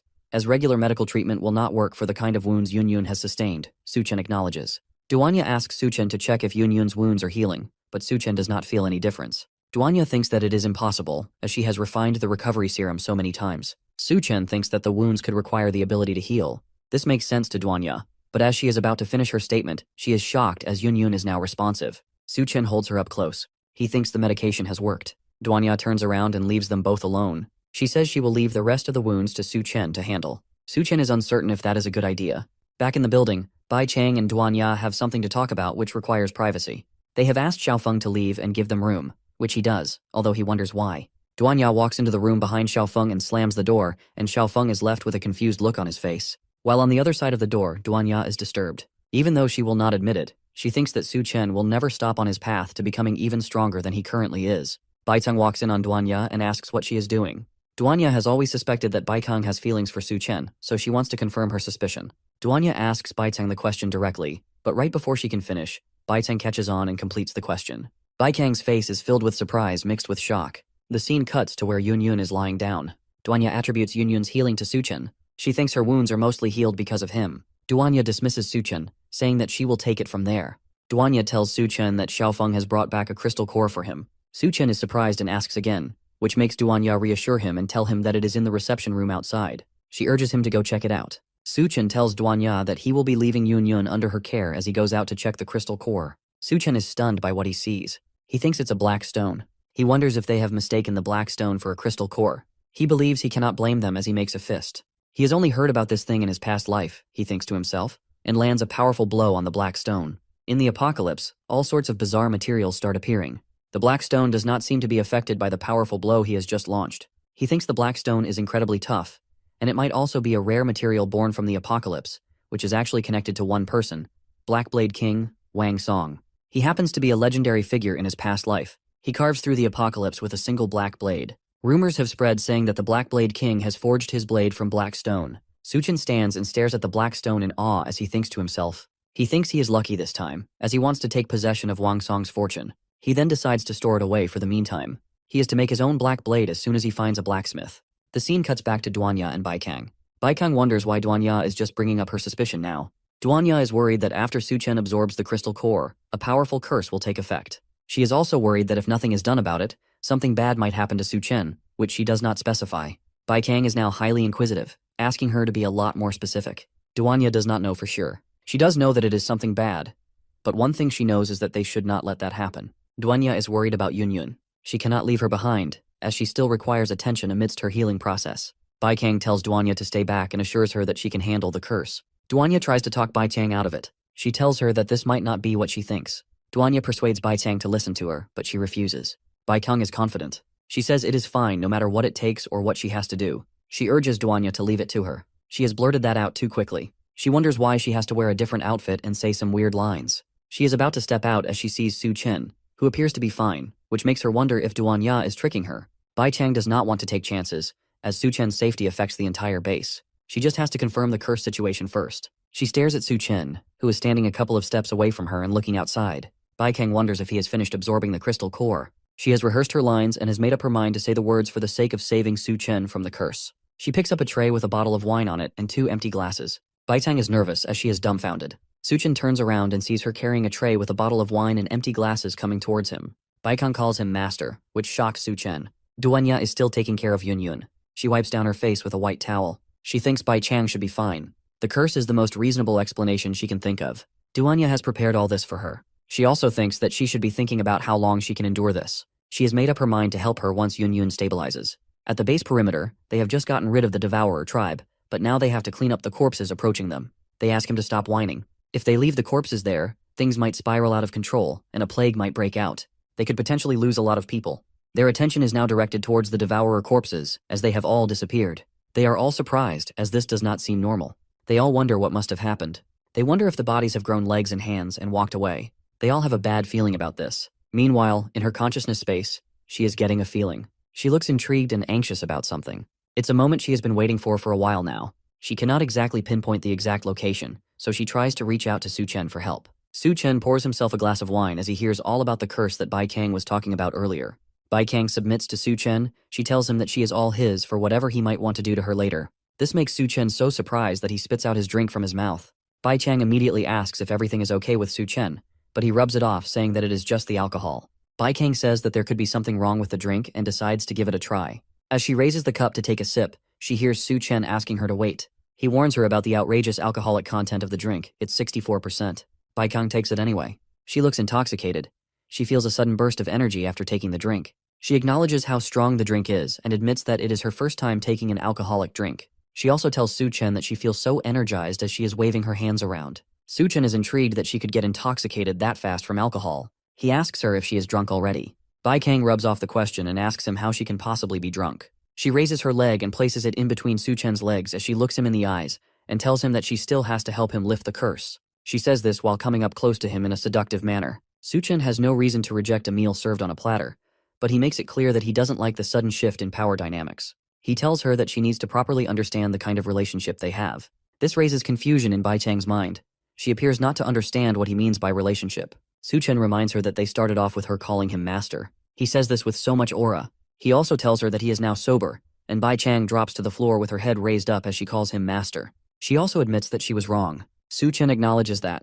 As he is about to finish his statement, he gets a strange feeling. He had been drawn into the consciousness space. He laments as he was just getting to the fun part with Bai Kang. He asks her why she pulled him in, but she is really excited. She jumps on Suchen and tells him that it has finally appeared. Suchen is not sure of what she is talking about, and he asks. At this time, she is already on top of him. She asks Suchen to help her, but Suchen still doesn't have a clue about what she is talking about.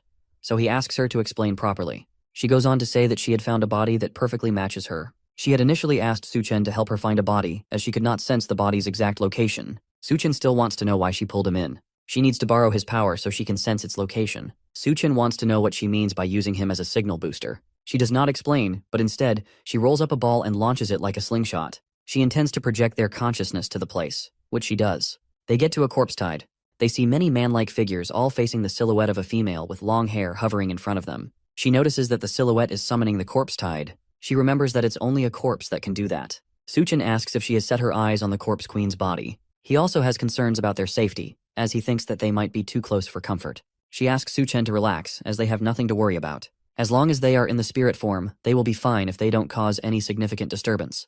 Then something strange happens, which startles them both. Meanwhile, in the physical world, Bai Chang thinks that the curse has activated and is starting to take effect. She is standing and looking at Suchen's body. She plans on taking away the curse. She calls him and asks for his permission to lift his curse. This she says as she goes up close to Suchen and whispers in his ears. It cuts to a dark figure with glowing eyes asking who is there and for whatever it is to show itself. She thinks that she and Suchen have been spotted. Suchen wonders what the woman is doing. He sees that she is coming their way, so he suggests they run away. She thinks it's already too late to run away. The woman launches at them at an incredible speed, her eyes and mouth glowing as she gets closer and closer. This wakes Suchen up. Suchen is sitting up on a bed, shirtless with a blanket over his legs. He coughs, wonders what is going on. He puts his hands on his head because it hurts. She tells him that it is just some of his mental energy being drained. She thinks that with his strength, that he will recover soon. Suchen noticed that she seemed fine, but she objected, stating that she nearly got bitten off by the Corpse Queen. They had escaped from the attack launched by the Corpse Queen. Suchen thinks that the Corpse Queen is not an easy target to deal with, as she controls tens of thousands of corpses. He thinks it's a huge problem. As her corpse tide gathers, she keeps getting stronger. Suchen cannot risk going after someone that is too dangerous to help her. Su Chen is only willing to help her if she has something to offer, something worth risking his life. She pledges her loyalty to Su Chen if he helps her. She is willing to become his servant after this is all over. She says this as she kneels to the ground with one knee to show respect. Su Chen does not buy that. He does not believe that a few words may be worth his life. She wants to know what it would take for him to believe her. He thinks for a moment and tells her to hand over her crystal core. She objects. She tells him the importance of the crystal core in her life. Giving Su Chen the crystal core is like giving him her life. Su Chen then makes it clear that moving on from here is solely her decision. If she really needs his help, then she should hand over the crystal core. She understands. She hands over the crystal core, hoping that Su Chen keeps his word. He assures her of his loyalty to his word, saying that she is his girl from now on, and he will help her fulfill her wish. She bends her head and hopes he does as she has just handed over the crystal core. She asked if that was all, but right before Su Chen could say anything, she just disappeared. Su Chen is not happy with how she leaves. He does not think servants behave that way, and he thinks she should have referred to him as master before leaving. On a second thought, he agrees within himself to let that slide since he already has her crystal core. In the past, the Corpse Queen once led her horde and swept through Shangdu.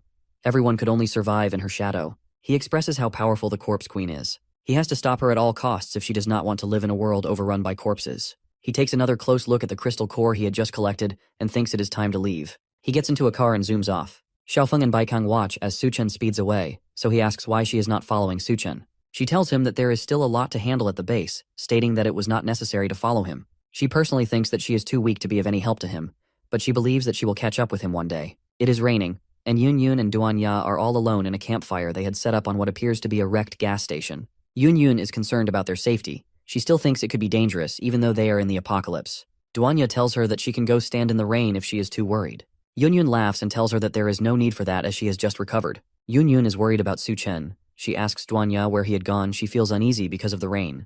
Duan Ya tells her that before the apocalypse, fuel was not easy to find in bulk. He didn't have much left, so he is out looking for any remaining supplies he can find. Yun Yun asks when he is coming back. She is starving. Right before Yun Yun could finish her statement, they hear footsteps approaching. It's a man covered in a dirty and torn piece of wet clothing from the rain. He walks into the gas station and tells them that he is freezing cold. He stutters as he says this due to the cold. Yun Yun and Bai see the old man with ice on his body. The man gets excited as he sees fire and jumps straight into it. Duan Ya thinks he is crazy for jumping straight into the fire. Yun Yun notices that the man is emitting a thick cloud of smoke. They both cough from the smoke as they notice that there is something wrong with it. They both cover their nose and mouths. Some other group of men comes in. The old man happens to be their instrument, and acting like he is freezing and jumping straight into the fire is one of their tricks. They are happy as the trick never fails. Yun Yun and Duan Ya are lying down helplessly on the ground, looking up at the silhouette of those men closing in on them. It was hard to see their faces, so they had to ask who they were. The men finally come close enough for their faces to be visible. One of the men tells them their intentions. Once they are done having fun, they intend to sell them off to the New World base. Another bald man says that they would be begging for more by the end of it. Duan Ya pulls out a handgun and points it at them, and warns them to stay away. The men make fun of the gun as they are able users, and he calls it a toy gun. Duan Ya attempts to shoot, but the gun just clicks, but doesn't fire. The gun appears to have been frozen from the intense cold. Yun Yun suggests that they leave, as they would not be laughing when Su Chen returns. One of the goons tells them that Su Chen will be of no help as he will be facing his own problems. He tells them that he had been marked for execution by a crazy woman. He goes on to tell them that anybody whom the crazy woman sets her eyes on does not survive the night. Lady Poison Master is looking for Su Chen. She is amazed because Su Chen dared to enter such a confined space alone, which she thinks is a very dangerous thing to do. She sees this as a perfect opportunity for her. Her face brightens up and fills with a creepy smile as she goes closer and closer. She exhales cold air and steps her feet into the place. She tries to call him out, but he asks where he is, but does not get a response. She notices that the place is filled with a toxic gas, and inhaling even a little would set a person's body ablaze with desire, make the person completely helpless. She sees a figure which she mistakes to be Su Chen. She tries to lure him into coming closer. She asks him to come into her arms, referring to herself as a big sister, and offers to help him. The fire gets closer, and she discovers that she had been tricked. It is a figure made to look like a human being. Lady Poison is not happy with this. She angrily asks what that is, to which Su Chen responds from behind. He asks her who she is, but she is still not happy with such trickery. She calls him a bastard and asks him why he tricked her, as she was waving her chain with spikes on it. She launches the chain towards Su Chen, but he catches it and takes a moment to examine it. He finds out that the weapon was forged by an artisan. Su Chen grabs her by the face and demands answers. He wants to know where he can find the artisan. The Lady Poison Master claims that she has no idea about what he is talking about. The lady from the consciousness space appears and asks if this artisan is that important. Su Chen narrates that if they were to stand a chance to defeat the Corpse Queen's horde that they would need to find the artisan, and if they do, it will greatly increase their chance of victory. She then offers to enter the Lady Poison Master's head and extract the information herself. She does this and gets the information. The Lady Poison Master disapproves but cannot do anything about it. She asks her what she is trying to do, but soon enough she has extracted the information they need. She sees that the artisan is located at a place called New World Base, but she doesn't have all the details, although she saw some other things in her mind. The Lady Poison Master believes that her brain has been tampered with. She also believes that her mind can be torn apart remotely. Suchen gives her an inquisitive look, to which she says that she knows nothing about. The Lady Poison Master still feels like her brain is being bound by something. She drops to her knees and keeps her head on the ground and begs for her life. She asks that Suchen spare her life, and she will become his most loyal dog. With a smile on Suchen's face, he thinks this is interesting. He stands in front of her as he is glowing, while the Lady Poison Master's face is on the ground. She appears to be bowing to Suchen. He would like to see how well she can play the role of a dog. Back at the gas station, Yunyun asks Duanya what is going on. She is feeling hot. It must be the effect of the smoke. Duanya also feels hot. They both wonder if they had put something in the smoke. The goons respond with laughter and affirm it. He says that just a little something could make things more exciting. One of the goons goes forward to have fun. He instructs the other to stay back, as they would take turns having fun. Duanya and Yunyun are both standing now. They appear not to be affected by the drug. Yunyun tells Duanya that she guessed correctly. It was actually the kind of medicine she thought. Duanya says it was not that hard to figure out. The goons are shocked because they look completely unaffected by the drug. One of the goons asks them why they are unaffected, and Yunyun tells them that it does not work on ability users. The goons are now even more shocked, and one of them urges the rest to reach for their weapons, and they have the girls rounded up. Yunyun wonders why they have a water gun and asks. One of the goons lets her know that it is a high-pressure water cannon, and with a combination of their leader's ability, he can attack them from all directions. The leader of the goons yells for them to attack the rest of the goons, fire their rounds, and it hits him. He is in so much pain, and he yells. He looks at the wounds and asks why, but he soon discovers that his goons are being controlled. Their eyes are glowing red, and they are now motionless. He also blames himself for being so careless. He hears a footstep from a distance, and it's the Lady Poison Master. The leader of the goons is happy that she is here. He assumes that Suchen is already dead as he makes fun of Duanya and Yunyun, but he immediately gets slapped by the Lady Poison Master, and he falls to the ground. He tries to complain, but she immediately instructs him to shut his filthy mouth. The leader of the goons watches from the ground as the Lady Poison Master walks over to the silhouette of a man, and she refers to him as Master, and bows to him. The man steps into the light, and it is Suchen. The leader of the goons is shocked, and tells the Lady Poison Master that Suchen just offended her. He further asked how she would like to deal with him. He watched as the Lady Poison Master dropped to her knees by the side of Suchen, and he had his hand over her head and said that she was a good dog. The Lady Poison Master is ordering her men to carry barrels of gasoline. She intends to offer this gasoline to her master, Suchen. The men are worried.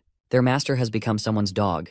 One of the men suggests that they do not intend to lower themselves to that, and their leader agrees. The leader of the men approaches Lady Poison and confronts her on her submission to Suchen. He laments her decision to give Suchen all that gasoline, given that it was extremely hard to find. The Lady Poison Master whips him and the rest of the men with her chain of spikes, and they scream in pain. Yunyun and Duanya watch what is going on between them. As the Lady Poison Master was about to kill them, she is instructed by her master, Suchen, not to do so yet, which she does. One of the men refers to Suchen as a pretty boy, and tells him that he does care about what he had done to Lady Poison Master. He claims that he is from the New World and promises to act like nothing happened only if he lets them go, but Suchen has a different plan. He starts to glow purple and stretches out his hand and towards them, saying that he is not in the habit of leaving loose ends. He reaches into their heads, and this puts the men in a lot of pain. They all screamed with their eyes wide open, and after a little while their heads explodes. Everyone is shocked. Even Suchen didn't expect that to happen. Previously, Professor Xiao saw a strange parasite attached to the brain inside Lady Poison's head. She called it a brainworm, but the one inside Lady Poison's head was already dead. The lady in the consciousness space thinks it must be her own toxins that made her immune to the brainworms. Suchen had just killed the brainworms inside those 3 men, but they died too. He thinks he is using the brainworm to control everybody in the new world. He needs to find a way to make Yunyun and Duanya immune too. Still fascinated by the head explosions she had just witnessed, the Lady Poison Master is on her knees and bowing to her master, Suchen. Suchen calls her and asks if she could drive, and she stutters as she responds positively. This makes Suchen happy, and he makes a car appear in front of them. Lady Poison's master wondered where the vehicle had come from. Lady Poison's drive them as she laments to herself. She was a minor leader in the new world, but now she thinks she is just a puppet. She intends to survive at all costs, even if it means eating tree bark or mutant rats.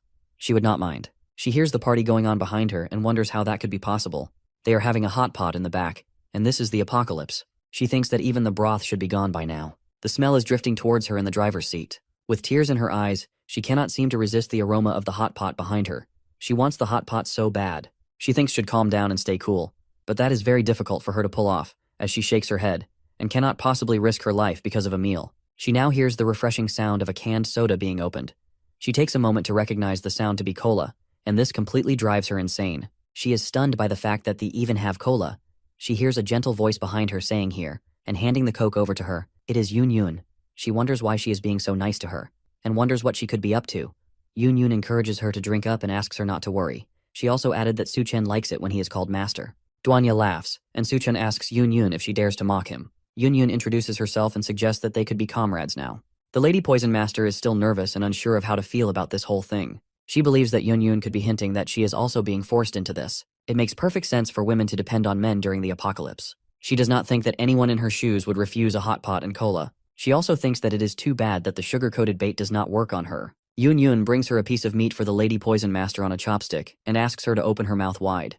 The Lady Poison Master raises her head and opens wide, and also exhales poison. Yoon Yoon sees the green vapor coming out from her mouth as she opens her mouth wide and asks if she just exhaled poison. She also wants to know if that is her ability. The Lady Poison Master explains her ability. Her poisonous gas can make men drop dead from exhaustion and make women burn with desire. She further explains that the ability is less effective on ability users. Soo-chen gets an idea. Maybe he can use the lady poison to make Duanya and Yoon Yoon immune to the brainworm. Yoon Yoon feels hot and she verbally expresses it to Soo-chen. The Lady Poison Master turns around and tells them that she did not do that on purpose, because he had accidentally induced the feeling in her when she fed her meat. Soo-chen asks her to focus on the driving as Yoon Yoon leans on him in a seductive manner. Duanya excuses them and goes to stay with the Lady Poison Master in the front. Duanya starts up a conversation with the Lady Poison Master. She wants to know about the new world. The Lady Poison Master asks if there will be food, as she is starving. She said this as she was crying. Duanya then assures her of a meal afterwards. The Lady Poison Master asks her what she wants to know, and Duanya wants to know about how she joined. The Lady Poison Master had joined a beauty pageant. The scene opens to the new world. There stood a wrecked skyscraper together with other buildings. The Lady Poison Master is touring them. She says the new world may not be large, but it is an apocalyptic den of indulgence. She says it has everything like auctions, slaves, a black market, beauty pageants, gladiator arenas, and many more. Yoon Yoon admires how tall the old rugged skyscraper is. Yoon Yoon asks why so many people are gathered at the entrance. The Lady Poison Master explains that they are scavengers. These scavengers see the new world as a beacon of hope in the apocalypse. They all long to join, but the entry requirements are so harsh and many fail to make it. Soo-chen thinks they should go and check it out. They hear a voice of a man from a distance talking about the identification card. He raises a copy of the identification card in the air for everyone to see as he throws more light on the process of getting it. It is the only proof of entry into the new world. He further entices the scavengers at the gate by saying that having one means escaping hunger and danger, but to obtain it, you must first pass a trial to prove your worthiness. Some scavengers discuss what the man with the eye patch just said. The other person explains that no settlement wants dead weight.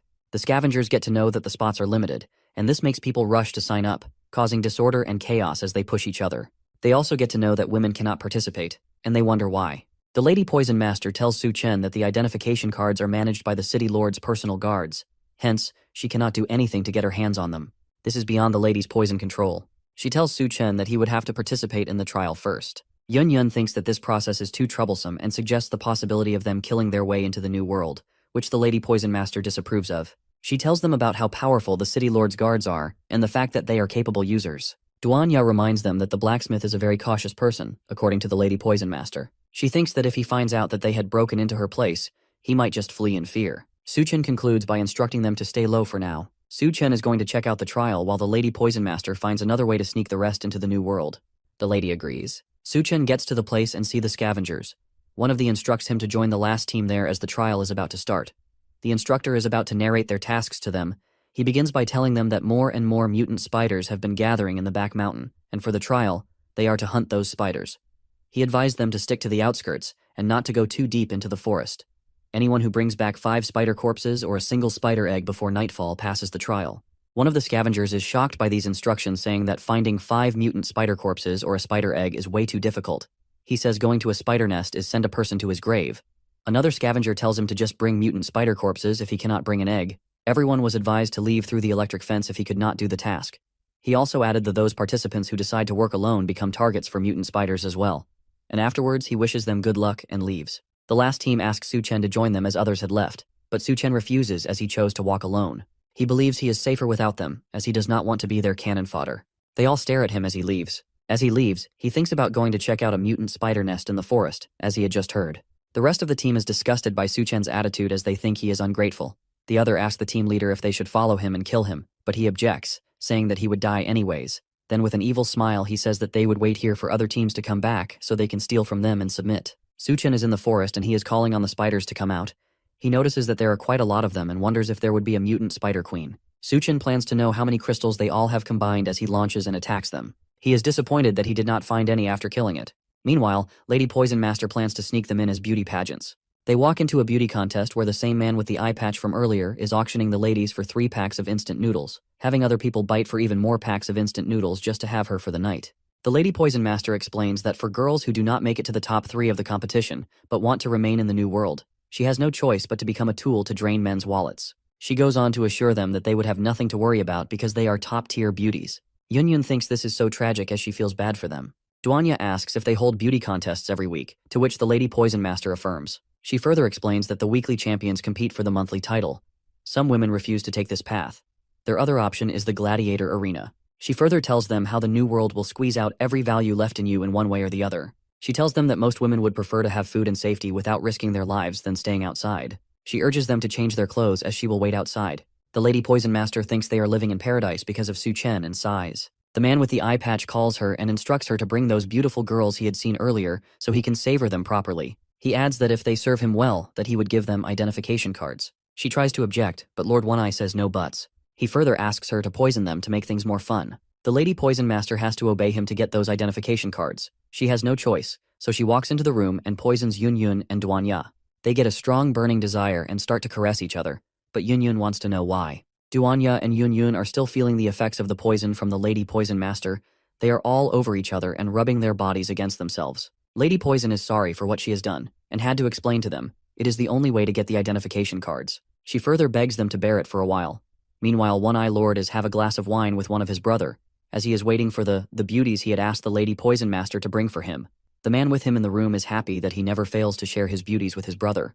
One-Eye Lord further affirms that by saying that they are real brothers after all, he says with a smile. One-Eye Lord tells his brother that finding beauties like this was even rarer before the apocalypse. His brother is getting excited thinking about it. He wonders what is taking them so long, but One-Eye Lord tells him that he had sent Lady Poison to drug them, so he had to exercise patience. The ladies finally came. The One-Eye Lord notices that they are clearly under the influence of poison, and he cannot wait for the fun to begin. His brother likes what he sees.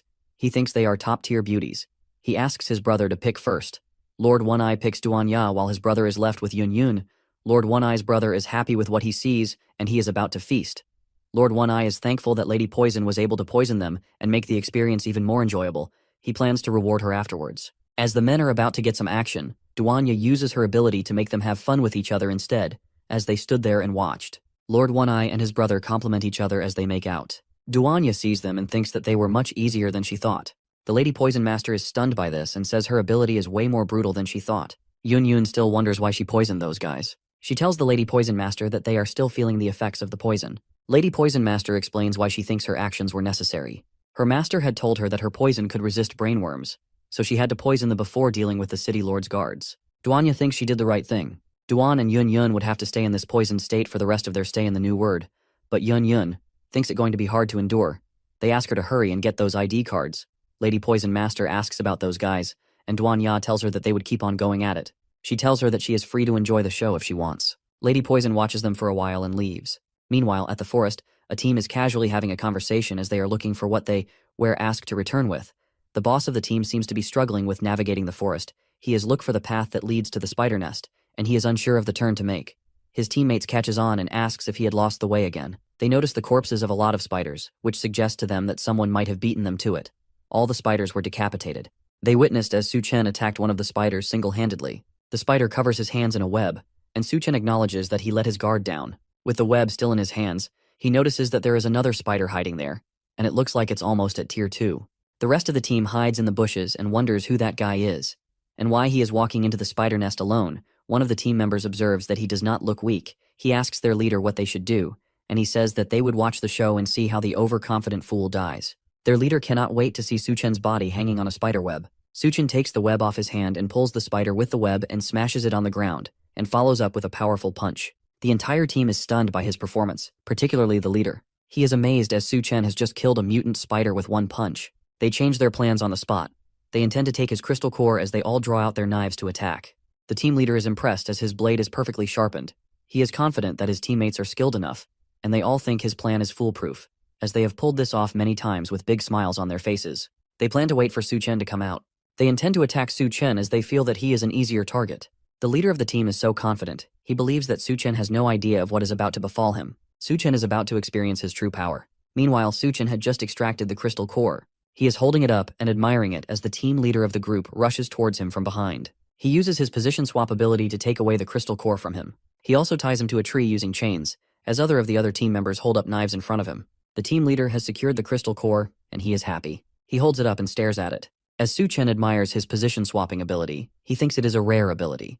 He is fascinated, as he had also prepared iron chains ahead of time. He also guesses that he must have scammed a lot of people with this. The team leader is behind him. He cannot take his eyes off the crystal core as he is still admiring it. He thinks Su Chen talks a lot. Su Chen refers to them as prey, ridicules them, asking them if they think they are the hunters here. He adds that even experienced hunters can get taken down by their prey. The team leader notices that Su Chen sounds confident, and he wants to know how Su Chen will pull off a reversal, he says with an inquisitive look on his face which later turns to rage as he instructs his men to kill him. The men goes on to attack him as they ask him if he thinks he can turn this around. They all want him dead as they begin to strike him with their weapons. With every single energy in their bodies. They notice that their knives and swords are breaking without harming him. Su Chen's body had broken all the knives. They wonder who Su Chen is, and they are still yet to know how powerful it is. They can see that his skin is as hard as steel, and since his skin is that hard, they wonder how hard he is down there too. The leader concludes that he is a Tier 2 human. The rest of the team is shocked by this discovery. They never knew they were dealing with a Tier 2 human. They believe that the hardness of his skin is comparable to that of a Tier 2 mutant beast. They intend to inflict as much harm on his as possible while he is still in chains. But right before he could finish his sentence, Su Chen breaks the chains. This terrifies them, and they intend to split up and run away for their dear lives. Su Chen spots one of the men running away. One of them climbs a tree. He wonders how someone could power up so fast as he climbed. Su Chen remains calm. He holds his chains in his hands. Their attempt to flee amuses him, and he tells them that as he gets ready to attack them, the team is on the run. He still has the crystal core he had taken from Su Chen with him. He intends to rob another person of their crystal core and level up too. He hears Su Chen's voice behind him calling him. Su Chen is chasing after him because he wants his crystal core back. He makes a fists, and as he is about to land a powerful punch on his face, but at the very last second he uses his position swap ability to get away from Su Chen. He fall on his face in the new location he swapped to as he thinks he was lucky. He stands and wipes his face, and he is thankful that his power had saved him. He says he would remember the grudge, and he is going to kill him one day. Su Chen now uses his own men against him by controlling them. They are now like zombies. Their eyes glows red as they scream. With this, all Su Chen needs is to find him. He uses his psychic sense to look for him, in an X-ray-like representation of him, jumping around in the bushes. The leader of the teams is running as fast as he can to escape Su Chen. At this point, he is no longer running away from Su Chen. He is also running away from his very own men, who are also hunting him down, because Su Chen is now controlling them. Su Chen catches up with him, and he is in the air, right behind him. The leader of the team cannot believe that Su Chen has already gotten to him. He looks behind and sees Su Chen dashing towards him at an incredible speed, his eyes glowing, with his hands in the air. He uses his position swap ability to get out of there again. Su Chen keeps finding him no matter how much he uses the position swap ability. He wonders how Su Chen keeps finding him. He need to get out of there immediately, he thinks to himself. But he cannot seem to decide which way he should run. He gets an idea. He is just going to sprint in one direction. He believes that there should be a way out. Meanwhile, Su Chen finds one of the other men again and pins his head to the ground with his feet. He refers to him as a scapegoat and urges him to move faster next time. Su Chen believes it is a problem if the team leader escapes with the crystal core. Su Chen sees him running towards his direction. The team leader is mad at Su Chen's ability to find him effortlessly. He intends to get stronger and face Su Chen. He laments as he is dashing along, not knowing that Su Chen is right in front of him. He raises his head and sets his eyes on him and starts to brake. His feet screeches along the ground as he tries to stop. When does? He asks Su Chen how he keeps finding him. He does think the team leader would believe him if he told him. He tells him that he found him instead. He was just stationary and he ran into Su Chen. The team leader asks him if he had just walked into a trap. He does not think it means anything as Su Chen still cannot kill him. He tries to use his position swap ability. Right before he is able to disappear, he receives a powerful punch from Su Chen as he tells him that he is too slow. Meanwhile, Goldie is left in a pink bag. He meows and sticks his head out. Duanya, Yun, and the Lady Poison Master are backstage for the beauty contest, and Goldie is completely out of the bag and stretching himself. The Lady Poison Master tells them that they should go in. They see other women looking at them. They do not seem too happy. The girls see this and feel a little uncomfortable, and the Lady Poison Master urges them to be calm. He refers to the other ladies as weirdos and assures them that they can win even with their eyes closed. Yun thinks everyone is giving them the stink eye. Duanya urges her to be careful. One of the other ladies confronts them, instructs them to stop right there, and asks what they think they are doing. To which she gets a response from another lady who says nothing much. She is wondering if there is someone bold enough to cause trouble here. Yun Yun is amazed by her. It's the superstar Lin Meyer. Lin Meyer believes that no one in this contest is qualified to compete against her. She urges her to get lost and makes a threat. Lin Meyer immediately gets interrupted by Duan Ya, who calls her out for sleeping with the director. Lin Meyer had slept with the director to rise to fame, according to Duan Ya. Lin Meyer is not very pleased with this revelation. She looks and Duan Ya and recognizes her. It appears that Duan Ya was her bestie previously. Lin Meyer is enraged as her eye glows red and launches towards Duan Ya with her feet in the air, intends to land a powerful dropkick on her. As her feet get close to Duan Ya, she dodges it. She turns around and tries to return a kick, but their feet collides in the air, hanging right above their heads. Lin Meyer does not expect to see Duan Ya alive, but Duan Ya says she is sorry to disappoint her. Yun Yun asks Duan Ya if she had known Lin Meyer in the past, and this raises confusion in the mind of the Lady Poison Master. She believes that Yun Yun should know, as they have been best friends, which prompted her to ask her. Duan Ya and Lin Meyer have been friends in the past, but have their differences. As they face off, they begin to recount the times they had wronged each other. With their face less than an inch away from each other, Duan Ya remembers when Lin Meyer had put hair removal cream in her bottle of shampoo, and also how she had added laxatives in her water and dead rats in her closet. Lin Meyer is also unhappy because Duan Ya, always all high and mighty, stole all the spotlights and took away the lead role from her. Even when she knew that Lin Meyer really dreamed of becoming an actress, Duan Ya defends herself. She claims to have just gone to the audition with her as she never even wanted to act. She further reaffirms her previous accusation of sleeping with director for fame. Lin Meyer asks her to shut up. She believes it's Duan Ya's fault, as the old man would not have been necessary if it weren't for her. Duan Ya ridicules her. She asks if her beauty is her fault now. Meanwhile, Yun Yun is watching all these together with the Lady Poison Master. Yun is impressed as she has never seen Duan Ya like this before. Lin Meyer believes that Duan Ya is still full of herself. She believes that nothing has changed about Duan Ya. She further talks about her success. She tells her that she is now a household name and everyone adores her. Duan Ya reminds her that they are in the apocalypse and nobody cares about her anymore. They now intend to compete in the beauty contest and let the most beautiful girl win. It is time for the beauty contest as the stage is set. The atmosphere is filled with energy as many people are seated to know who come out victorious from all the contestants that will be participating. It is the New World Beauty Contest, says the host, as he also thanks them for waiting. The crowd is already running out of patience as they want to contest to begin immediately. This contest is all they have looking forward to after the apocalypse. Some have worked hard for the city lords just so they can witness this beauty contest. Some have not eaten for a month so that they have enough to buy a woman. The host also adds that the city lord is going to have a personal meeting with whoever wins today. The crowd is shocked. They think the city lord is here with them as they look towards the direction the host is pointing. Yun Yun and Duan Ya hears this. They believe it is the sole reason for Lin Meyer to want to win so bad. She is determined to meet the city lord. Yun Yun thinks that if they can get to the city lord, they can easily find a blacksmith with his help. Duan Ya tells Lin Meyer she must not win. Yun Yun can still feel the effect of Lady Poison Master's poison. She needs Su Chen to detox her, as it is unbearable for her. Meanwhile, Lin Meyer believes that all the judges and the host of the contest are under her control. She finds it insulting that a bunch of nobodies are to compete with her, just in case he instructs the other girls not to let them leave the stage. Back at the arena, the host is about to introduce the judges. All three of them are already in position. The one in the middle sees the rest are still standing and asks why they are not sitting. The brother to the One-Eye Lord is on the right side. He complains that his butt hurts ever since he woke up, which makes sitting down painful for him. The One-Eyed Lord, on the other hand, is thankful to Mu Yinxiao for waking them up, as they would have missed the contest. Mu Yinxiao acknowledges and expresses how happy he was to help. Mu Yinxiao had already heard that the One-Eyed Lord and his brother are perverts, but he believes that they are something else. When he woke them up, they were both naked playing man-on-man. It's no surprise to him that their butts hurt. He thinks he has found something that he should not have. He wonders if he is going to be silenced. The host continues with the contest. He is preparing the crowd to see who will win the crown and gain access to the upper ranks of the new world. The crowd grow even more impatient and clamors for the beauty pageant to come out. Meanwhile, at the back of the stage, Yun Yun, Duan Ya, and the Lady Poison Master are getting ready.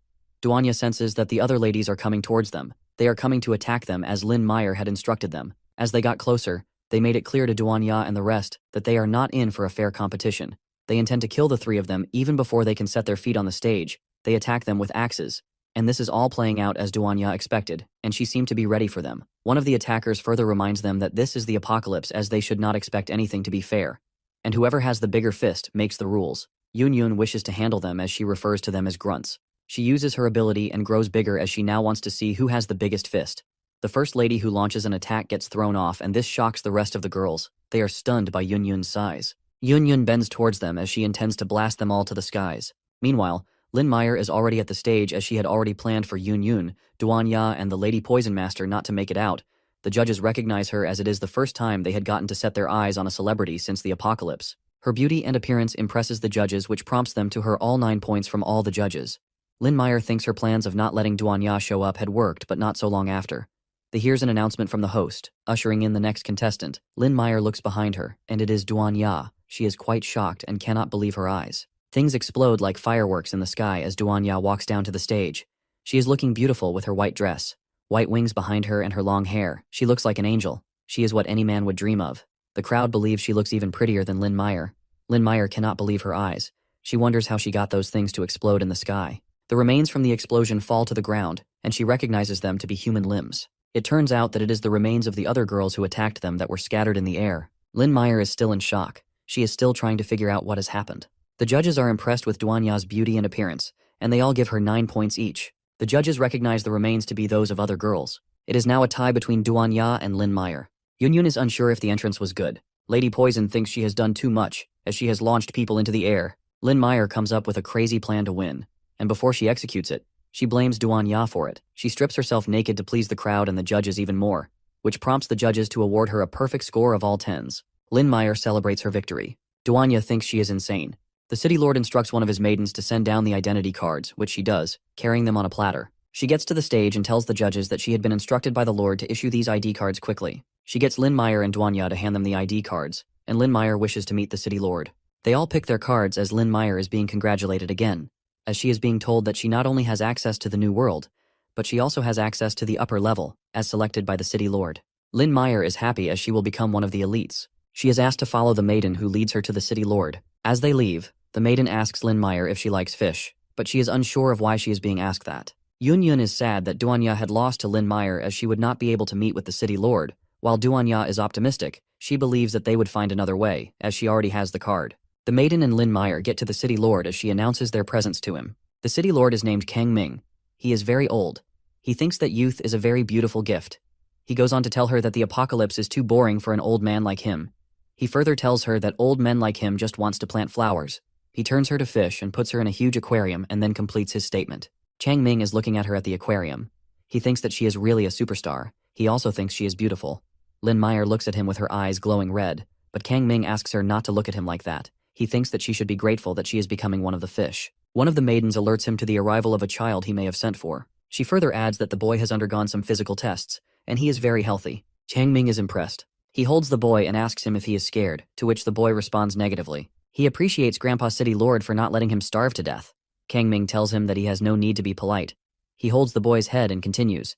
He believes that children are the future as he unleashes creepy creatures like insect, which massively crawls around the boy's body and begins to attack him. Kang Ming's eyes begin to glow as he is absorbing the energy from the little boy. It is the ageless gene which is only found in children. Chang Ming feels bad as the effect does not last long, which is why he has an array of women who are in control of their purpose is to bear as many children as he likes. He still thinks that this is not enough. He needs more crystal cores to upgrade his abilities. He says that the apocalypse had made a decaying old man like him a ruler. The new world would be a starting point of his eternal life. The maiden is going to ask the lower ranks to collect the crystal cores faster. Kang Ming is happy with this. He also urges her to deal with the defective women below, and she agrees. Meanwhile, Duanya and Yun have been intoxicated again by the poison of the Lady Poison Master. The purpose is to prevent them from getting brainworms. Duanya thinks her poison is so annoying and so uncomfortable, as they keep rubbing their bodies against each other. Lady Poison Master further affirms that they have to bear it to keep them safe from brainworms. Duanya tells the Lady Poison Master that she has the ID cards, and she needs her to take them into the city. Soon enough, they get confronted by the One-Eyed Lord and his brother, who intend to sleep with them for gain. His brother starts by admiring them as it is rare to find beauties like them, especially during the apocalypse. The One-Eyed Lord and his brother has come to buy them both. Duanya is not sure of what they mean by that, but the Lady Poison makes it clearer to her. She reminds Duanya of when she said that women are just a resource in the new world. She goes on to tell her that having ID cards does not change much. The One-Eyed Lord and his brother are willing to offer 2 crystal cores, one for each lady. They further explain how valuable crystal cores are, as no one has ever offered something of such value, but they are able to do so because One-Eye Lord and his brother are already strong. They believe Yun and Duanya are very addictive. Judging from their last experience, Duanya uses her powers to remind them that they had slept with each other and not with them. They recall the disturbing moments from the encounter, which traumatizes them. Back in the forest, a young man walks to the nest of the spider that Suchen had already killed. He sees that someone had already beaten him to the crystal core, but luckily for him, he is not there for the crystal core. He takes the legs of a couple of spiders and hopes it is enough. He notices someone behind him. He turns his head, and it is Su Chen who has made a fist and is about to punch him, and makes a fist to punch Su Chen too. But they fists collide, leaving a powerful explosion. The young man notices how strong Su Chen is and tells Su Chen his intentions. He is not here to steal the core or fight Su Chen. Su Chen asks why he should believe him, and the young man further affirms that admitting that he know that Su Chen is powerful, also telling him that he is also strong, because if he goes all out, it might not benefit him either. He further makes it clear that his target are those spider legs. He also suggests that they could be friends too. He introduces himself as his name is Wang Song. He would be forever grateful if things goes as planned. Su Chen recognizes him from a past life. He was the Black Blade King. He wonders what he is doing here, as he thinks he is also looking for a forger in the new world. Su Chen agrees to be friends with Wang Song. He also tells him that he can keep the spider legs. Wang Song appreciates. Wang Song also asks Su Chen about his own intentions and also asks for his name. He introduces himself and adds that he heard about the new world and how decent it was, so he came. Su Chen further asks why he needs the spider legs, and Wang says that a friend had asked for them. Wang further states that he has urgent business and he needs to take his leave now. Before he leaves, he urges Su Chen not to touch the identity cards. This he considers a tip. Su Chen asks why, and Wang Song urges him to trust him without a solid reason. Su Chen wants to know if there is any secret behind the ID cards, but Wang Song has gone far away. Su Chen then makes up his mind to follow him as he believes that he might lead him to the forge. Wang Song is on his way to the gates of the new world, where he is confronted by the team that never left for the mission. They ask him to hand over the mutant spider corpse he is carrying. The team is happy that they listened to their big brother. They are also happy that someone actually came through with the corpse of a mutant spider. They try to threaten him into submission. They are going to harm him if he does not cooperate. Wang Song is surrounded by these men. None of them notices that he is only carrying mutant spider legs. They all go in for the attack, but he immediately destroys them all effortlessly. He thinks they are annoying as she leaves. Su Chen witnesses this, and he is not so impressed.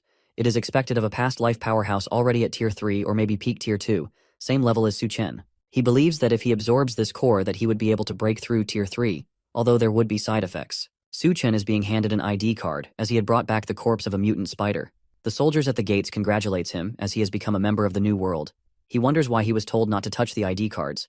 He notices something strange with the ID cards. It starts to emit black smoke. The consciousness space lady then comes out. Su Chen asks her how she had gotten out and she explains. She had noticed a swarm of brainworms burst in, and she wonders what Su Chen must have done for this to happen. She had wiped them out quickly at this time. Su Chen wonders if this is a brain invasion. As he notices his card still emitting black smoke, she tells him that the card is a brainworm transmission medium. She fears that Duan Ya and Yun Yun might be in danger now. Meanwhile, the city lord Kang Ming is disturbed, which prompts the maiden to ask what the problem could be. He believes that someone tried to sneak into the inner city, and he thinks Duan Ya, Yun Yun, and the Lady Poison Master are accomplices. While at the arena, the girls are still with the one-eyed lord and his brother. They had just been visually reminded of how they both made love to each other, resulting in their inability to sit down. Yun Yun cannot seem to endure the effects of the poison. Lady Poison Master urges her to stay calm as the poison is probably killing the brainworms. She tells her to stay composed, just like Duan Ya. Duan Ya had just finished visually traumatizing them with vivid imagery of their lovemaking, and they are still going crazy. The one-eyed lord and his brother are not so happy with this.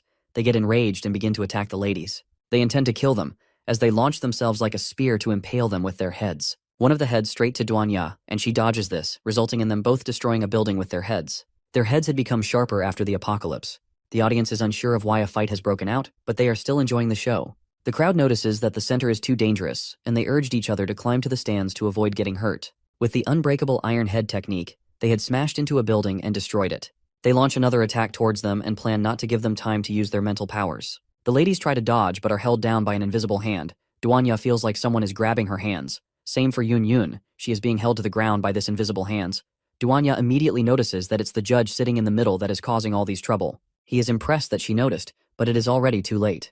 Duan Ya is about to be impaled by one of the men, but she is saved by Yun Yun, who immediately grows big and holds him like a toy. His brother comes to attack, and she holds him too. She tells them to guess whose head is harder as she sticks the one-eyed lord's head into his brother's. After the unfortunate insertion, the brothers are left completely dead. Yun Yun tosses their dead bodies over her shoulder and changes her focus to the man that caused all of this stress. But he's not going to just sit there and let her attack him. As she moves towards him, she feels the sensation of something latching onto her legs and holding her down. Just like before, as she feels the sensation, her ability gets suppressed and she shrinks down to her normal size. Lady Poison tries to help her, but in an instant, they are both pushed down by those same invisible forces. The grip of the strange ability is enough to leave handprints on their bodies. Duan Ya notices them getting pinned down, and she's about to go and help them, but she suddenly feels like something is approaching her. She uses her hypnotized pawns from earlier to block the attacks, and their bodies are completely cut up as a result. The weird man on the podium commends her for using her pawns to defend herself. For her to have been able to sense the attack coming and make the split-second decision to sacrifice her pawns, she really is a dangerous woman. However, now her allies are tied up and her pawns are dead. She's all alone with no one to help her. Duanya and Lady Poison have been tied up in strange red ropes, and Duanya apologizes for being careless and allowing herself to get captured again. Duanya doesn't care though, and she detaches the wings from her outfit to use as weapons. They aren't much, but they should be enough to deal with this maniac before he causes more problems for the girls. The man doesn't mind her interesting choice of weapons. In fact, it looks like he's excited to face her. He smiles creepily and tells her that he would love to play with her. Meanwhile, inside the city walls, Su Chen and Xiao make their way through the inner city. The environment looks surprisingly all right, but the people look like walking corpses. It's hard to believe that the blacksmith they are looking for really lives here. Before Xiao can finish talking though, Su Chen is already far ahead of her, following Wang Song as he walks through the city. Wang Song makes his way through the alleys and eventually walks up a flight of stairs. At the top, he meets a woman who is smelting something on a forge. He announces that he has found the Spider Queen's legs that she was looking for. With the Spider Queen's legs, they can go and save their grandpa and finally leave the inner city for good. Wang Song drops the spider legs on the ground, and she takes them to the forge to use them and craft new equipment. As long as Wang Song helps her save her grandfather, then the three of them can escape easily without getting harmed. Then she can fulfill her promise of making the strongest weapon for him. After a little bit of forging, she makes a decent pair of climbing gloves and boots out of the Spider Queen's legs for the both of them. The Spider Queen's claws are strong and sharp enough to give them good enough grip so they can easily scale up the side of large buildings. The two of them head over to their target building and use the boots and gloves to safely climb up to the rooftop. The forger's grandfather is being held at the top floor of the building, and they can save him once they get there. Wang Song asks why they couldn't just reach the top from inside the building, but the forger strongly warns him that they must never enter the building. Meanwhile, from the streets below, Su Chen watches the two of them climb up the building and figures out that the woman is the blacksmith he was looking for. Since they are climbing to the top of the tower, he decides to join them and see what they are doing. Instead of scaling up the side of the building like them, he jumps in through an open window and finds himself in one of the building's corridors. Surprisingly, it seems like no one is inside and things might be a lot easier for him from here on out. But that only makes Xiao curious about why they chose to climb the side of the building instead of just making their way up from inside. The two of them get the answer as a giant claw tries to swipe at them. Su Chen is fast enough to dodge the claw as it slams into the ground. Xiao points out that there are way more traps like these deeper inside the building, and it looks like these traps are the reason why they didn't want to go inside the building. Su Chen rushes out of the building followed by an explosion. Then he uses the hair tendrils to latch onto the side of the building. Wang Song is shocked to see Su Chen suddenly appearing out of nowhere, but Su Chen simply asks if the girl is the blacksmith that he's been looking for. Before she can answer, a swarm of bugs burst out from the side of the building, and the two others scream in fear as they see the massive red cluster of bugs. Wang Song hates bugs the most out of any monsters, and as he desperately tries to climb up the building, he notices that they are much faster than him. In his desperate attempt to crawl away, he leaves the blacksmith behind and she calls out for him to wait for her. Su Chen comes in from behind and grabs her by the stomach, using his hair tendrils to launch himself higher up the building. On his way, he lands on Wang Song's shoulder and uses him as a stepping stone to boost himself higher up the building. As Wang Song falls down, Su Chen tells him that the rest is up to him from now on. He doesn't even have time to complain as the bugs rise up behind him. He really hates bugs, so he turns around and uses one of his abilities to punch holes through the bug monsters, ripping them all apart. Meanwhile, Su Chen continues to scale his way up the building with the struggling girl under his arm. She asks him to explain who he is and what he wants from her. Su Chen introduces himself and says that he wants her to forge a blade for him. She doesn't deny that she can do it, but she has no reason to help him. In exchange though, Su Chen promises to grant her one request of her choice. She agrees to his demand, but first he wants him to take her to the rooftop before they can talk more. At the top floor, an old man stares longingly at a picture of him and a young girl. He is the girl's grandfather, and he has been locked up at the top of the tower. However, no matter how much he has to suffer, as long as she is safe, then he can endure it all. As he's reminiscing, the wall of his prison explodes, and Su Chen walks in with the girl still under his arm, struggling to get free. She declares that they have come to save the old man, and he can barely believe that she actually came for him. The old man looks pitiful with tears streaming down his cheeks and a chain shackled to his leg. He first asks who exactly Su Chen is and how the two of them came blasting in through the door, while the girl continues to struggle under Su Chen's arm. He finally releases her, and the grandfather snaps out his surprise to yell at his granddaughter. The place that she so flashily broke into is incredibly dangerous, and he's angry at her for risking her safety like this. She doesn't care for his ramblings though, since she brought help to break him out. She tells Su Chen that she learned all her forging skills from the old man, so the blacksmith that he's looking for is actually the older man. If Su Chen wants a top-tier weapon made, then the old man is better suited to forge it. Su Chen approaches the man and asks to investigate the ankle shackle, and the man tells our MC that he can just refer to him as Old Fu. Su Chen tries to use brute force to snap the chains, but they are way too strong for him to break through. Suchen is surprised that he can break the chains even with his monstrous strength. Old Fu tells him that it's no use trying to break the chains with brute force. The shackle may look ordinary, but it was made from post-apocalyptic materials. It was also forged by Old Fu himself, so it's incredibly tough and no one can break it open.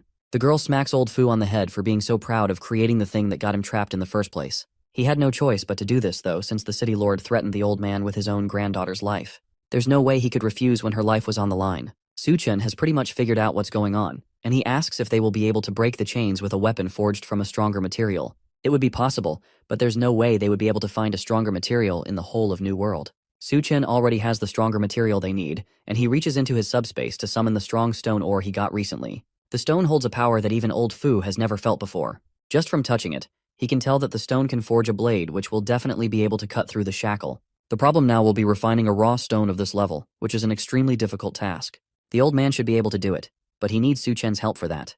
They head over to another part of the prison where Old Fu can get some work done on the stone. The main reason that the city lord locked him up in the first place is to force him to make weapons from the mutated materials. Because the materials are unique, the tools that he uses in his forging are custom-made for extremely fine forging. Just the bellows used to power the furnace are so huge that the girl isn't able to move it at all. Normally it takes 10 people to operate such a massive thing, but they all ran off to watch the beauty contest. So today, Suchen has to do all the work. It's no problem for our MC though, and he takes off his shirt, revealing his layers of muscles underneath. Old Fu hopes that the muscles aren't just for sure and leaves the bellows to Suchen. For now, they need to raise the temperature of the furnace and then throw the raw stone into it to melt it down. Once the stone is in the furnace, then they can't stop the smelting process under any circumstances.